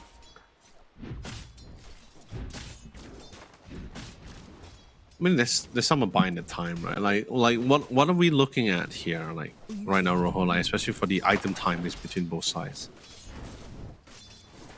I mean, I definitely think that for Hungry, honestly, I mean, there's definitely, of course, going to be the Blink on the Doom and the Lion. Looking at Gleipnir on Lena, those are all very classic ones, but just seeing the item timing of Myth Gaming is pretty massive as well. Hung Hung in this mid lane already doing quite well because this is not easy as Puck. So if you have to force this Puck to go early items like Lincoln's to deal with the Lion and the Doom, then it's to get to those items. If you have to build this Witchblade and this Blink, I feel like Yona is a big point of contention in this game. If he's able to kind of stabilize the lane, make a good rotation, I feel like he could be okay, but Hung Hung is probably hell-bent on stopping that from happening. Mm-hmm. Same goes for the Timbersaw. We've seen how much damage Timbersaw can do. I'm sure everybody at some point in their lives has died to Timbers and just kind of stared at their screen blankly for 5 seconds, wondering how they... if you can deny this hero getting the gold, you might be so surprised when you die, because you might not be dying to a Timbersaw who has to rush kind of pipe. So it's gonna, I think, if you can just play consistently and get your item timings on a Hung Hung, that is good for you. So Myth Gaming, I think their game plan just coming out of draft has to be something like, get kills, Instructions are fortified. disrupt their game plan, make good smoke, pull off Zephyr on the Lion, Oh no, Scotcher. and go Rose. It's a level 2 Scotcher. Should be able to be fine. Just barely. So nice kill, but a little bit scary for the Mirana here.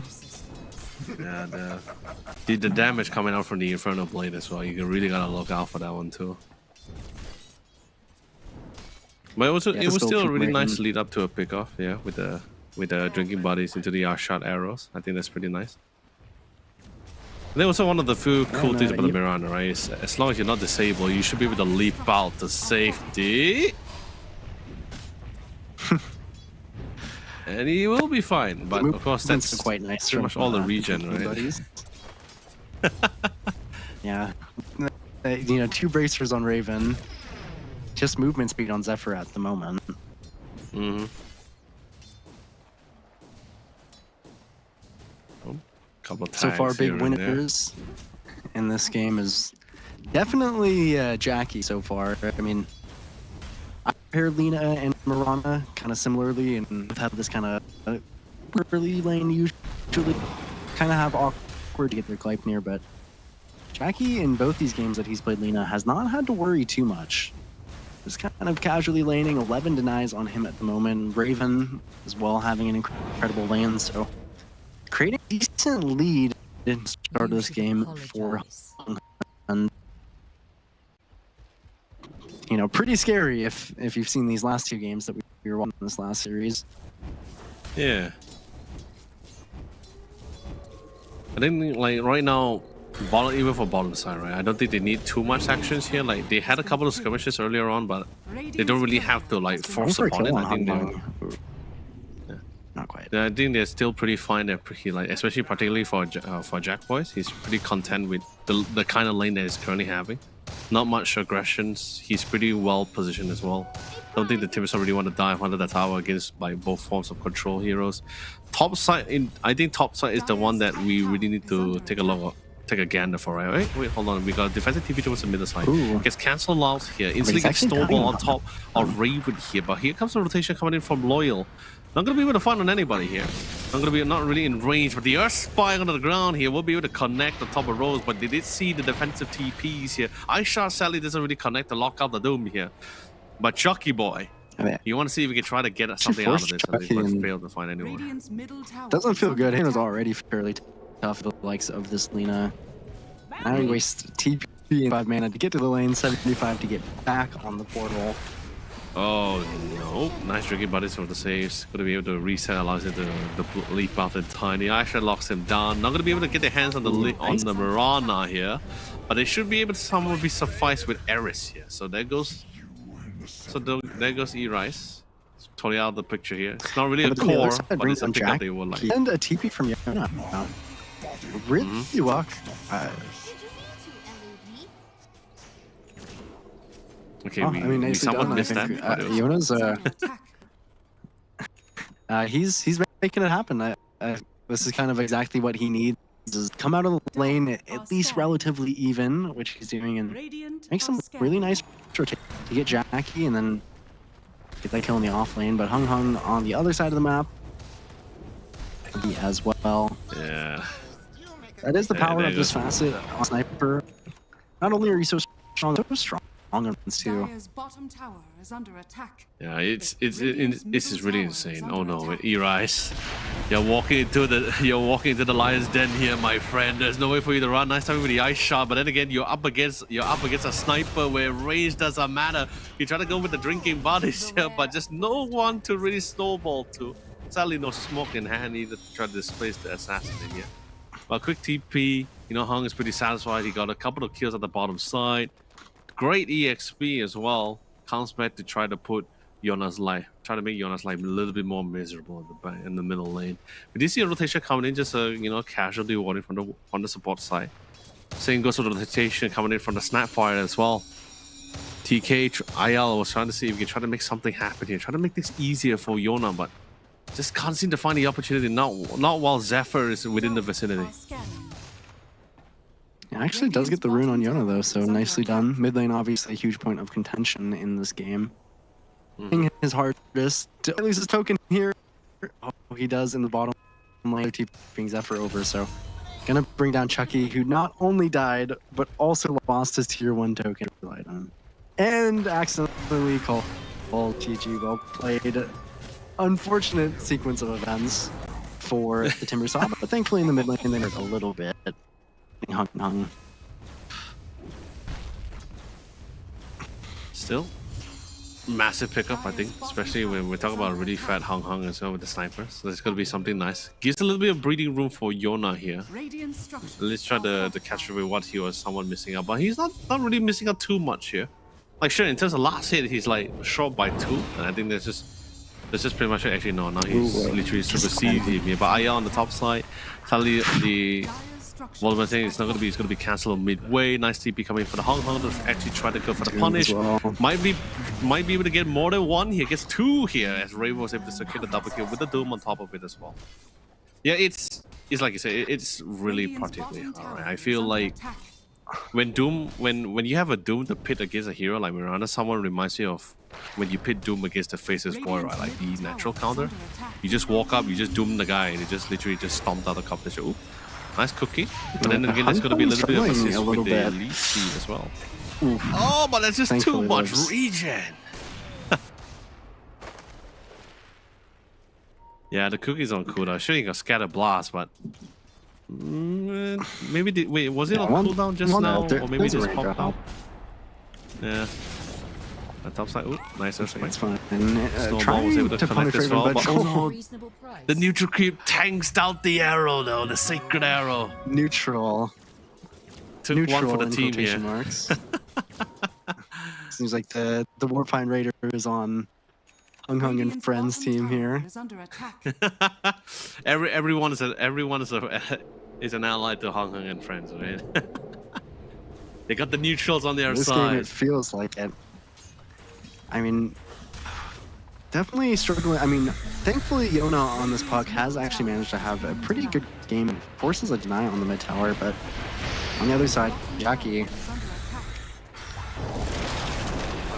Oh, beautiful overgrowth. Just managed to lock it down in place. The slow for the Nature's Grass was fantastic, but sadly no one's really in the right position or the ability to really try to follow up with it. So Timbersaw, sadly Chuck is going to Nice. will be paying his life for it. Mango Rose. Radiant's bottom tower.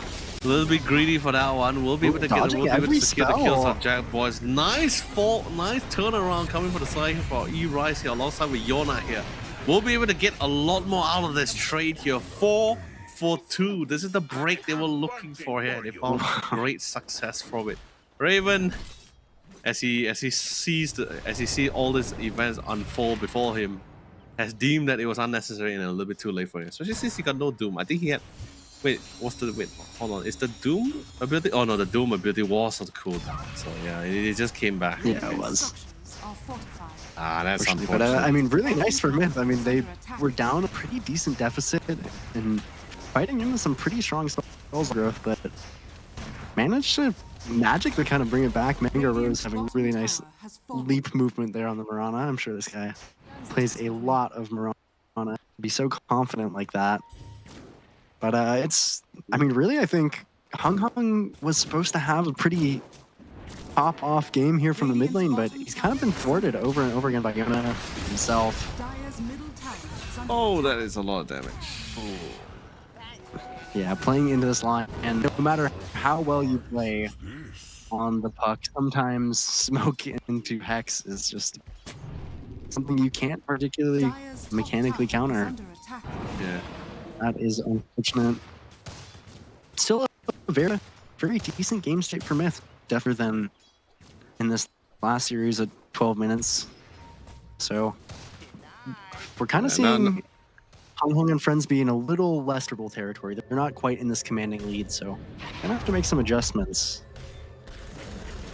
Yeah, I think they're just somewhat just waiting out for a better opportunity, especially since their safe laner Miranda really hasn't really come online just yet. It's so far been dependent on landing those sacred arrows so far. You haven't seen that kind of burst damage yet from her. From here at this current moment, especially since she they had a little bit of a have a couple of nice smoke setbacks there. here. This could be really good if they catch on to somebody. They saw Zephyr walking up here. Not really the one they want to go for here, but they will just have to be satisfied with it. So no more disable here. Pops out the Snapfire's ultimate and try to do a little bit more damage. Cancel out mid-sway here. Oracroft is already connected. Cookie, on the other hand, was absolutely fantastic here. But right now the team just playing this classic back and forth here. Reset, backs in. Yona, unfortunately, gets stunned by the Light Strike Array here. Unable to try to phase himself out of existence here. Will be removed from it instead. Sacred Arrow doesn't manage to connect on Jack Boys here. Here comes Chucky.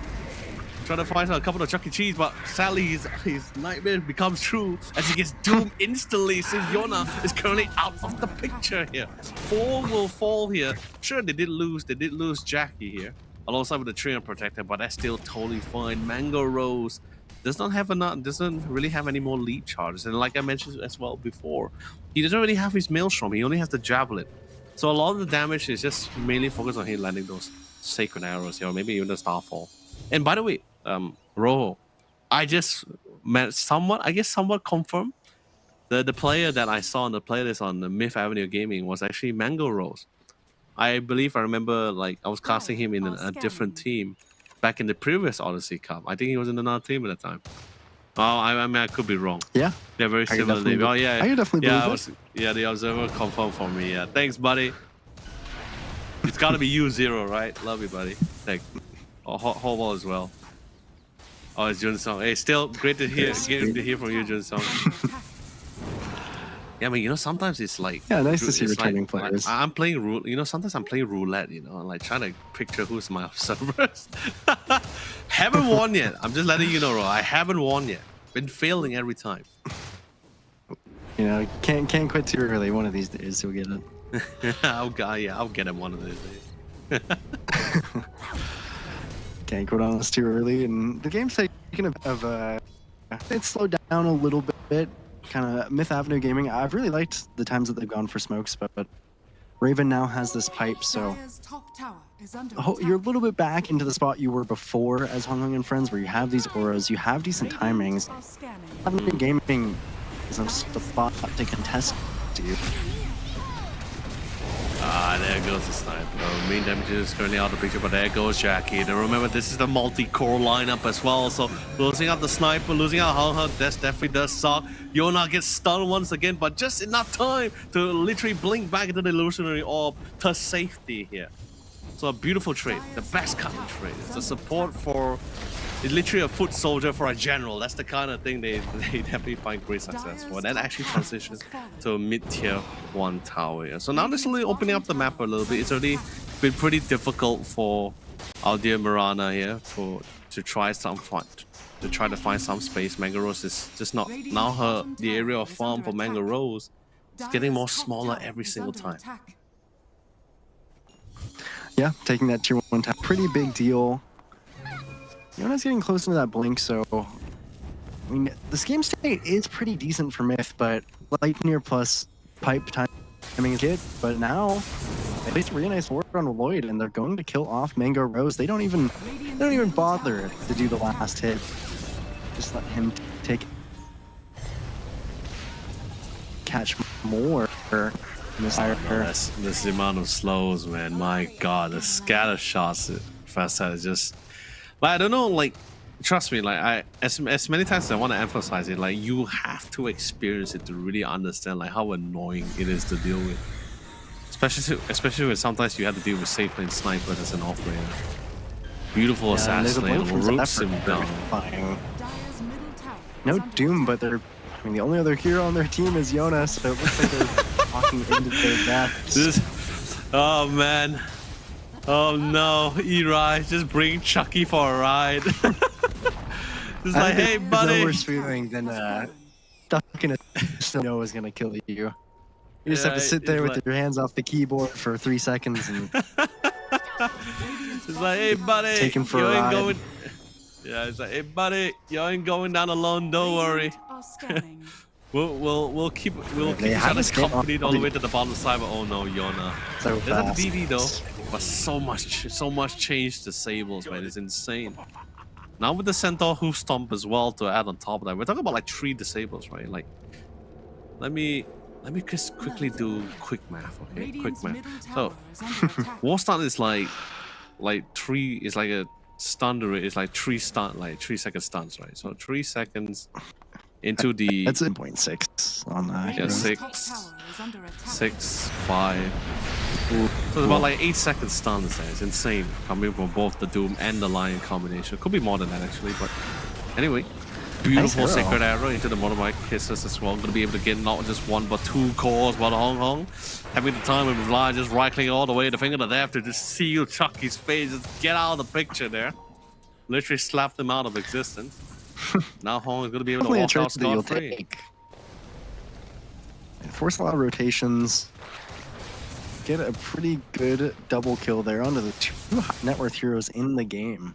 So you definitely take that from Myth Gaming, even if Chucky has to sacrifice himself a little bit. Radiant's middle tower is under attack.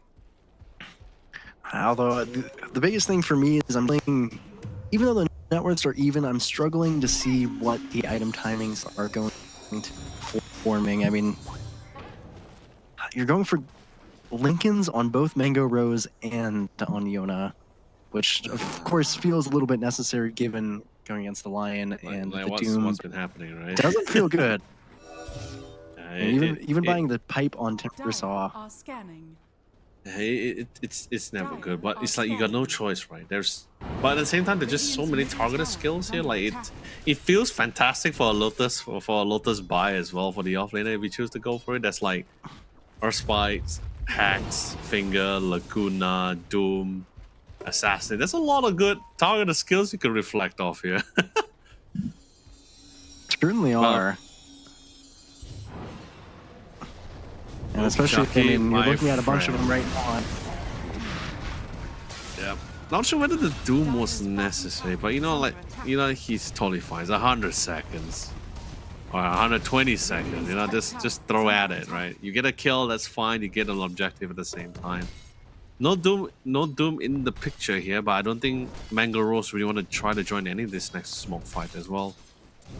Tim is Yeah, going to and be this- coming on this is 30 part of the seconds. difficulty. When you don't have timing to play for, you end up with this really nice first timing at 20 minutes. on this No, he bottom dropped the side. Dream Coil. Radiant's middle tower Oh is no! under attack. I mean, if you couldn't fight this rush before, you can't now. They still think it's worth it. But you definitely want to try for it. Might just be late. This rush is dying pretty fast to the damage of Jackie and Hung Hung. Right. Can they get there in time? Catch They did Lloyd spot him first out if though. you He's buying the can. time with the overgrowth. Fantastic job covering from the Treant Protector. He knows for a fact that he's already caught out in the open. There's no way for him to run. So he decided to buy the necessary amount of time here. But can the same be said for the rest of the teams here? Buyback comes in for the Treant Protector as well to try to join into the array. He comes back in, drop the lead. See, the sniper does fall here. But the same goes for Jackie Boy over here. But he has the Aegis. He comes back into the mix as well here to try to see if they can get as many pickups as much as they can. A buyback was committed. Everything is all in on the tables here. They did spot the Snapfire. Ayat is trying to run for his life up the cookie here. Still got the Earth Spike. Gets the stun on top of the cliff near. And they're going to be able to secure it. Overall, I mean, ideally, Myth didn't want to lose 3 of their members, but the fact that you actually forced the Aegis and a buyback, I think it's not too bad of a loss here. Yeah, Myth they're doing a good job at matching this kind of thing. Even though ultimately I don't think that fight ends up favoring them, I think it still is doing an okay job at stabilizing the game. I almost feel like I'd rather take that fight and guarantee that Jackie isn't going to have a BKB Aegis than not take it and just kind of watch him hit your building hopelessly. So game looks okay for Myth. It's just, again, you're going into double Lincoln pipe, so very builds from this. Yeah, I mean, but then again, speaking of which, you got to glimpse into the Nature's Grass, Yeah. Laguna Blade into, that's a lost stun. This. Oh, my friend. It's also, Timbersaw. Chucky. It's very unfortunate too because he hasn't quite pipe on Chucky, so he's missing out a lot of stats from the item. And he just finished Yeah. it. Didn't even have magic resistance in his inventory for when a jump like that inevitably happens. Dire's bottom tower. And even is under Zephyr going a defensive item of his own, an Aeon Disc. So he's not jumped on Zephyr. He says, I am not going to die. I will always get my spells off. I can always initiate. So I kind of like this by him, actually. I think this is a little bit of an underutilized item sometimes in game states like this. I mean, you also need to think of it from another point of view, another perspective, right? Where Doom is not really the best initiator. He has always been more ideal as a secondary initiator. So the line coming in with the Blink Dagger, right? Especially with the Aeon Disc on top of that, it just allows him to be a more proper or dedicated Ooh, initiator. they catch Mirana. Oh, that is great. But he did Doom the Mirana instead here, so no Doom on the other side here, so Timbersaw can have some form of reliefs here. But then again, the Overgrowth has managed to connect as well. Got the stun with the Inferno Blade, so that's going to be reducing a lot more. He gets stunned in place before the Timber Chain was able to pull him to safety on top of the Light Strike. The Ray! E-Rise was actually trying to go for the Snowball save, but he gets stunned in place instead. So I guess you can get 2 for the price of 1. That's going to be pretty nice on their side here. Now with 3 of their main cores out of the picture here, they want to try to see if they can siege this tower. And it's not going to be a problem. Both Sniper and Lena range hitting at whatever direction they want to as well here. Dire's bottom tower has Yeah. fallen. That's just the biggest threat that there is. You know, without 3 heroes, you can't really fight it. And Raven Dire's doesn't have bottom fear. tower With just these 2 heroes alive, walks right up onto them. has fallen. To use the BKB on Jackie. Dire's bottom barracks. Just not really enough damage. I think the Solar Flare is going to be the biggest one. Tries to get an arrow onto Jackie. I'm just going to walk. I mean, just that so poorly expanded their net worth lead by almost 10,000. Not quite as fast as previous games, but starting to feel as those ones. And,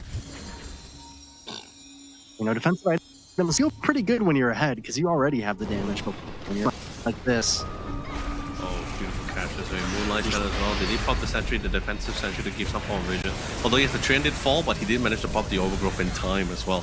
Try to get to the west of the backline. They find Jackboy, but he popped the BKB. Thank God for BKB piercing Walrus Punch as well to buy a little bit more time. But guess what? He's not the only threat. There's still Hong Hong. But Yona was left unplaced here. So he's constantly just juggling between 2 to 3 heroes in a 1v3. He finally goes down with no form of supports here. Hong Hong and friends will suffer their first team file massive loss here against Myth Avenue Gaming. yeah, I mean that's the power of Solar Flare. I mean that's probably the biggest benefit to the side of Myth and their kind of defensive item builds is you have a steroid in this Mirana ulti, so this Lincoln Sphere doesn't feel as bad as it might normally, and you even have the drinking buddies with drums on Eris, so lots of ways to kind of increase your damage. Just barely edge out a team. Actually, it's so awkward from Jackie, you know, BKB stand in place, but actually taking so much physical damage. Mango Rose and then Walrus Punch. Such Yeah. a view like that. No Doom. Although the sniper was a little bit late to the fight there, but I also like the prioritization coming from Myth Avenue Gaming for the last fight as well, right? Like it wasn't so split off in those 1v1 situations. It was just more like just focus fire. They see the closest one, they melt them away, then they focus on the next specific target. Of course, we do see Yona chasing down the Tusker in the end, but still, it's been a pretty great fight. A very massive win. Speaking of which, E-Rise was casually picked up there. They tried to attempt for another gang on the other side, but Sally was not able to find success with that one. But you know, still not too many losses to support for support. But we see if Myth Avenue from a 12,000 from Hong Hong and friends 12,000 gold lead was able to swing it back to just 4,000. They literally just chipped off 8,000 from their last team fight. Yeah, and a nice pick off onto Zephyr too. I mean, you're behind like this, every kill is that much more meaningful. Thankfully, there's a BKB on Hong Hong, so if you can make sure that you know in position to fight with you, he is still very strong. But level 18 on Mirana with almost a BKB for Mango Rose. This is pretty much timing that you're for in terms of gaming, or at least the way that you're looking to kind of slow down the game if you can dodge this smoke, it's massive because every item on Mirana is extremely valuable. So much damage coming out from that hero. Almost an Octarine as well on Yona, which is one of the best feeling items on Puck. Mm-hmm. And this, I mean, they do get the so smoke for nothing. Sealing Wisdom Rune is always a pretty massive deal. Level 18 on Raven's Doom. Mm-hmm. But not getting a kill out of it feels pretty decent. New Gaming are doing an incredible job of just slowing this game down. Being very patient with the fights that they want to take. Yeah. Sadly, Hang Hang and friends from their last small game was not able to find anyone, nor on the scans as well. Trying to see if they can get a couple of lucky, but you know, it's still totally fine. They're still able to at least get some offensive walls out at the same time. But we also have some pretty great ones on the side of Myth Avenue Gaming as well. Since they did break the bottom racks, they are not too concerned on the bottom side too much, because then the lane is going to be naturally pushed. And I think that's something that Myth need to be cautious for as well. Can't really prolong too much fights happening on the top side without garnering some form of success or some form of objective, because that bottom side eventually someone has to go back to really deal with that lane. I think on Myth Gaming, the Rosh would be up now, and it's actually an incredibly fast spawn. 11 seconds on that timer. So it's actually in this top side. If they knew, they could have tried to not quite set up in position as a unit just to be safe. This next Rosh force probably going to be the contention of the next fight. Yeah, but now they got a little bit. They got a little bit of intel as well from the last smoke push, right? Like they had one of the triangles at the Dire Triangle. They also spotted the Timsaw and the Mirana TP to the ball lane. So at least now they know exactly where they are. I'm going to be trying to at least try to predict which route they actually try to attempt. And what they won eventually. Now the smoke comes in from the side of Hung Hung, which I think is definitely the correct move if they can take control of this bot side, which actually Myth Gaming aren't particularly for. They actually rotate towards this top side, so kind of avoiding the smoke, which is nice, but they could also just give up the rope if not careful. Yeah, but right now both teams is currently playing on literally playing on ice right now, because that's just how close it is currently at this point in time. One mistake could probably lead to more than just an objective. It could even be the one that cost the game as well, or a significant swing. So I think that's why everyone's just being really cautious about it. Even though they had a good idea, they probably had a few suspicions, especially after the relocation towards the bot side to clear that bottom lane. But I think they weren't too overcommitted about it, but they're just like, you know what, better just focus on just one or two targets rather than the whole team. Yeah, no Rosh on roars, but this thing goes down fast. You have to be in before it dies. But Myth, it actually looks like they kind of made a call as a team to just not fight this, which is quite interesting. But maybe if you're not afraid of this Aegis one, then maybe that is the correct. You just need one more items if you think that important than the Rosh, because cut down the net worth lead by margin. It's not only 3,000 friends, but I mean Aegis and Daedalus for Dune is a lot of net effective. Yeah, I mean also on top of that, like we see Myth did a really great job in pushing out all the lanes as well. Sure they got the Rosh, but it's there's still someone be able to delay it at the fact that all the lanes at least being pushed out at the same time. So yeah, and it's kind of interesting too. They're gonna smoke off of it because you have to split to kind of clear out these waves, and they have this earlier. Oh, finally got the shot, falls out the BKB, and also with the shot coming up from Sniper as well to try to go for the pickups here. Try to melt the Timsaw in time as well, quickly switching their targets here. Both Jackboy and Hung Hung uncontested, unchallenged here. No one was able to withstand the damage coming out from this two massive range DPS. Still currently on the run. Aya trying to cook it away, but instantly gets Earth spiked in. It was a good attack coming in from the Mordemai Kismet, right? Like, it definitely was a late reveal. No one suspected that he had the gobble up from the scepter. But then again, the sniper was too quick on his hand. Like, he saw him flying mid-air, straight away pop up the BKB and his shot. And just barely surviving that. That could have been really bad for Hung Hung and Friends, but it actually ends up being, I really liked the thought by Myth, but actually Puck wasn't quite in the, Dire's now you're looking at this Aegis, and now it's knocking our high ground. Dire's middle tower is under attack. And he hasn't Starting to popped the feel BKB not very either good as about giving well. up that Aegis. Yeah, I mean, you thought you were fighting on your own terms, but it actually ended up being right in the hands of Hung Hung and Friends. Just try to push out waves as best as you can. They've actually done a pretty job. We saw in the previous games the wave clear wasn't very good. Oh yeah. But now you've got a Timbersaw, you've got a Puck, Rana, Snapfire. These heroes can all kind of fit pretty easily, so they won't lose another tier 3 just yet. They have to divert their attention to the top lane. And they didn't even have to use Doom in that last fight, Leo. So it's still, if they can manage to find a target for it. Top tower is under attack. Speaking of targets here, did manage to spot the Golem. Beautiful 2-man silence, so I'm not going to be able to get the disable also. But the defensive BKB comes in. He doesn't really care about the Puck. He wants to try to melt the rest of the squad here. As long a Puck without any form of support is just literally a Puck by itself. BKB did manage the time out as well. He quickly switches his target to the next person here if he can find. Yona to be able to first kill out to safety here, but Chucky on the other hand, I don't think the same can be said. But instead of wasting more time, they understand that it's just trying to delay it. They focus their attention back to the lane here, push it in here, siege the towers. They did lose Lion in the process, that's unfortunate for that for sure, but they still have the Aegis in hand. And I believe Sniper already has his Satanic on the way. Like, I remember, so yeah, he had already received the Satanic, yeah. Ooh, they have a Roshan banner as well, so no glyph, the Roshan banner. This could be a lot of damage on the buildings. Yona doing a nice job of actually killing the wave early.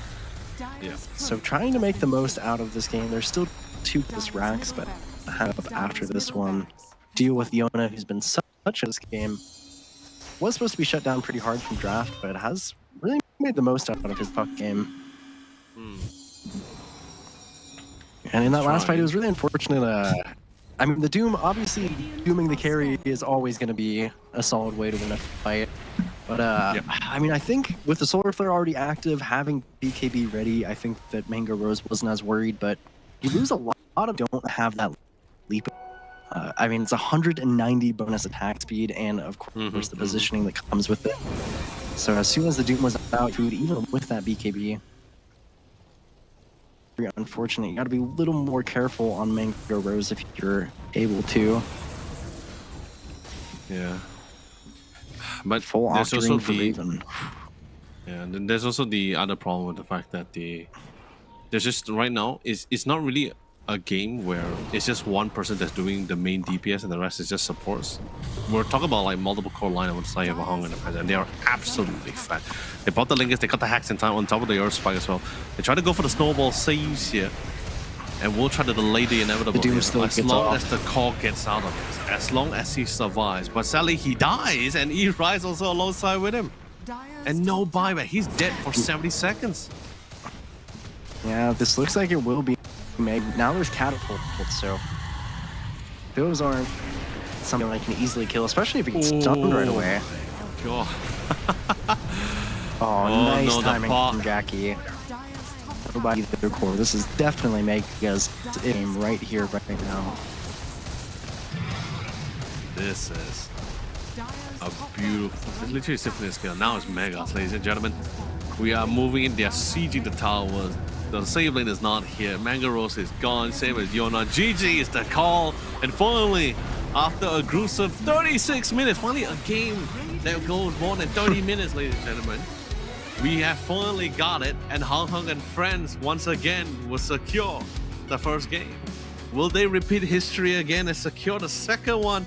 We will have to see, but definitely for sure, Rojo, we are having a game on our hand. Yeah, I mean, it's much more exciting to see Myth Avenue kind of have. I mean, they're always punching back, so they never really gave up anything without at least getting back or doing something around the map. Net worth lead was pretty tight for most of the game, but I mean, again, you're looking in Friends, and just these small leads that they gain over time and the way that they play around their timings is very concise, very well put together. So it's definitely, I mean, they're a team to deal with. Avenue Gaming, I I think they have it in them. I think this game panned out a little bit unfortunately for them, but I definitely think, in their hearts, I think there's a lot of fight in this series here. Yeah. I mean, it was still relatively really close for them as well. Like, it felt it still could have gone anyone's way depending on how the game really panned out for them. Especially even the lane, sure, the sniper definitely had a little bit of a clearer advantage, but that's when we start seeing the supports rotating down mid as well, providing this some farm assistance, some space was provided, a little bit of breathing room for both the sniper. Same goes for the other lanes, but I think particularly the bottom side was not like, especially coming from the Timbersaw, I think he wasn't getting as much advantage as he was hoping for when he went towards that lane. Sure, like, he didn't really die a lot in that lane, but nor was he getting a lot of kills in that lane as well, or setting some form of aggression or a dominance as well. It's a little bit too tricky for him, even though he was still paired alongside with the Snapfire here. So, but other than that, the game has really been going back and forth. There was even at one point where they managed to balance out the gold lead as well. It was like 12k gold lead for the side for the Radiant here for Hong Hong and friends. After that one massive team fight, it just reduced by 8,000 gold. I'm like, yo, that is crazy. And then it became to the point where Hong Hong and friends also started being a little bit more reserved in their rotation patterns as well. They weren't taking too aggressive engagements anymore. They weren't taking too like offensive smoke gangs anymore. It's like they went one round, if they can't find anyone under vision, they say, if we fall back, find a better opportunity once we get that agents here. So still well done, kudos to Myth Avenue Gaming and also to Hong Kong Friends for securing the first point for themselves. But of course, this is the beauty of best of 3, Rojo. There is still another opportunity for Myth Avenue Gaming to bounce back unless Hong Kong and Friends decides to close it here and now. Yeah, I mean, they're gonna have to give a good fight. I just, when we go to this post game here and we look at the result, Jackie and Hung Hung having incredible games. A lot of deaths over on the side of Myth Avenue. So, I mean, especially Chucky, I think on the Timbersaw, he's playing it very mechanically well, but just not an easy Timbersaw game. By a couple unfortunate timings where he dies right as the pipe is coming out. The Doom is naturally so obnoxious for that hero. So, I think if you can just minimize the amount of deaths that you're having in the amount of team fights that are coming out in favor of Hung Hung, I think, the mechanics and kind of the map knowledge to bring it to Hung Hung, it's just, again, this team is just small leads over and over again, small map movements, constantly punishing, especially Zephyr he looked really comfortable on this line. I think it is one of his better heroes from when I've seen him put and super early blink into so many kills. Game would have looked a lot different without that hero coming in for him. Yeah, no, Zephyr really played a phenomenal role as the primary initiator, right? Like, it's like I said, Doom has always been more of a secondary. You just want to really land some really good Dooms on like either core targets as well, but you just can't do that if you're jumping in first. So I think Lion playing that role alongside the end, this really did help out. We also had the Treant Protector with he had the shard. He was also personally scouting things out under the Nature's Guise. That also did pan out as well as he was hoping for. But yeah, this was the fight. Yeah, I believe in this highlight, this is the one where they actually had their first massive loss here, and they just tipped the scale heavily. The gobble up, don't get me wrong, the gobble up is actually pretty cool, but I was a little bit concerned because you're dealing with a lot of range DPS, and your lineup is not necessarily great at like closing the distance. It's not like everyone has a blink dagger. So it's like when you gobble up and throw someone in, it feels like you're just giving a sacrificial sacrifice, right? It's just like throw it in, like hope they go away, hope they don't go after us anymore. Let us win. But there was that one. And I mean, oh yeah, sorry. I was like, you are coming to MVP. I was also about to praise them as well. Raven. I mean, we saw in the last game how much Doom can struggle on lane.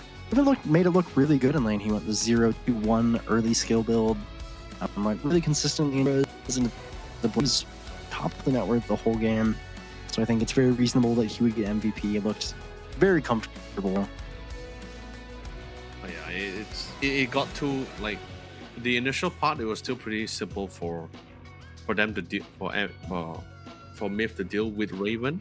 But then when we got to a state when he had both Pipe Cleanser and Shivas, I think that was just pretty much it. Like the Doom was just too difficult for them to melt down anymore. It wasn't as simple as they thought initially as well.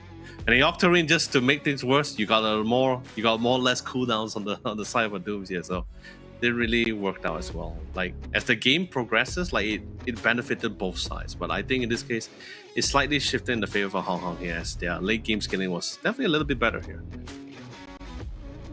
Yeah, and especially too, I think from the start of the game, just looking at the Hung Hung draft, it's just so simple and nice to play. I feel like they had every hero just fits its role pretty. And Myth Avenue, I mean, they really made this kind of difficult game look good. And I think you kind of want to, you know, get out of those lanes a little bit better, have a draft that's a little bit more favorable. Yep. And But we anyway, are going to as well have to thank our sponsors, Leo, which is Samsung Odyssey and their new line of monitors, the OLED G8 and G6. I mean, that's a pretty beautiful monitor. It's about 32 inches, which is a lot, but it's of course got slurs and right. It's a 240 hertz refresh rate, so it doesn't, you know, make your game any worse by any means. With a 0.03 millisecond response time. I mean, that's an incredible gaming monitor, especially if you want to watch, you know, play really beautiful games. And that seems like an incredible monitor for people with higher end rigs, for sure. I mean, yeah, you're definitely going to be able to make full use of the rig that you so heavily invested in for. But most importantly as well, the G8 also comes in. It has something that the G6 doesn't have, besides the size, of course, and the refresh rate. It's actually, it comes with a smart TV functionality. So you could actually, like, because of how large the screen is, you can actually still be pretty casual about it as well. So I think that's also a nice thing to have on the sidelines here. Because anyway, Rojo, it's been a fantastic game one. We still have more games coming for not just for us, but for the viewers as well. So we're going to be taking a quick short one. So, but ladies and gentlemen, don't go away for too long. The conclusion of our final series of tonight of Group A will be coming to you guys right after this.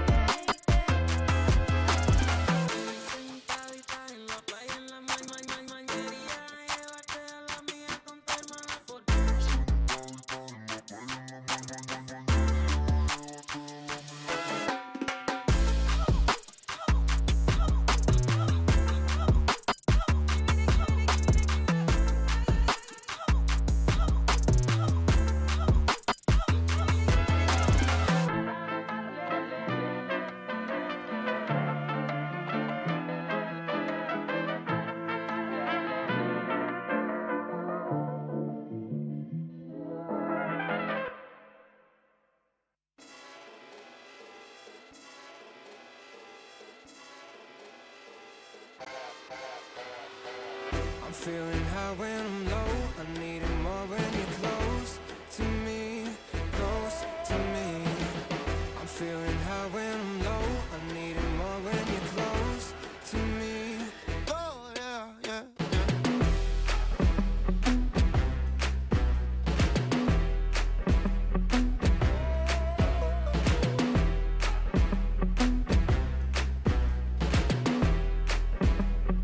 Oh yeah, yeah, yeah.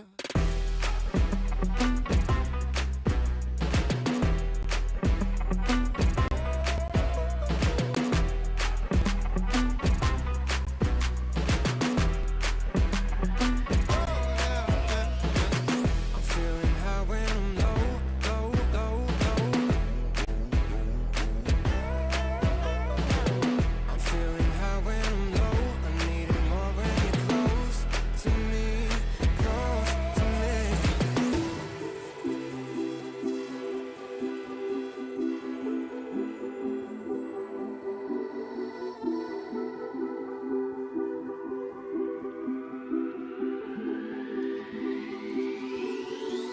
I'm feeling high when I'm low. I need it more when you're close to me, close to me.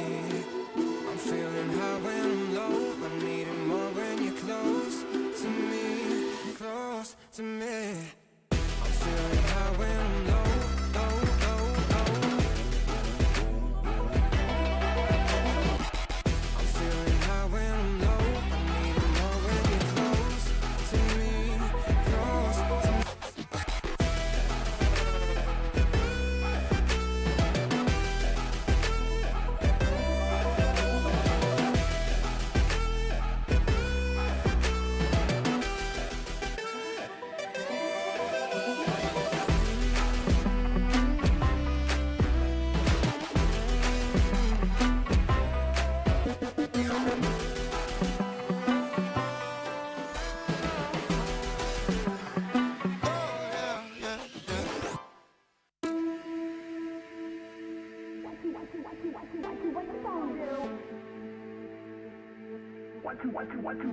What you gonna do?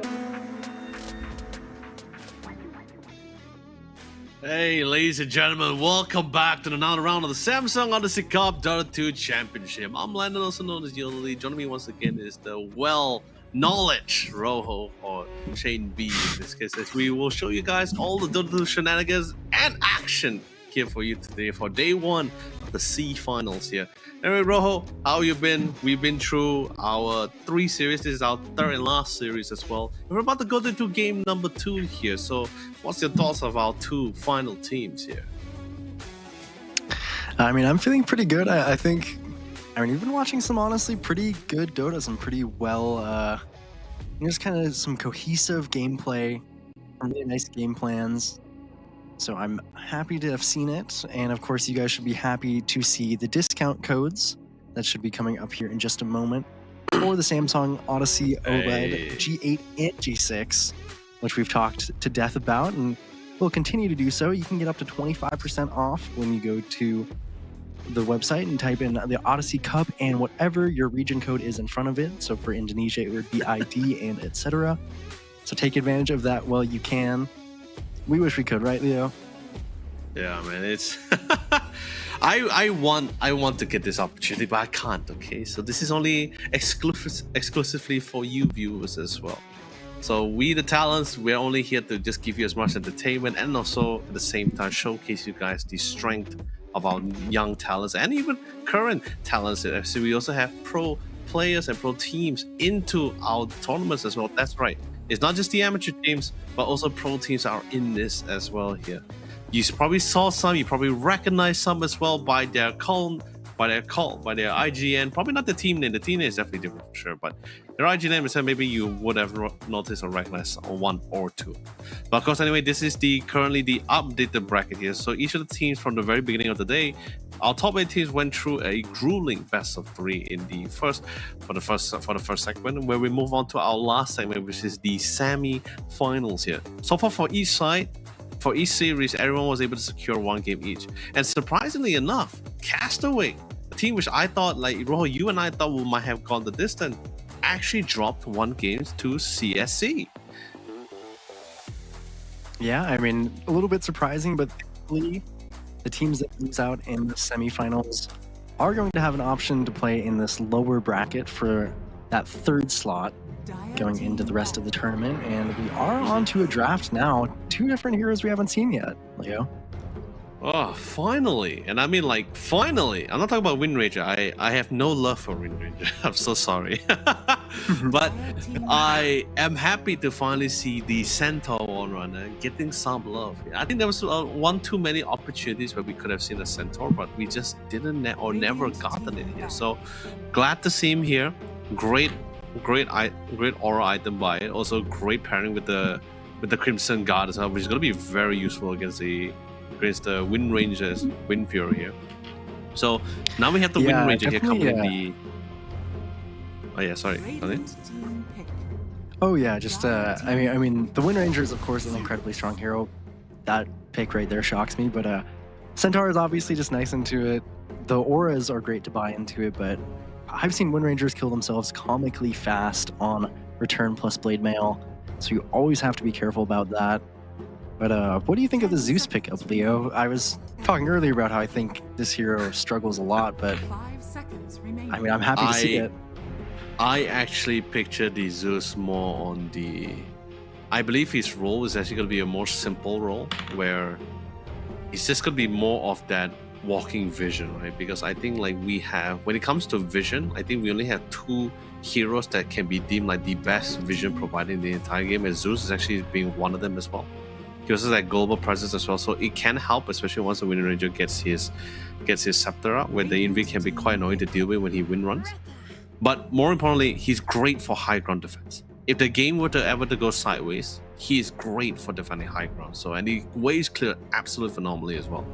But then again, also it's hard to tell whether it's going to be a mid Zeus though. Like it's still there's still. I would say I guess he's somewhat.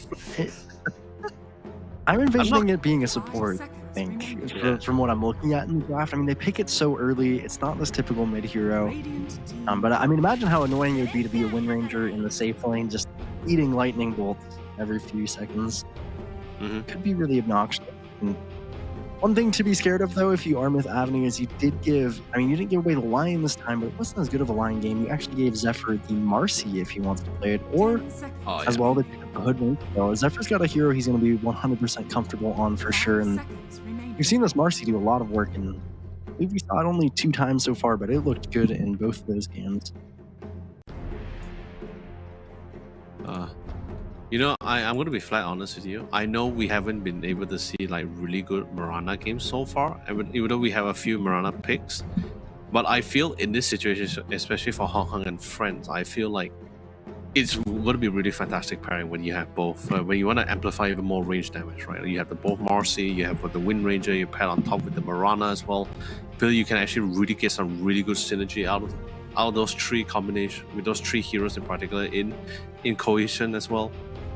But like I say, you know, it's up there. I'm still not a big fan of the whole Mirana pick thing, but it just feels like it can somewhat work if they want to go for it.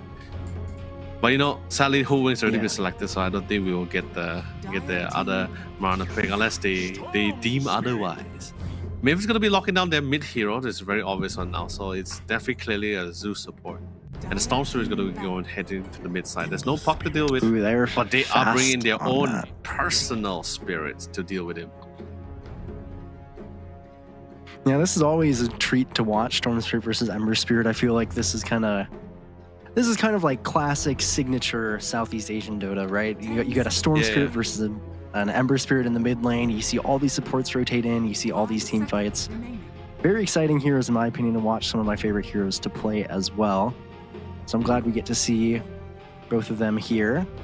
And now, in Myth Avenue Gaming, they should pretty plainly be looking for a carry hero, barring some maybe really fun, Zeus carry was something people dabble with when the Manta style worked, but they did nerf that, unfortunately, so yeah, they I don't know if we'll be as blessed right? today. Yeah. They completely removed it. But interestingly, we have a Tide Hunter ban. Yeah, so okay, interesting. So they got rid of the Tide. Basically, they're getting rid of all the offlaners, which is pretty much clear that Hong Kong and Friend is only currently lacking is that offlaner. Let's see who else is having a tanky still hero available.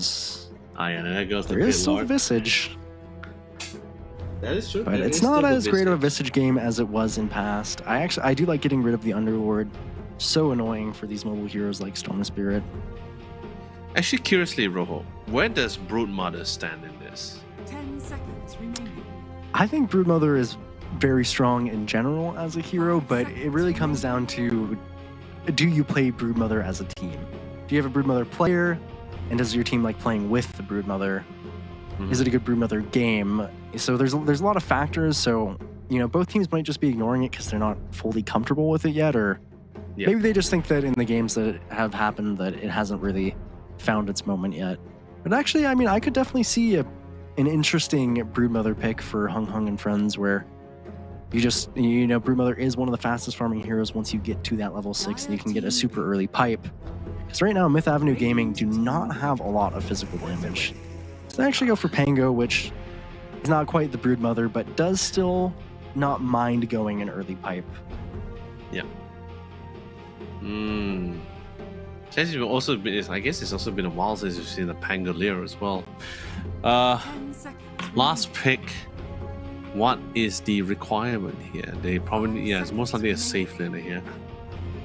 What is I mean, best? suited definitely for feels them like here? you might want a lot of physical damage, or that pipe is gonna really, really make you struggle. So, in my head, initially, I want to go towards something like a Chaos Knight that does a lot of physical damage, but Mhm. the control is a little bit much from Hung Hung and Friends for something like a CK. So, I'm curious what they want to go for. I mean, the same thing goes for a lot of these really heavy physical damage heroes like the Troll Warlord.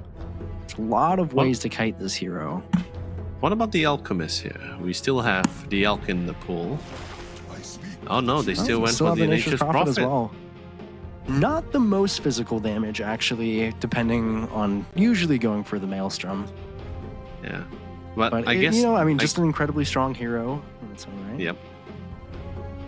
I guess maybe the goal would be to try to at least be more present across the map as well, just to provide the necessary amount of assistance, because they don't really have any ways to deal with the global presence coming in from the Nature's Prophet, nor do they have an Enchantress or a Chant to get rid of the Great Treants. I can see some really good rotation potential coming out for the Nature's Prophet. Like the only probably form of escape is probably just the Wind Run or the Emperor, or just the Ember's ultimate. I guess you could dispose out of it, but I don't think that's possible. Yeah, it's definitely a difficult draft, I think, just to boot for Myth Avenue Gaming. But when you have this kind of global presence, you're always able to do kind of wacky stuff, gain leads in the early game if you're communicating well and getting a lot of damage off. So I think I do, heading into this game, prefer Hung Hung and Friends draft just a little bit. Again, it feels like they're playing something easy, something comfortable. Yep. I mean, this is what we thrive for, right? Like things that hasn't been really discovered yet so far, right? Especially with although yes, the patch has been out for almost a month now, but we're still seeing interesting play styles, right? Composition wise, whether is it from competitive games or even just from casual tournaments like this one as well. So just have to see what will unfold here. How will they tackle around the game here? I'm actually expecting to see a lot more presence coming in from the Storm Spirit in this game here. But I'm more interested to see what Zephyr is going to be doing here. Because I think there's always going to be some form of action or excitement when it comes to Zephyr, yeah. Yeah, I mean, this is definitely, I could see this game being pretty bloody. There's a lot of skirmishing heroes. Walking near the high ground, Zephyr pretty much taunting them at that point. More all chat again. Really making sure to target Lloyd Yeah. now that he is on this Marcy. So we have seen him twice on the Treant Protector. I can't remember if he played a different hero. I do believe it was the Enchantress. Now he's on this Marcy. Of course, the joke being from Mango Rose that he's a Treant one trick. Proving so far wrong with the Enchantress game that he had, but always like to see a little bit of banter. Yeah. Shows that True, these but players really do respect each other. I mean, that's the beauty of the community, right? Nothing a little banter can't go wrong The here. battle begins. But I'm more curious to see where the Zeus real true role plays in all this, right? Like one could assume like the latter, right? Like high ground defender, great vision provider, some form of global from his Thunderous Wrath, but is that all there is to it? You know, that kind of thing. So this is where this is beyond theory crafting anymore. This is just straight up to the practical experimentation here to see whether he can actually pull it off here. Yeah, and we are going to have an exciting one in the mid lane, especially I'm a mid lane player myself, but just love watching these heroes, Ember versus Storm Spirit. We've seen some pretty good Storm performances so far already. See how Yona fares and how he matches up to those. Oh no. Yeah, like I think there's nothing worse than going a toe-to-toe with a Hoodwink support. I think that's the worst thing. He's Yeah, his he's gonna take attack a lot of range. damage here. Yeah, his attack range is insanely far. He has good amount of CC, and woo! Zephyr was able to turn the tide on Oh, the Erise. bug grenade. Oh, yeah! Wow! Oh, this is wait, what hold happens when you on. pick weird heroes sometimes. Yeah, wait, hold on. My fantastic observer, can you click on Hoodwink? Okay, click on Zephyr. Oh, okay. So he went for the first kill of the Bushwhack. Okay, he went for Akon short. Oh man. She did a lot of damage, but wasn't able to fight against the Zeus. I mean, this is one of the things. You pick something that people aren't used to playing against, like Zeus with the level 1 Arc Lightning.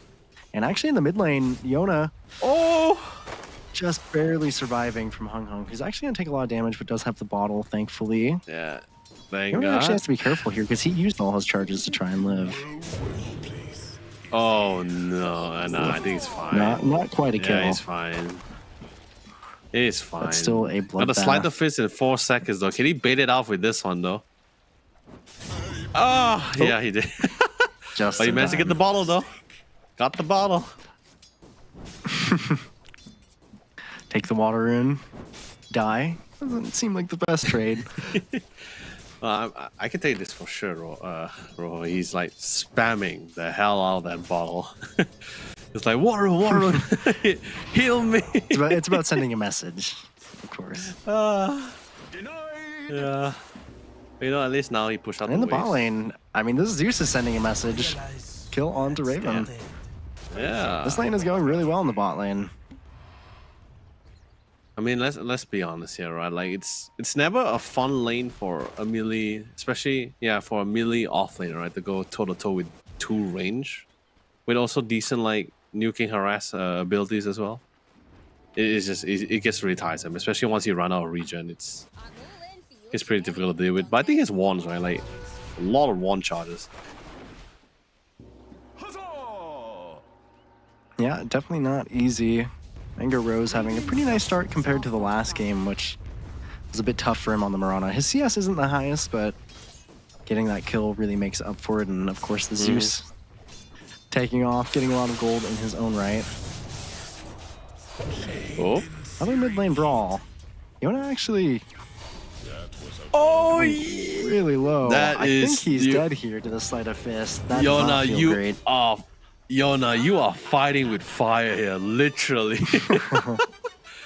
Hung Hung, Quite literally, he's living on the edge. I swear to God, man, Hung Hung was just like a quarter HP, dealing with a 3/4 HP Storm Spirit, man. My God. That's it. Oh. Nice root, going to be able to lock him down in place. Got the Queening Blade to disengage. And this hard You know, camp like- has been left open in the bot lane, so it's been a big point of contention here. The statics, roots out the Greater Trion. Yeah, I think after that few small skirmishes, I think we haven't been seeing much action on the bottom side. Just mostly the challenge for the side camps. Oh, spoiled a little bit too soon. Nice route for the defensive saves. Gonna keep E-Rise nice and safe. Raven, no way for him to really get close to it as well. Radiant's courier has been. Now, don't get me wrong, his swashbuckler is a And, fantastic skill, right? But like that's his sole mobility and like escape abilities besides the shield crash. So can't really use it like as freely as he want to, especially since he's doesn't really have the lead in this lane. Yeah, definitely not. Lane going quite well for them bottom, but I mean, not in comparison to mid lane. Fighting again, Yona. Oh, he should not move up on the high ground. yeah, he got it. Doesn't matter. Tower is under It attack. was a little bit dicey because he ate both those sleight of fists, but Yeah, he calculated, Hung. of course. Dude, I'm standing at the edge of my feet, Rojo. Like, he's playing with fire. I know he's literally the embodiment of fire. He's Ember Spirit. He's like the spirit of fire himself, but still. But if he actually won Yeah, out that fight against definitely. Yona, I think that the dynamic of that mid lane is gonna be so heavily shifted. It's Yeah, too heavy. especially just, I mean, even just mentally, to be honest. Mid lane players, but actually, I mean, he takes that on Hung Hung, he takes that death, and he goes top lane, trying to bring down Chucky. Oh. blocked out by the neutral creeps. Finally goes down. Can he get another one though?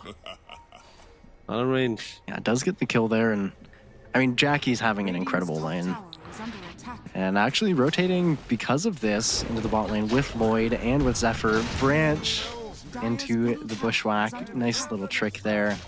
Ends up killing the Furion as well. Man, Jackie has 40 CS right now and 6 denies on top of it. Yeah, it is not easy, especially with the Marcy, with the sidekick active as well. Like he's free to trade anytime he wants to as well. It's always going to be able to get the better Yeah, half of that trade.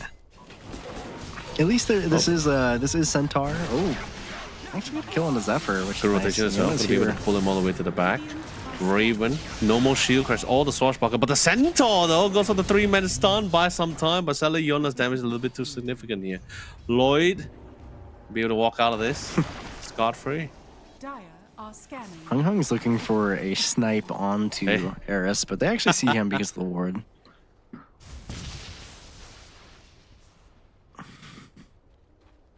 Get a nice D ward because of the Zeus. Definitely one of the benefits of running the support hero. Lightning Bolt is always so nice for just clearing out observer wards. And, you know, Jackie's having a great time in this top lane, but it is Centaur. So he's got 3 bracers in the inventory and then a regen and consumables on top of it. Oh Sitting yeah. at 1600 HP at the moment, so he's not going to get pushed out. Oh, Going nice for some push good right into damage in the mid lane room. onto Yona. Not range. Yes, he still has enough mana to really get out of it. It's totally fine. But seriously, like I do want your opinion on something, Rojo. So as you know, we one of the patches few back, they removed the damage, the amount of the damage on the bracer and replace it with HP instead. Like don't get me wrong, I'm fine with that, but I want to see like what's the Eris opinion for Barons. everyone else. Oh, nice stampede. Ooh, that's a lot of damage from That the is insane. Nature's Call, or the Wrath of Nature there. Whew. Got a good stack. There's a lot of vision in the jungle as well, even in the triangle. They did not expect that when they went for that play. Took way too much damage. Don't even get the kill on Eris. But I mean, Dire's middle tower I think is there's a under little bit attack. too much HP in Dota at the moment, so I don't love Bracers having this kind of flat HP. But they were incredibly strong with damage. They're incredibly strong with flat HP. They're just a stat efficient item. So I don't think it's any surprise that we see so many of them every game. Radiant's bottom tower Yeah. is under attack. No, because like as you know, there's certain mid laner melee heroes that also utilize the bracer not just for the regen but also for the bonus stats as well. So now I was just very curious, like how does it change for the other particular mid lane heroes, melee heroes? I mean, it's just very stat effective. So if I've not as many mid heroes usually utilize it. It's kind of universal heroes and strength heroes. But I mean, honestly, I think one of the heroes that benefit the most from bracers across the entire game is actually the support heroes. You know, Lloyd has his Oh. own on the Marcy. It gives you just a lot of value HP, but there is actually smoke down here. Oh, that is a lot of people. 4 men is going to be able to follow it all the way down. We've got the electric vortex to try to lock him down in place, but he's still able to get the rolling thunder. But the final hit coming in from the Shadow Realm will seal Raven's fate here. What about a quick TP to the top side here? They do have the vision here. They are getting a lot of view upon this here. Jack Jackie, he spot the TP coming in from Mango Rose. Now he's also a part of this fight and in this contention. Spot the wind run, but doesn't matter. There's a lot of static remnants to seal his fate. Dispose flips Yona all the way at the back into the back lines here to try and see if they can get a couple of pick out. Electric Vortex starts Hung in. Let's see if they can get a couple of more out of this. 2 cores and then support each Roshan on each side here. A little bit of a quick knockback as well. Oh, The ultimate snipe. Beautiful snipe. Yeah. I actually get Alright. here too.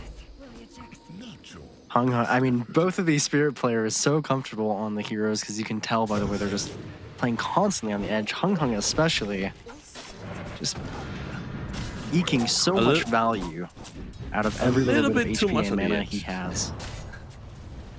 Yeah, and in the case of Yona, he's definitely struggled a little bit. Hung Hung going in for even more.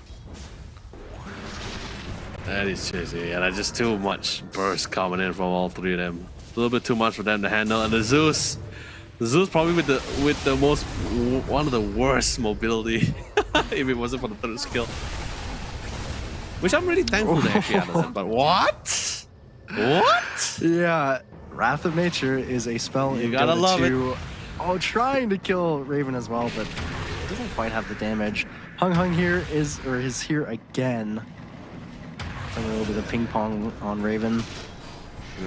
Shadow Realm comes in, but it can only buy so much time. Sadly, they don't really have any like flat AoE bursts to actually try to damage him in Shadow Realm. But you know, eventually they'll get him. Hung Hung is giving me a heart attack on this Ember Spirit. He just does not care. What do you mean, Rojo? Now only you feel it? Every time I see an Ember Spirit, I'm always having a heart attack. I don't like Ember. I'm scared of Ember. It terrifies me.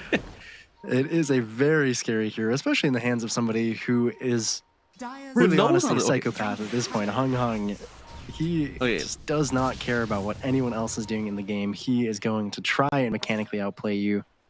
Yeah. 1 Okay, in let me- 100 okay. is the perfect Dire's odds middle tower for is Hung under Hung. attack. Rojo, let me tell you my top 3 most feared heroes. Like if I ever see them in my opponent's mid, I'm pretty terrified. Like one of them being it's just regardless of meta, right? Just those 3 heroes in particular. One of them being the Shadow Fiend, the Ember Spirit, and the Puck. Dire's I top tower really has fallen. hate playing against.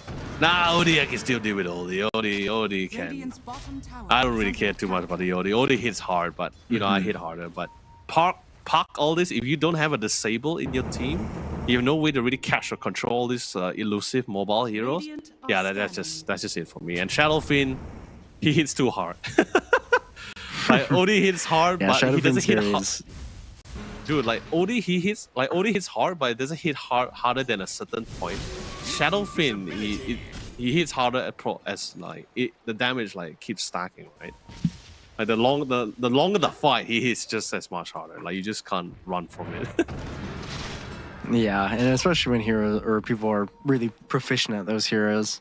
I would definitely include Huskar in my top 3, but I mean, Really? you can.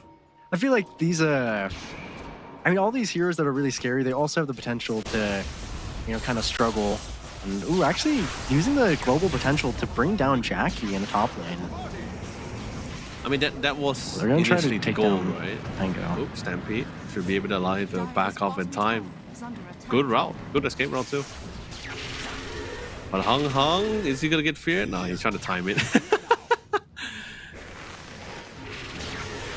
Beautiful. Oh, nicely ramp. done And the by fear Ian. stack on top of them. Fantastic. Wow, they're kind of doing what Hung and friends have been doing to everybody else in this game, just barely eking out these map movements, playing super on the edge, eking so much value out of their heroes. Zephyr might even go down. Nice sharpshooter. TP for Got good on measure. time. Oh! Dire's Yeah, bottom he's tower gone. is under attack.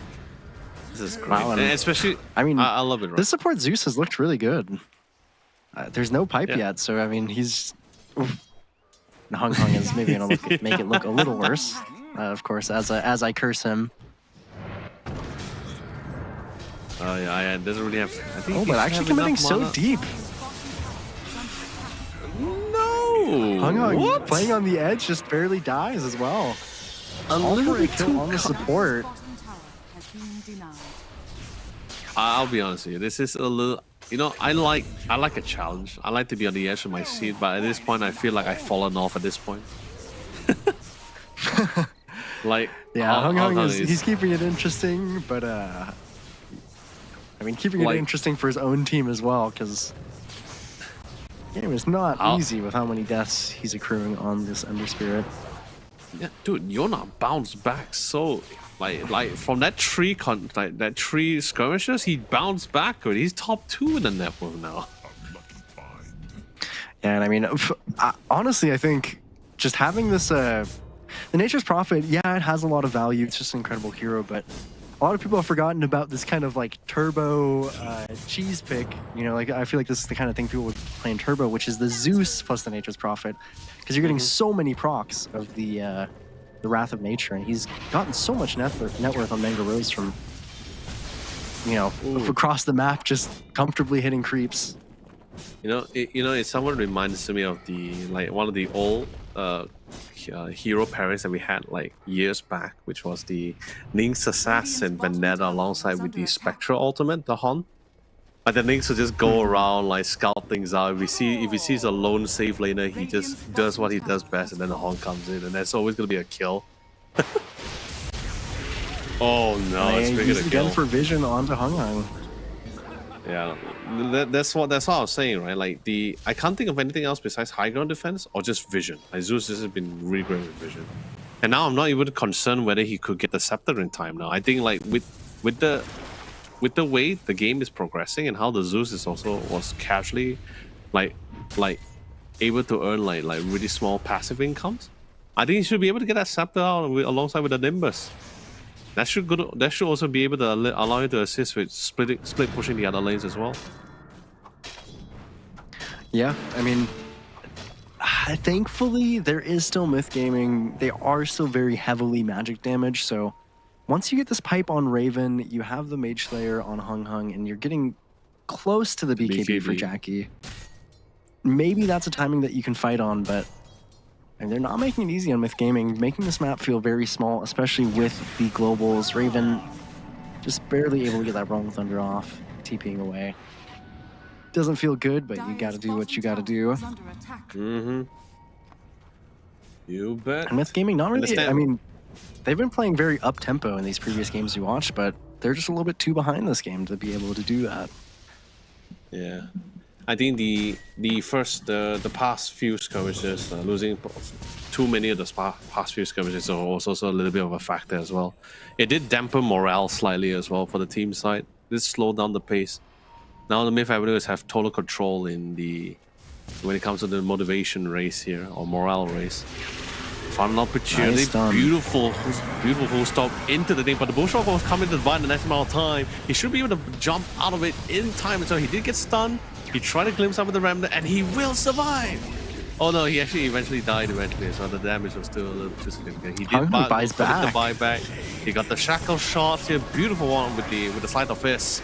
Should be able to try to punish as many people as much as possible. Mango Rose, beautiful timing with the He has a regen on Regen. Yona. Dire's middle and Yona. tower is under attack. Expanded Hung Hung, playing with fire for sure. That's a buyback because dieback. A triple kill on both of the spirits here. But this is a dieback Ember Spirit here, so a lot was invested into this fight. Maybe a little bit too much. Yeah, it definitely does not. I mean, it doesn't feel good for Hung Hung in terms of really his net worth and his time on the map, but I mean, he did get a lot of money from that fight, still sitting below Chucky on the Centaur, though, so I guess it benefits Myth slightly, especially if you're able to get a kill, but really nice bushwhack. Oh, Really good chainsaw in the mid lane. Yeah. Beautiful. Yeah, there goes the center. I'm sorry, Chucky. Just like the movies, not the most happiest of endings. Now Yona. He has enough mana. Swashbuckle out, still on the hunt. Try to play around the Bramble, but that's just not possible. The Electric Vortex will be able to connect the top of it as well. Yona, you don't have the regen rune this time. However, you do have the properties to come in and Oh, try to Jackie mitigate some wants of the his damage kill, here. but he's getting really greedy for it, and he's gonna fall. The Mango Rose is literally sweeping out the competition here. Hung Hung and friends are. It looks like they're. I mean, they're used to these kind of comfortable games, right, where they've been ahead by quite a bit, and now Raven is randomly chasing into the river on this Pangolier, Radiant are and strong. they fall right behind him. Jackie just tries to get Dire's that kill middle onto tower is Ayed, under attack. not able to eke it out. Nice root onto Hung Hung. Is he gonna go down here again? Chainstone is pretty good and not able to get a remnant off in time. Even Lloyd is here. There- He's in Arcane on Storm. desperate need. He's in desperate need of a BKB here, and it feels like every stun is going to be able to connect, especially if you think of this kind of synergy that they have been utilizing so far these past few minutes, right? Like electric vortex into the fear of the Dark Willow as well.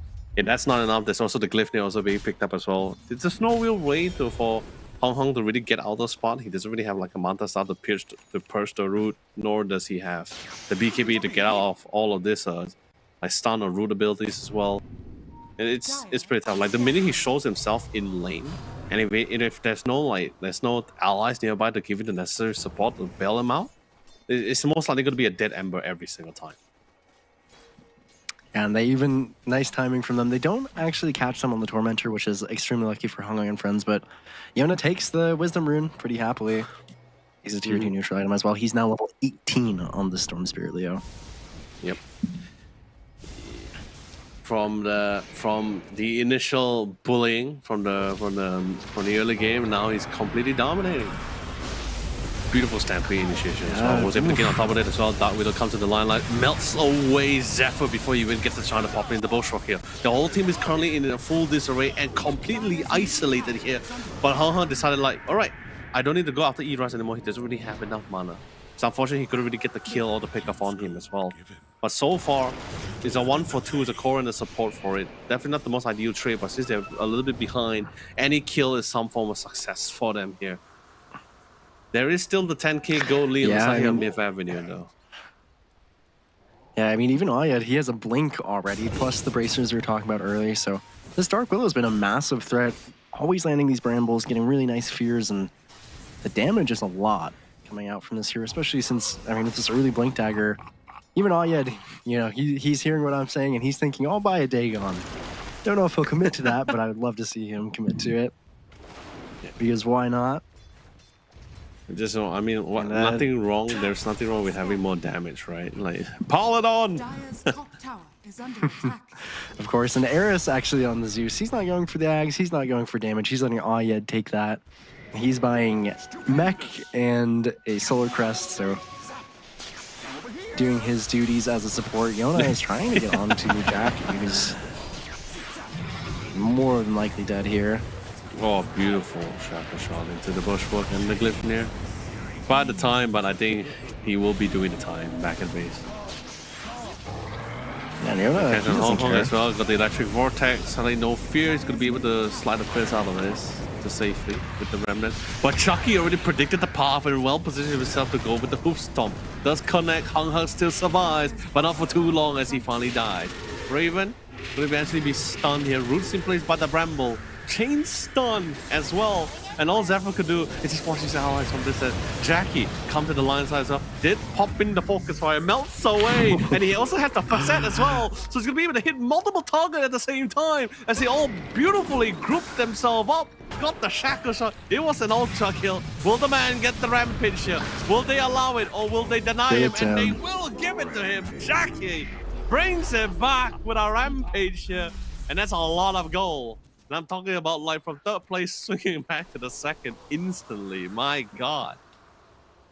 And this is not a hero you want to give gold. This Whirlwind becomes so problematic when you group up like that. Chucky is not quite to the Crimson Guard. So, I mean, it looks so good for Myth Avenue Gaming here, but there's no mana for Yona. It's probably one of the biggest deals, and the Shackle shot is just beautiful. Oh man, that is one way to swing the game back. Still 7k, 6k lead for Myth Gaming. But that is a lot less than they had, and now you have a real problem here with this side-kicked Wind Ranger. Almost at a full Daedalus Leo. Yeah, and they have no real answer against the BKB as well. Like with the BKB release as well, there's just no real way for them to really deal with it. Maybe I guess you can somewhat root it. You can root it while you have the BKB to try to buy the time. But I think, but most of the time, he most likely will be coming to the fight last, unless their main priority target is probably him in the first place. Then we might see a little bit of a different outcome. But other than that, that whirlwind was fantastic. That one was relatively down low. Yona, fortunately, it was like, although yes, from the highlights we only saw like from the actual fight itself, but the fight was actually a lot more longer. Like it started all the way to from the, if I'm not mistaken, the Dire tier 1, as they were just chasing him down.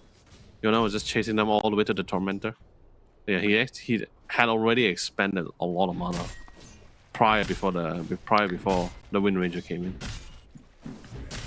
Yeah, the game is still in a good spot for Myth Avenue Gaming. They now have the BKB on Mango Rose, so they don't feel awful, but until this MKB, Jackie is kind of going to be the king of these fights if he doesn't get bursted. That BKB with that Daedalus is an obscene amount of damage, so everybody's looking at Roshan on this top side. Smoke up from Hung Hung and friends. Dagon was finished on Alyad, by the way.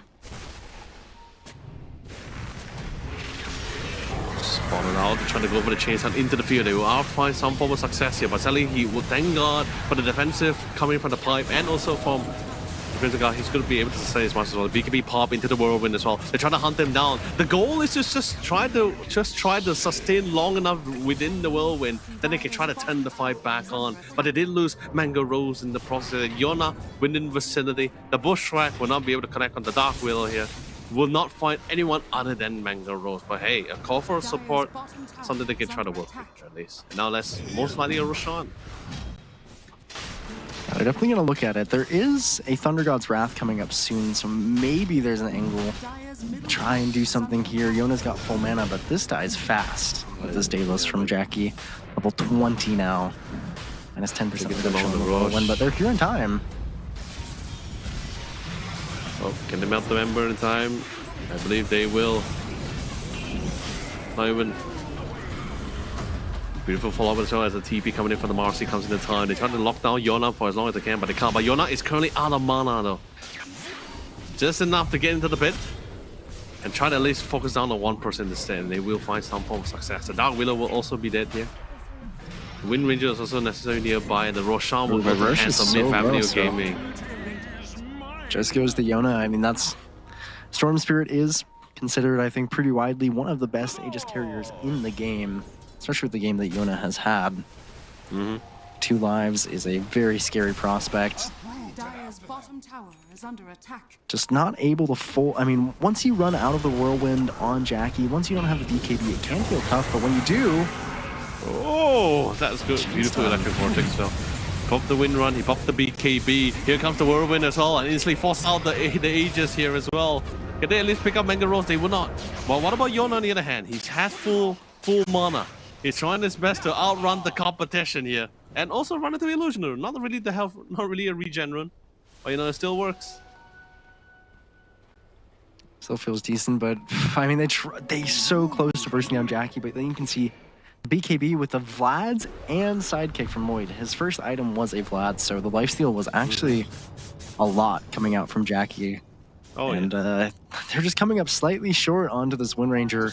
I don't even like this from Jackie. He's eyeing himself a refresher.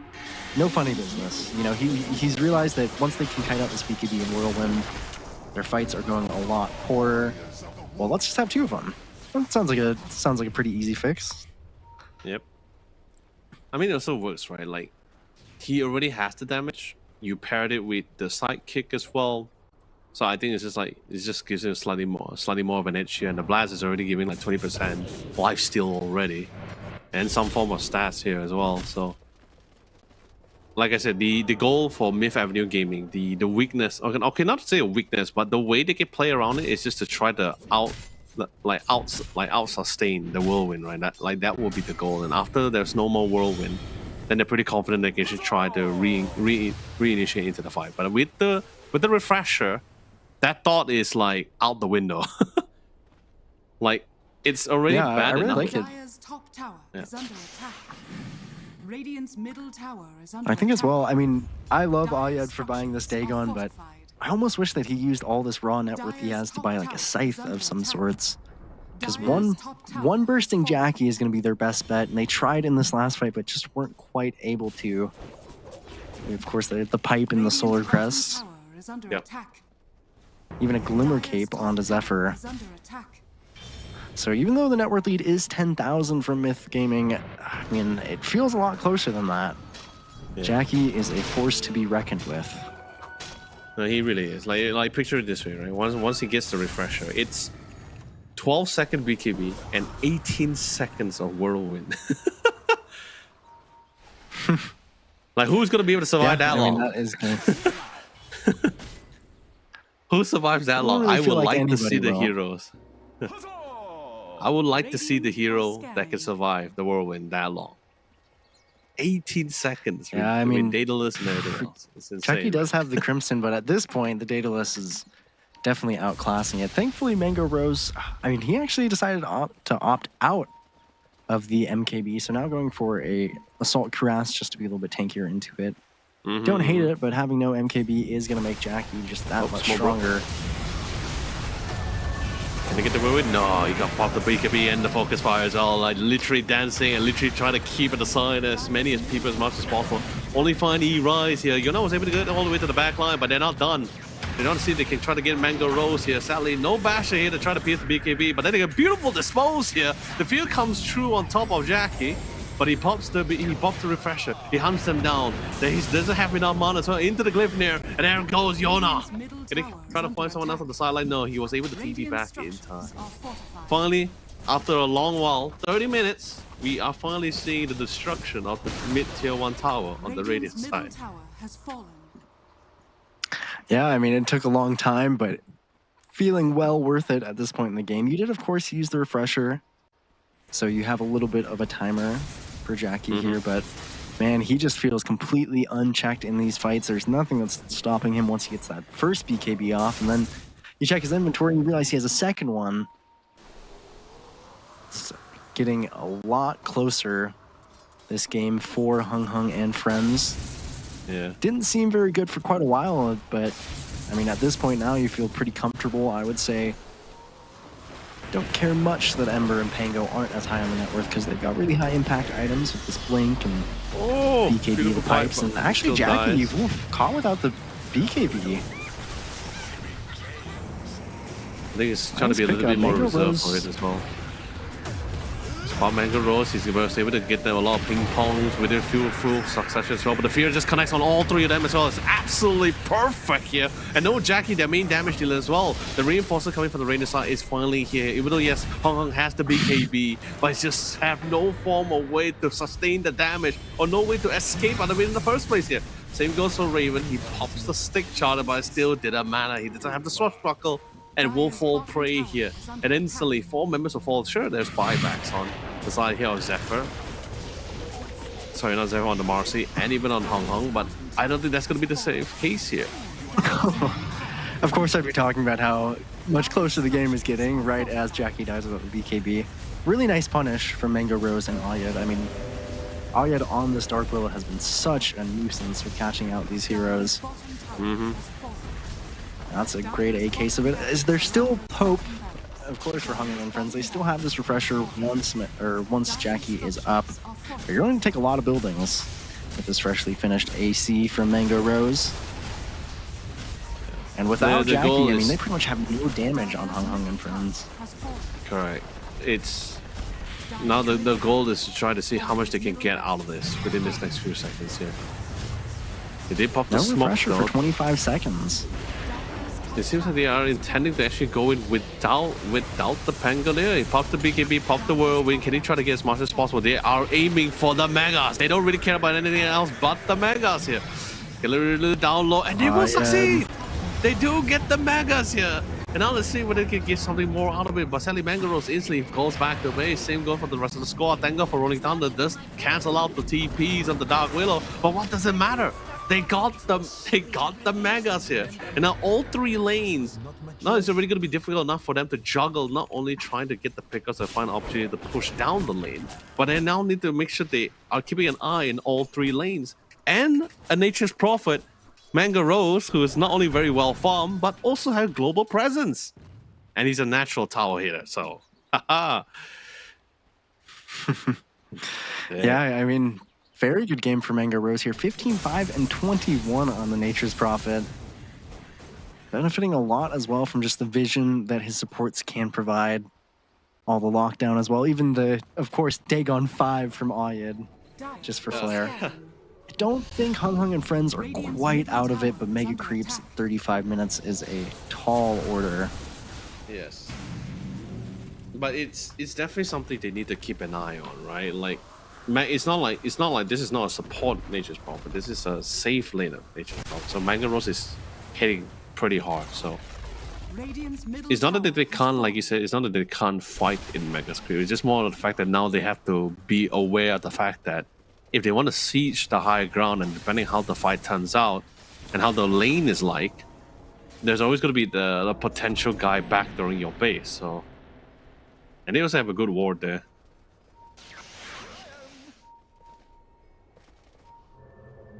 Yeah, they're just sitting on this ward hoping to make something of it, but Hung Hung himself has to deal with these lanes. Somebody has to deal with these lanes, with the Mega Creeps constantly pushing them in. So just sit back and relax for Myth Gaming. The fight will come to you whenever it is good for you, because they have to deal with these lanes. No way for Hung Hung to connect. They're trying to catch something, but they're just a little bit too wise on Myth Gaming. Divine Rapier? We are going all in with this. Yeah, we are going all in with this. And especially since he revealed the Sacred Relic in the lane, they all know what's coming. Oh man, now it's I almost think that the Revenant's Brooch is more damage, but I mean Rapier is going to be a lot if he gets even a second of uptime. Now the real question is, are you able to stop him from getting this kind of comboed that he has been with all the stuns and all the vision that Myth Avenue have? Yeah. It's No, not that's easy. what I'm saying, right? Take another tournament That's trigger what I'm if you can. The game suddenly becomes not about who's gonna be backdooring who anymore. Now it's more about, can we get this guy before he pops BKB? And because he also doesn't have he doesn't really have a Hurricane Pie. Oh yeah, sorry. Yeah, I mean, no mobility on Jackie, but you're also gonna, if you're Myth Avenue, I feel like you're pretty happy just waiting for the Aegis. Even with this Rapier, give it 2 lives. Wait that extra 15 seconds that it's gonna be until Roshan spawns. Just be patient. Yeah.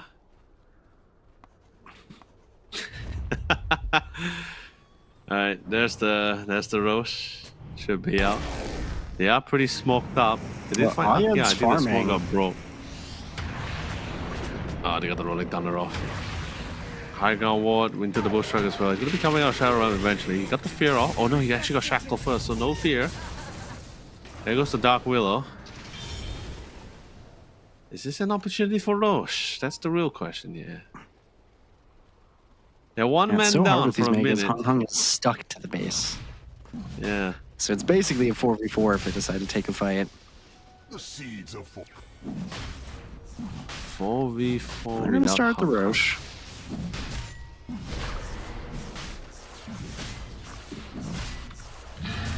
That's the Roche. Are they on the way to the Roche? It feels like they're on the way to the Roche.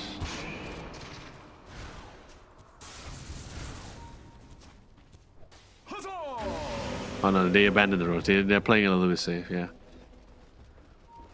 There's the scribbles on the minimap. They are on the way. They do have the vision set up though. By no one.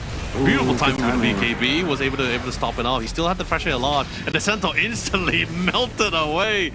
Couldn't really withstand the damage here. I want to see if they can get a couple of ball, but no, buyback comes in. Yeah, they had to fall back. Like I said, as long as Mango Rose is not in check, he's gonna be able to always find them. Got the glyph. Oh, there. he's He does have actually the BKB. Caught out by Jackie. Oh yeah, okay. No, he got started. Not enough damage actually on Jackie, just in a one-on-one. Even with 700 damage per hit. He You know, hits that too AC slow without and the. talisman evasion. He's a little bit too slow without the focus fire.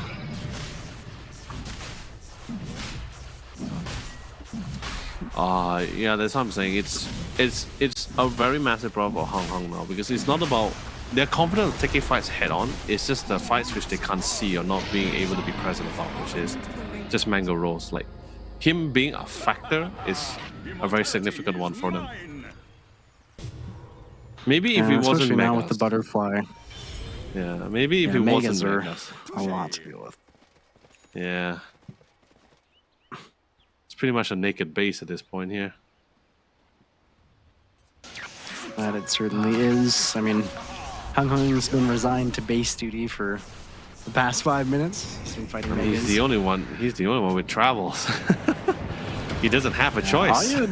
Caught out again. Yeah. Okay. Same spot, same death. Dire's middle tower is under attack. There's the Tormentor. Now with the butterfly, do we see a quick change in itemization for the Wind Ranger? Is he picking up the MKB? Actually, no, wait, no. He already got true damage from the Divine. Oh yeah, he has the MKB on the way. Oh yeah, I forgot it's not true damage, it was just flat damage. Yeah. MKB is on the way. Yeah, not True Strike anymore on the Divine. Jackie wishes. Yeah. Jackie definitely wishes. Would have saved that He item can die slot, right? really fast. You can die really fast on this Wind Ranger, but similarly can kill anybody else just as fast. You know, it'd be really nice. Now if there you had is a that scythe on Yona though. That's a pretty big deal. Yeah, it's definitely a much needed Abyssal Blade. There's just no true answer to stop that BKB.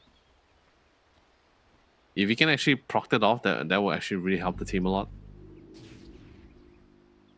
Yeah, if Jackie sees it, he might switch his item to Lincoln's or some form of defensive item. Because I think if he commits this for this MKB, it's really easy to die just that one time. I mean, I wouldn't mind if he goes for Zephyr himself like, is queuing up for Midas. Yeah.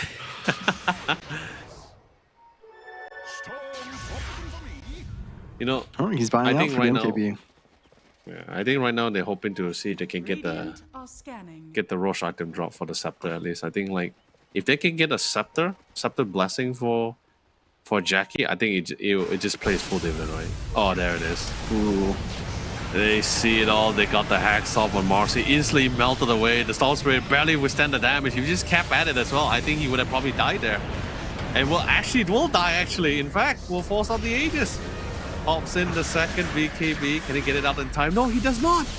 He got the Electric Vortex into the base and instantly dies. There goes the Divine Rapier. It drops down. Can someone pick it up though? That's Nobody's the real picking question. it No, up, they can't. Raven. Oh no! That is the game. Middle tower is under Unless attack. Zephyr can 1v5 Dire's hold. middle tower has fallen. Doesn't look like they have faith in him. Wait, hold on. Did he have no mana to pop the second BKB after the refresher? Or I think he used both of them, trying to catch the natures, and then natures just bob back. So there's a nice counter to refresher BKB is buying back and then being able to TP across the map. oh man, what a game! Myth bringing it back. We thought it was gonna be a clear 2-0 here, but no, Myth came back bouncing harder than usual as well. Wow, but seriously, although it's been pretty back and forth. Like we saw some advantages in the early game, then suddenly it just came to very small, crazy on edge plays. You know, especially with Hong Kong diving into 3 people or fully committing for a support after that. Not sure whether he could really try to get out of that as well. Like, but other than that, I think it's been a pretty quick. I think this is our first game we actually went all 3 games for our series here today, Rojo. Yeah, I'm excited to see a game 3, but I mean, with Avenue Gaming, Hong Kong and friends, I mean, they're very strong players, have had some pretty easy series before this, but not this one. You know, they're kind of bringing it to them, especially and Mango Rose on that Nature's Prophet, kind of bringing out the second pick Zeus support. So just doing some weird, fun stuff. And I mean, it looked really good. I think, I mean, I want to think of an MVP for Myth Avenue, but they really all just did so well. I think Yona bouncing back from that lane that he had isn't always easy, and he made it. I mean, he made it look pretty easy. You know, these Spirit Heroes are always fun to watch. But man, it was a real team effort. Just barely edging it out with the Divine Rapier in that 43-minute slogfest. Yeah. Well, I mean, other than that, I think how everyone really tackled the game, I think it was been pretty great so far. Lloyd, as everyone commented in the chat just now in the old chat, I think he did a pretty good job with the Marcy as well. But you know, I think it gets to a point when we go to pretty super late into the game. Okay, maybe it's not super late, but when we get into those kind of later stage of the game, where majority of the cores or at least everyone's pretty fat or pretty jacked up with items as well. I don't even think the support's gonna be able to withstand that kind of damage here. But I felt in that game itself, the supports really came really started to shine really heavily as well. Because sure, don't get me wrong, Jackie did a phenomenal job, Mangaros did fine as well. Same goes for Rainbow and Yona. But I felt like the very small situations, like just landing fears, getting the stun, getting the displacement, right? Like it hurt. It felt like it hurt a lot more. Like especially when it's late game, right? Any form of disable in late game hurts so much more compared to when you actually receive it in the early game here, because it's just a lot more punishing here. So kudos to all the supports, Ayat and E-Rise alongside with both Lloyd and Zephyr as well. They did what they had to do. I think that's fine. Yeah, I really liked Ayat's Dark Willow. I mean, he made so much happen around the map. I think if we didn't have those two kind of questionable deaths. You mean 3?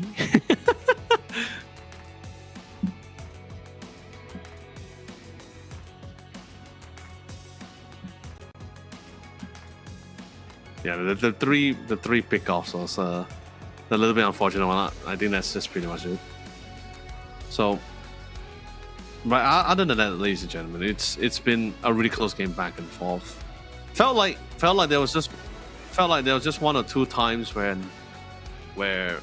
maybe Hong Hong and friends could have tried to turn the game around here, but I think everyone really did the best with what they had as well. Mega Chris is definitely not very easy to deal with as well. Probably the breaking point is most likely at that bottom lane when Mangaros and also Aya went on top of Jackie, and I'm not too sure. I'm not confident enough to say that whether he had the BKB or didn't have the BKB. So like maybe he definitely was. I think he was about 15, maybe 20 seconds off the BKB. So awesome. Was not expecting that play, and that's part of the reason that I was considering Ayad for my MVPs. I feel like that pickoff was the most crucial one of the game by far. Yeah. I mean, just getting Megas off that one kill was really what they needed to crack open the game, because they did well throughout the whole game, but getting those Megas just makes the game so hard to play. You lose so much gold income, and Hung Hung was just designated creep killer for about 10 minutes there. It's not feel nice. That's why I say sometimes it hurts. For me, it hurts sometimes, right? When you try to have this argument with another person, stating the fact that, like, hey, you're a core. It's always better you go full like damage items, right? You don't need any form of defensive. Right? Probably one will suffice. And there's just one of those few situations where, like, because like when you see an H problem in your team, someone like everyone will straight away have the first thing that comes to thought would be, okay, we need a 4-star, we need a Hurricane Pike, because the root is going to be annoying to deal with, and we're not going to carry Quilling Blade for the rest of the whole game, right? So, and then there's also a situation when you're like, okay, I'm in the lead, but they're also slowly coming back here. I need more damage, but it's like that kind of situation, high risk, high reward. You get more damage, sure, you're doing a lot more damage, but if you were to get caught like in that situation and you don't have some form of Hurricane Pike, even if you didn't have the BKB, if you had a secondary defensive item, then it's like a different story, right? Like, it's too hard to like discuss the potential scenarios that could pop up. Like, if it pops up, sure, like you wish that you had it, and if it doesn't pop up, then you also be wishing that you had more damage instead of getting this secondary defense item, right? So it's a really hard argument or debate sometimes, Yeah, it was definitely a hard game state for Hung Hung and friends, and I kind of do wish myself that rather than the MKB, there was a Satanic or a Lincoln's, because once the second BKB was popped, all they had to do was just get on top of Jackie. And you can see in the highlights there, really nice 3-man fear from Ayed to just kind of secure the victory there. It was hard fought. Giving away that Rampage to Jackie, I think, almost swung the game. But still, they managed to bring it back. Of course, Mega Creep's one of the biggest issues there, and giving MVP over to Yona, which I don't think anybody can argue with. Difficult laning phase, but a scoreline like 18-6-22. I mean, that man plays some Storm Spirit, and he plays it well. Yeah, really, really good job. I think it's like we haven't seen, like, don't get me wrong, we have seen some really good Storm Spirits, but the game has usually so one-sided. We never encountered a game like this one where, like, it was anyone's game. It could have been anyone's win. Anything could have happened. It could have just been a little tiny slip up, and it could have just cost the entire game. So with that kind of pressure, that kind of like nervous factor that's implemented to all of the players who's playing in this competition, I think this is the one where you're not really shine with the Storm Spirit. Like, he didn't really buckle down. He really just buckled down. He didn't really give into the weight of the pressure. He just did what he was supposed to do. Target the supports, target the main targets, and slowly isolate the rest of the cores here. So, yeah, really great job here. Yeah. All right. And we do see Team CSC. Oh, okay. So okay, now we got interesting news here. So, unfortunately, while we did get to Game 3, we will not be watching Game 3 because Hung and friends have decided to forfeit the third game. So in other words, it is an automatic win to Myth Avenue Gaming. So ladies and gentlemen, we finally have our first 2 teams going to the playoffs. It is going to be Myth Avenue Gaming and CSC. Able to knock down Castaway. Wow. Yeah, we were big Castaway fans and big Hung and friend fans, so tough to see them both go, but that just speaks to Did we how jinx them? tough this competition really is. Did we jinx I mean, them? I won't say. Is it our fault? Maybe we're the problem. No. Could definitely I be. do not believe in But the thankfully, Costas. they will have an opportunity to fight in that lower bracket. So one of those teams is still going to head to the playoffs. Yeah, I like how you So emphasize we're going to see more of them. one of those teams. It's not both of the team. It's one of them. Well, with what we saw from Myth Avenue Gaming, we can't be, I think, too sad. They put up an excellent fight.